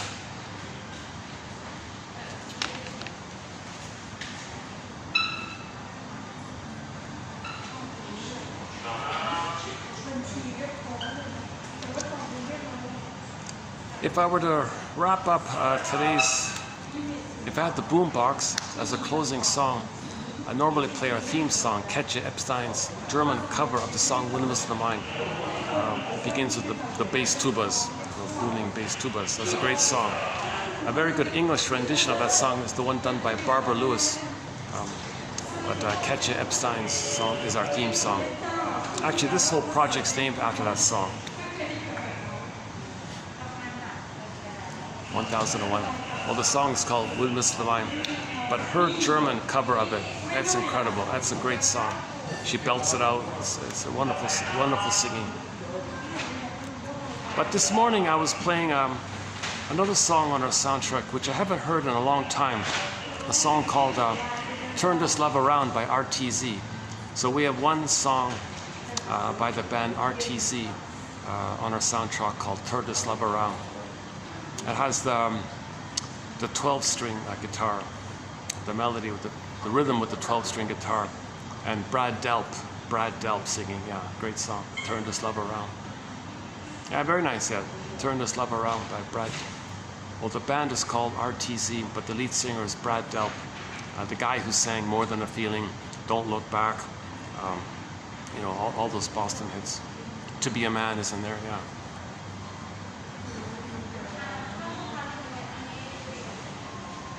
Peace of Mind, yeah, Feeling Satisfied, Rock and Roll Band, what is it? It's Easy, Hitch a Ride is in there. What else? Can't You Say, is that one in there? Amanda's another one in there, from the third album, Amanda. Yeah. So he was the lead singer of Boston when he left. He joined some other guys and formed RTZ, and they put out 3 albums. And my favorite song of those 3 albums is that Turn This Love Around one. You know, it's just a simple song. Dear girlfriend, geez, we're kind of arguing too much here. Let's pause here and turn this around. Like, come on. Let's make I statements. Instead of blaming, let's make I statements and turn it around. Own your projections. Draw your projection. Turn it around. Like, look with him.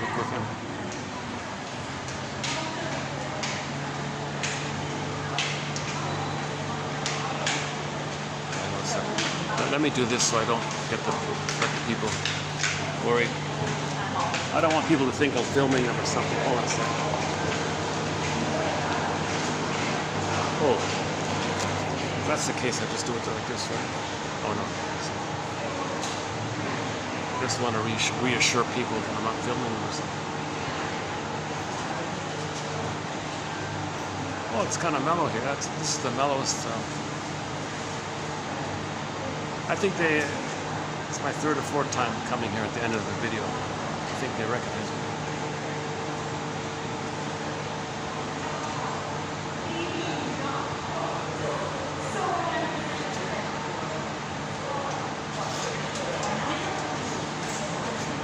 Yeah, can't buy friends with caviar.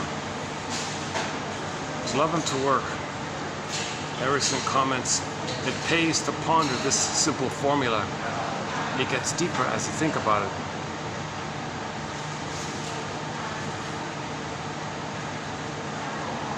When will therapy be finished? Shrinker man? When you're ready to take over the case yourself. Oh, okay.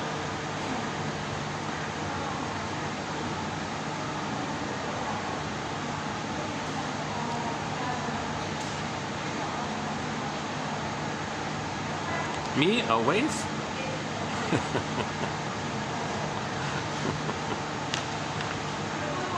I never thought that as well. Imagine a tough-looking person. Underneath they're a waif, really?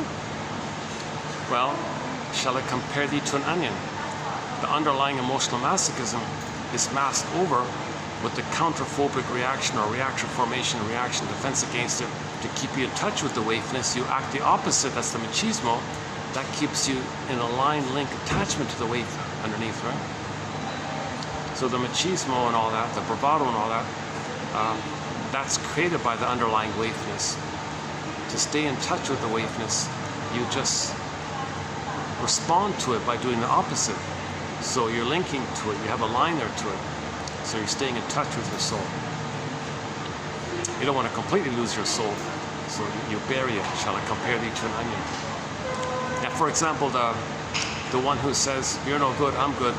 Well, the negative things he's saying about others, that's his attempt stay in touch with his wounded soul. Yeah, that interview I heard, that really devious, skillful manipulator. Wow. Okay, constantly trying to shame and belittle and goad and prod and deceive and decept. That's his attempt to stay with his soul, that's what happened to him.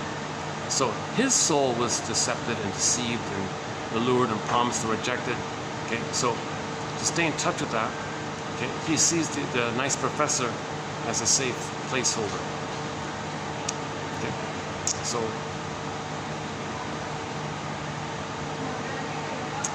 the professor will play him. He plays the mother who did those tricks on him. Okay, so when the baby's tricked by the mother, the baby thinks, and he identifies with her. Then in new situations, he finds proxies to play his innocence. He plays the trickery mother, seductive, alluring, rejecting mother, sees the professor as him, and replays the whole thing. Then flips it. Okay, professor, you're the innocent me that I shamed and all that, and tricked and all that. I'm going to try again and again and again. Simultaneously, I will see you simultaneously as the mother who's abusing me, okay? And I'm going to fight back because I'm older. I'm going to fight back with you to control you. So I want to goad you, bait you, make you, humiliate you, make you embarrassed, and then I can control you. So the person doing this is meant to know that those are the kinds of things that had happened to him when he was a baby with the mother.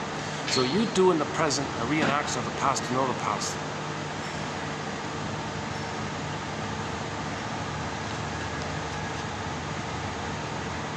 Me a waif?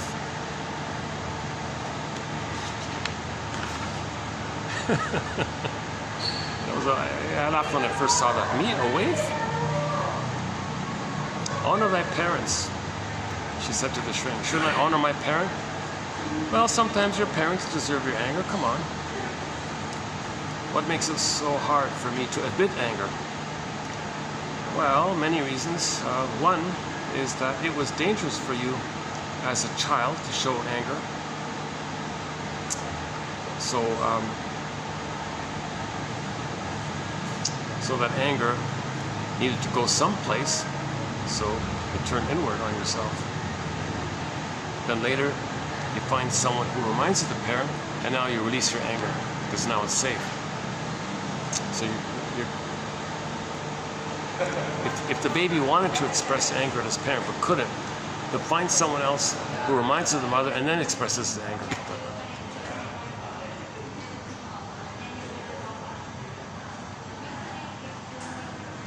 Okay, the id one, we did that. Quote, you mean I vicariously enjoy my husband's rage and anger and hostility and verbal abuse? Well, you picked a man just like your father. He was like that. So apparently the father would hit her and physically hit her and all. So the husband did the same kind of thing. You did that. So then you can wear the perpetual mask of denial as far as your anger goes. And you can then continue playing the good little girl. And then you wish your husband were more like your father. So she splits it. All right? So, number one, she's angry at her father, but can't express it. Find someone just like the father. Find a partner just like the father. Now, that partner is angry, so she can say, oh, you're expressing my anger. Okay, that means I can be like the good little girl who didn't express my anger with the father. Now she hates the husband. Can't you be more like my father?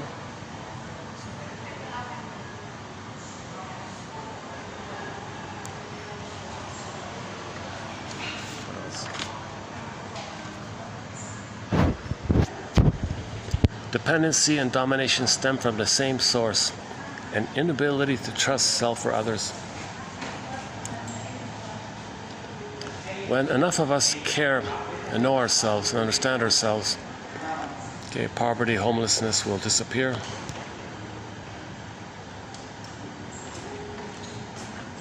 Compassion belongs to the one who can think of others.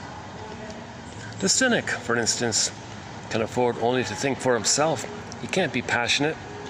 His wit, his bitter banter, okay, his wit masks an unending flow of shame.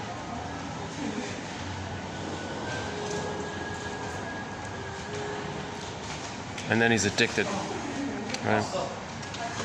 Because the unending flow of shame that makes him sarcastic keeps him tied to the trauma bond to the mother. And embedded within the trauma bond to the mother is the blissful oneness that was felt originally, even if only in the uterus, where the baby is one with the mother and it's a blissful feeling. So he's now addicted. The baby goes through that phase as part of his development, but when he's in that phase, he's not addicted because he's passing through it. When someone is traumatized post that phase and goes back to it with their infantile megalomania, narcissism, bully pattern, ego pattern, cynicism, okay, they're addicted now to it. Hence, narcissism is named after that little white flower. None around here, huh? I only have a green plant. So if you look on the front cover of Alexander Lowen's book called Narcissism, you'll see a little white flower there. So the ancient Greeks associated the psychology of narcissism with that flower called narcissism, and named that psychology narcissism because that flower was called narcissism. And that flower was called narcissism because it gives people an illusionary thing. And it was named, that flower was named like that for the illusionary thing, okay, because that flower is considered from the root word narke, narcotic. So that flower, I don't know the details, but if it's prepared in a certain way, maybe it gives people an addictive-like thing. So narcissism is addictive like that substance that the flower can create. So in other words, people, stinger personality patterns are addicted. They're addicted to their hate and their greed and their envy and their spite and their schadenfreude and their cynicism, and their flip-flopping and attacking and treating others the way they were treated, and then seeing the one they just treated badly as the mother who hurt them and then fight with them, like that guy was doing. Good clinical example, I think was what I heard a couple of days ago.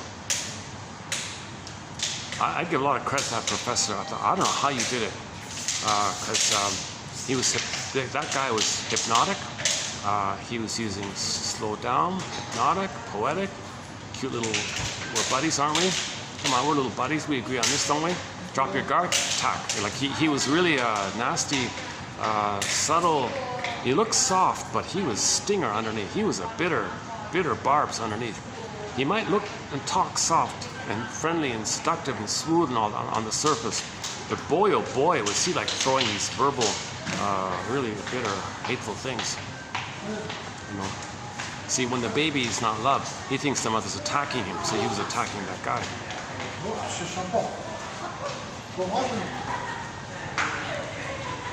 How are we doing here? Let's see. 7:22. Battery's holding up. Any final thoughts here?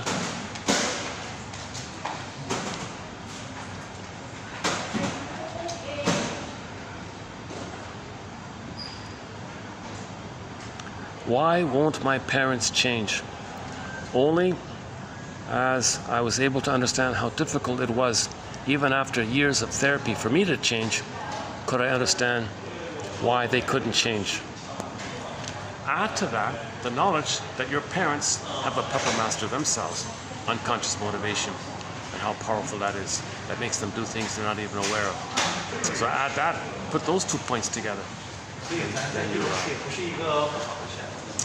have less expectation and see your parents as members of Homo Traumicus.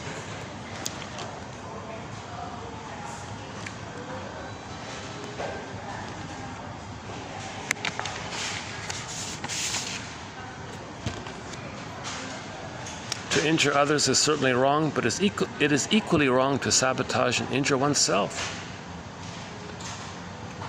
Okay, in TQ 2821, there are a few quotes about this whole fantasy area, so I won't mention it here now, but about the witches and the giants in your mind, internalization.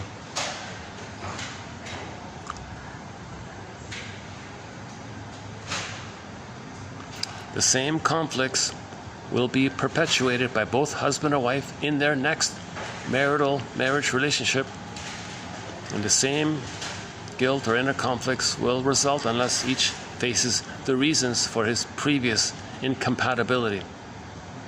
Yeah, so your conflicts will follow you into the next relationship. Same idea.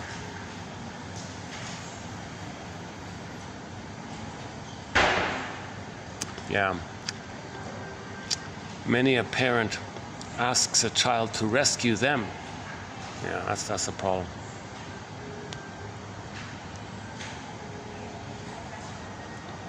Oh, there's that one about expecting eternal bliss in marriage. More than half of all marriages fail because the concept of eternal bliss is sheer illusion. It cannot exist between people. No person is perfect, and thus cannot provide that desperately wished for euphoria, rub a bite jokes ecstasy, for him or someone else. So these fantasies of eternal bliss, finding the perfect one and you live happily ever after in utopia, that's code for the person didn't get their symbiotic blissful needs met.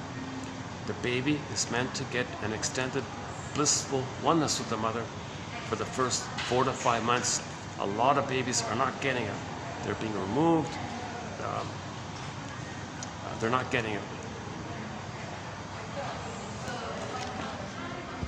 Maybe half of the babies are not getting it. Who knows what the numbers are?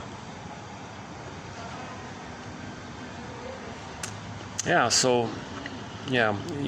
When you know your pain, you have empathy for others. Okay, that one there.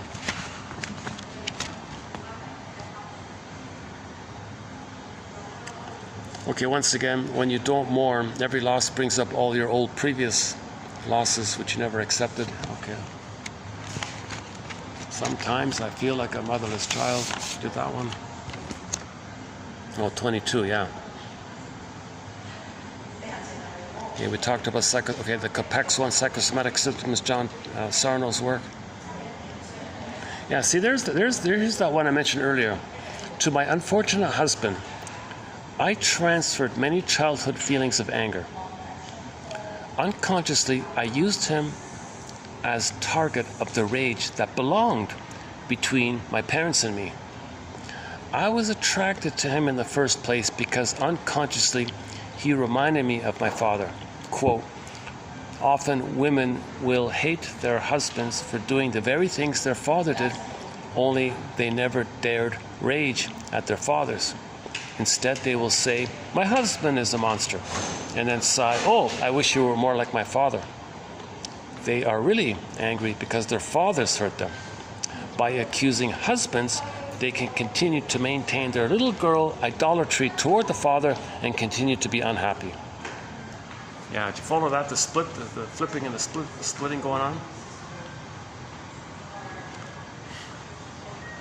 Okay.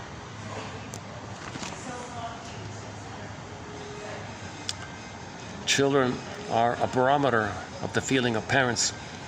If a child is happy, you know his parents possess little need to feed on him emotionally. Yeah, here's a good one. Let's go back to this one. The hand that rocks the cradle rules the world. Women bring love or hate to the world. Think about that. Ponder that one. The hand that rocks the cradle rules the world. Women bring love or hate to the world. What must I do? Shrink her man? Shrink her woman? Face yourself. You must stop running away from yourself. And what do you mean by face myself? See yourself as you really are.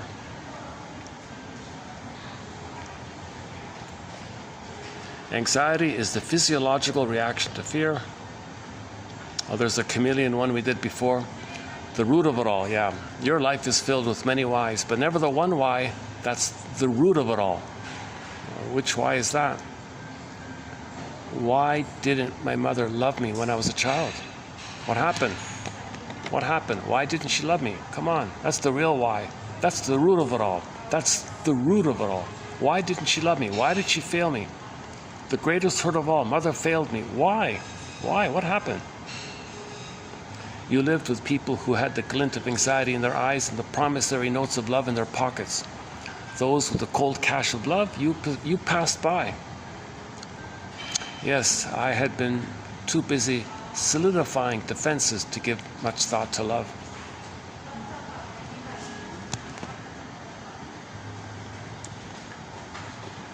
Yeah, so why am I not happy? Well, you felt you weren't loved in childhood. Oh, is that all? Oh, that's enough for anyone. Yeah, the addict is in many ways a baby yearning for a nurturing mother. Liquor serves as a substitute for the bottle of milk he secretly craves, or the breast he secretly craves.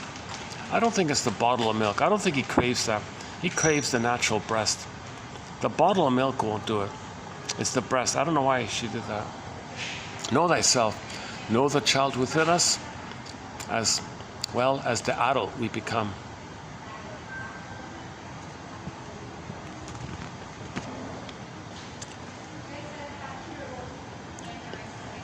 We may say that we live refracted lives because we can see some of our experiences clearly, while others are twisted out of line so that either they are not seen at all or they take on a very blurred appearance.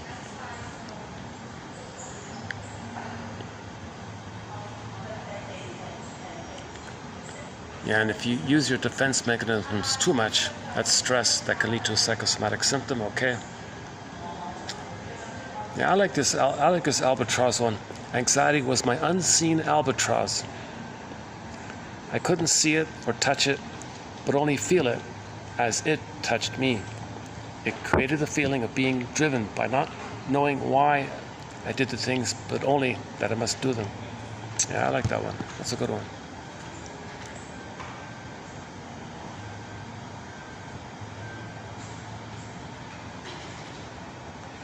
Rebuked by parents, the child, in his hunger for love, turns to those nearest. Maybe the sibling or a relative. For emotional hunger knows no bounds. May travel the world, no bounds.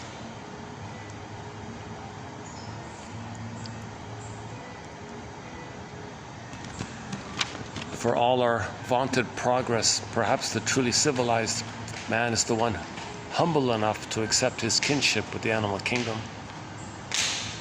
Yeah, so we're from the earth. Let's appreciate this. We're not from some other planet. We're from the earth.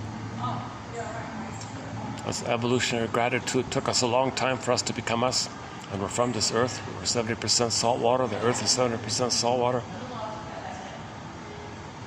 Earth is unique. Maybe the only one with the right conditions for people to appear on. It's appreciated. Diese Welt, it's our world. Catch a Epstein's song, Diese Welt. Okay, Carl Sagan's clip, Kristen Wilson's clip. So there's a whole, we got some material sort of in that area. Yeah, here's a great one. Usually the things you dislike in a person are his defenses against fear. Okay, so if there's something you don't like about me in my delivery here, well, you can say that's his defense against fear. On that note, for the love of narrative medicine, I'll see you in the next video. Your mission, once again, should you choose to accept it, is to not only pick a quote that you like from this batch, but the next time you get a dream, when you wake up and you remember some dream, your mission, should you choose to accept it, is write down some notes of what you remember. Okay. And then say to yourself, this is a message from my unconscious to my conscious. Hermes is flying across with a message saying, it's like this in your soul today. Take a sequence, take a dream sequence, your mission, should you choose to accept it. Think about that sequence and ask yourself, what does this remind me of? And free associate, should you choose to accept it. the love of narrative medicine. I'll see you in the next video where we'll be doing 2806, part 5 of 5 on the work of the generous. I would still say generous, despite possibly her generally narcissistic personality, let's say. There's still something generous about it. I feel there's something generous about it. Quotes, so, to the point where we're posting, 100 of her quotes, basically, over 100 of her quotes. So she's helping, she's passing along some important pieces of the puzzle. She's sharing, here's a thought, she's sharing some of the feedback that she got from shrinks we know nothing about. There's no information, zilch, goose egg, of this Mr. John Thurat, is that right? Thurat. Nothing, zilch. There is zero record or any information about this John Thurat, who's apparently an excellent shrink at that time.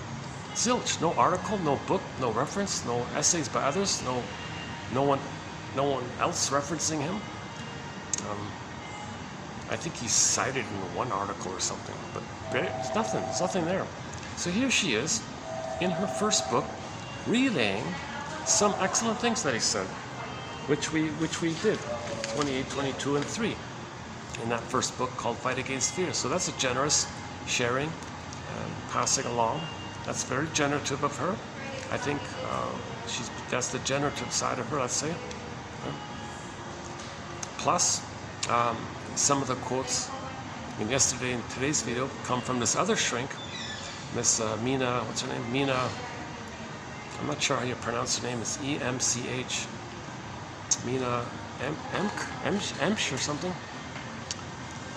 So there's not much about her, no books from her. I think there are a couple of articles of hers. The truth is, I'm not too keen on that shrink of hers. Like, she relayed some of the things she told her, and I'm going, oh, seriously? Really? There was something off there. I knew it, and then at the end of the book, we learned, oh, she passed away with cancer because at the age of 54, right? So there was something off there with her. I don't know what it was. I didn't like most of the feedback she gave. There was something that bugged me about it. And there was some irritating thing. I don't know what it was. And sure enough, it's this seething. There's something seething going on, some subtle seething thing with her feedback. And I think that symptom kind of is tight. It's a continuation of that symptom, or part of that symptom. But nevertheless, she claims they were best buddies and all this. She claims like that's the closest friend she ever had in her life and all this. So we don't have. So we have a few quotes from Miss Emsch. So there's a generative contribution, right? For example, today, right? 25. Let's see. Yeah, the waif one was from her.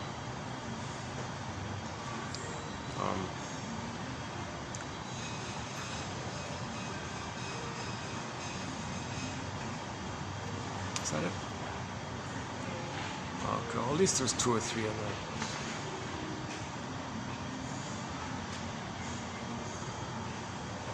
See, not too many. Okay, let's just stick with the first one.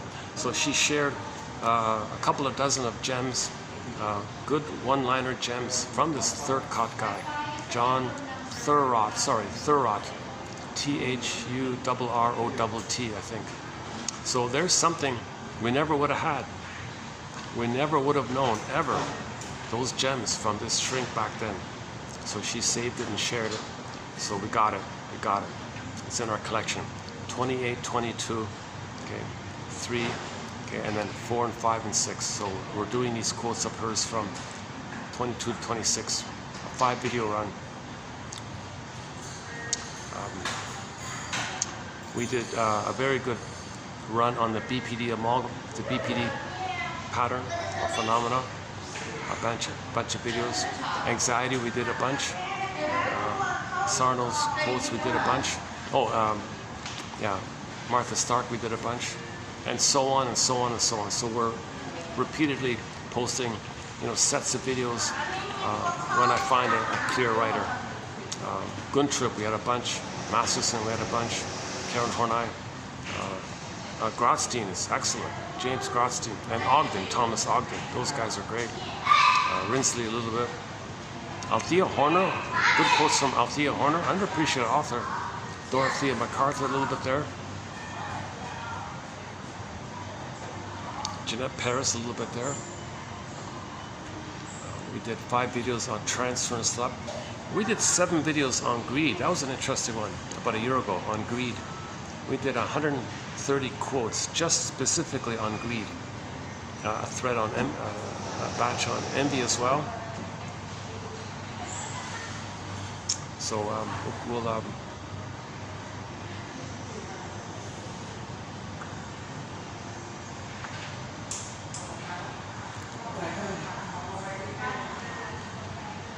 things quiet down here late at night. What is it? 7:40. Yeah, during the week, things quiet down a bit. Depends on the groups, right?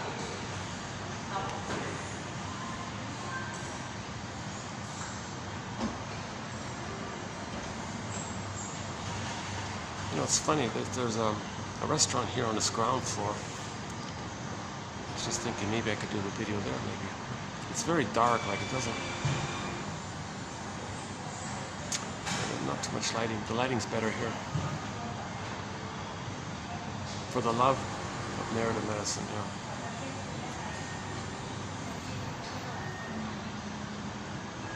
What's 5Q plus 5Q? You're welcome. Okay, I'll see you in the next video.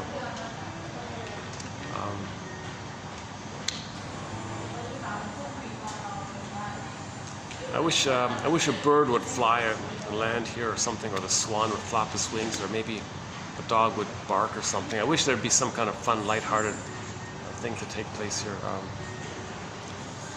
Maybe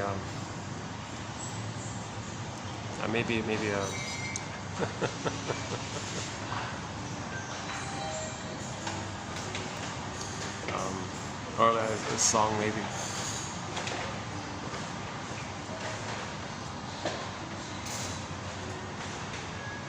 We do have a thread on humor. That's a huge topic. We got some jokes in that one. Melanie Klein's theory about the positions, that's an important thread. Object relations theory, a thread. Margaret Mulder's theory, the developmental thing, that's a thread. Secure attachment style, attachment theory. Actually, attachment theory is undeveloped. We'll work on that one. Paging Dr. Bowlby, paging Dr. Bowlby. So we need help on that attachment theory area.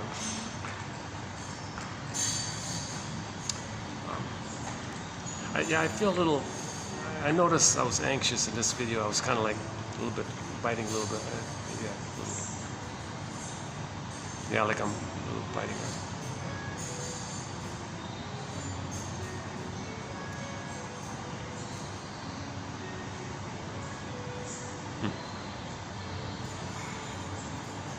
Yeah, ways to go, right?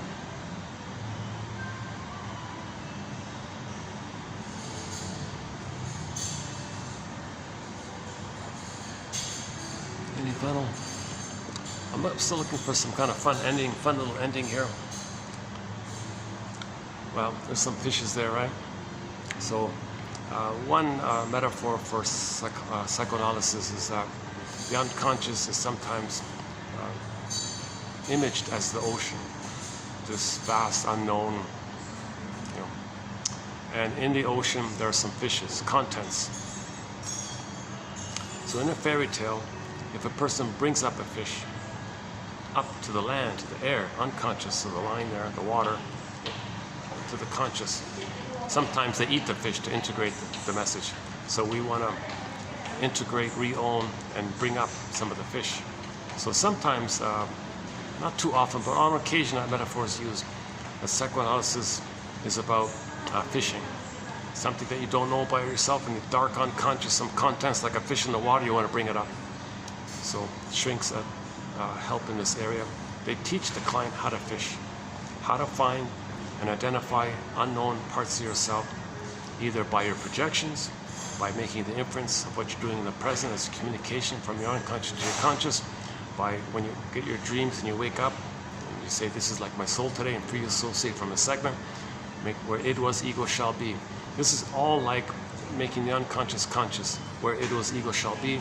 Okay, Hermes flies across, so we want to be our own fisher person. So let's continue fishing. So we'll continue to do some fishing in the next video. Thanks for the love of narrative medicine.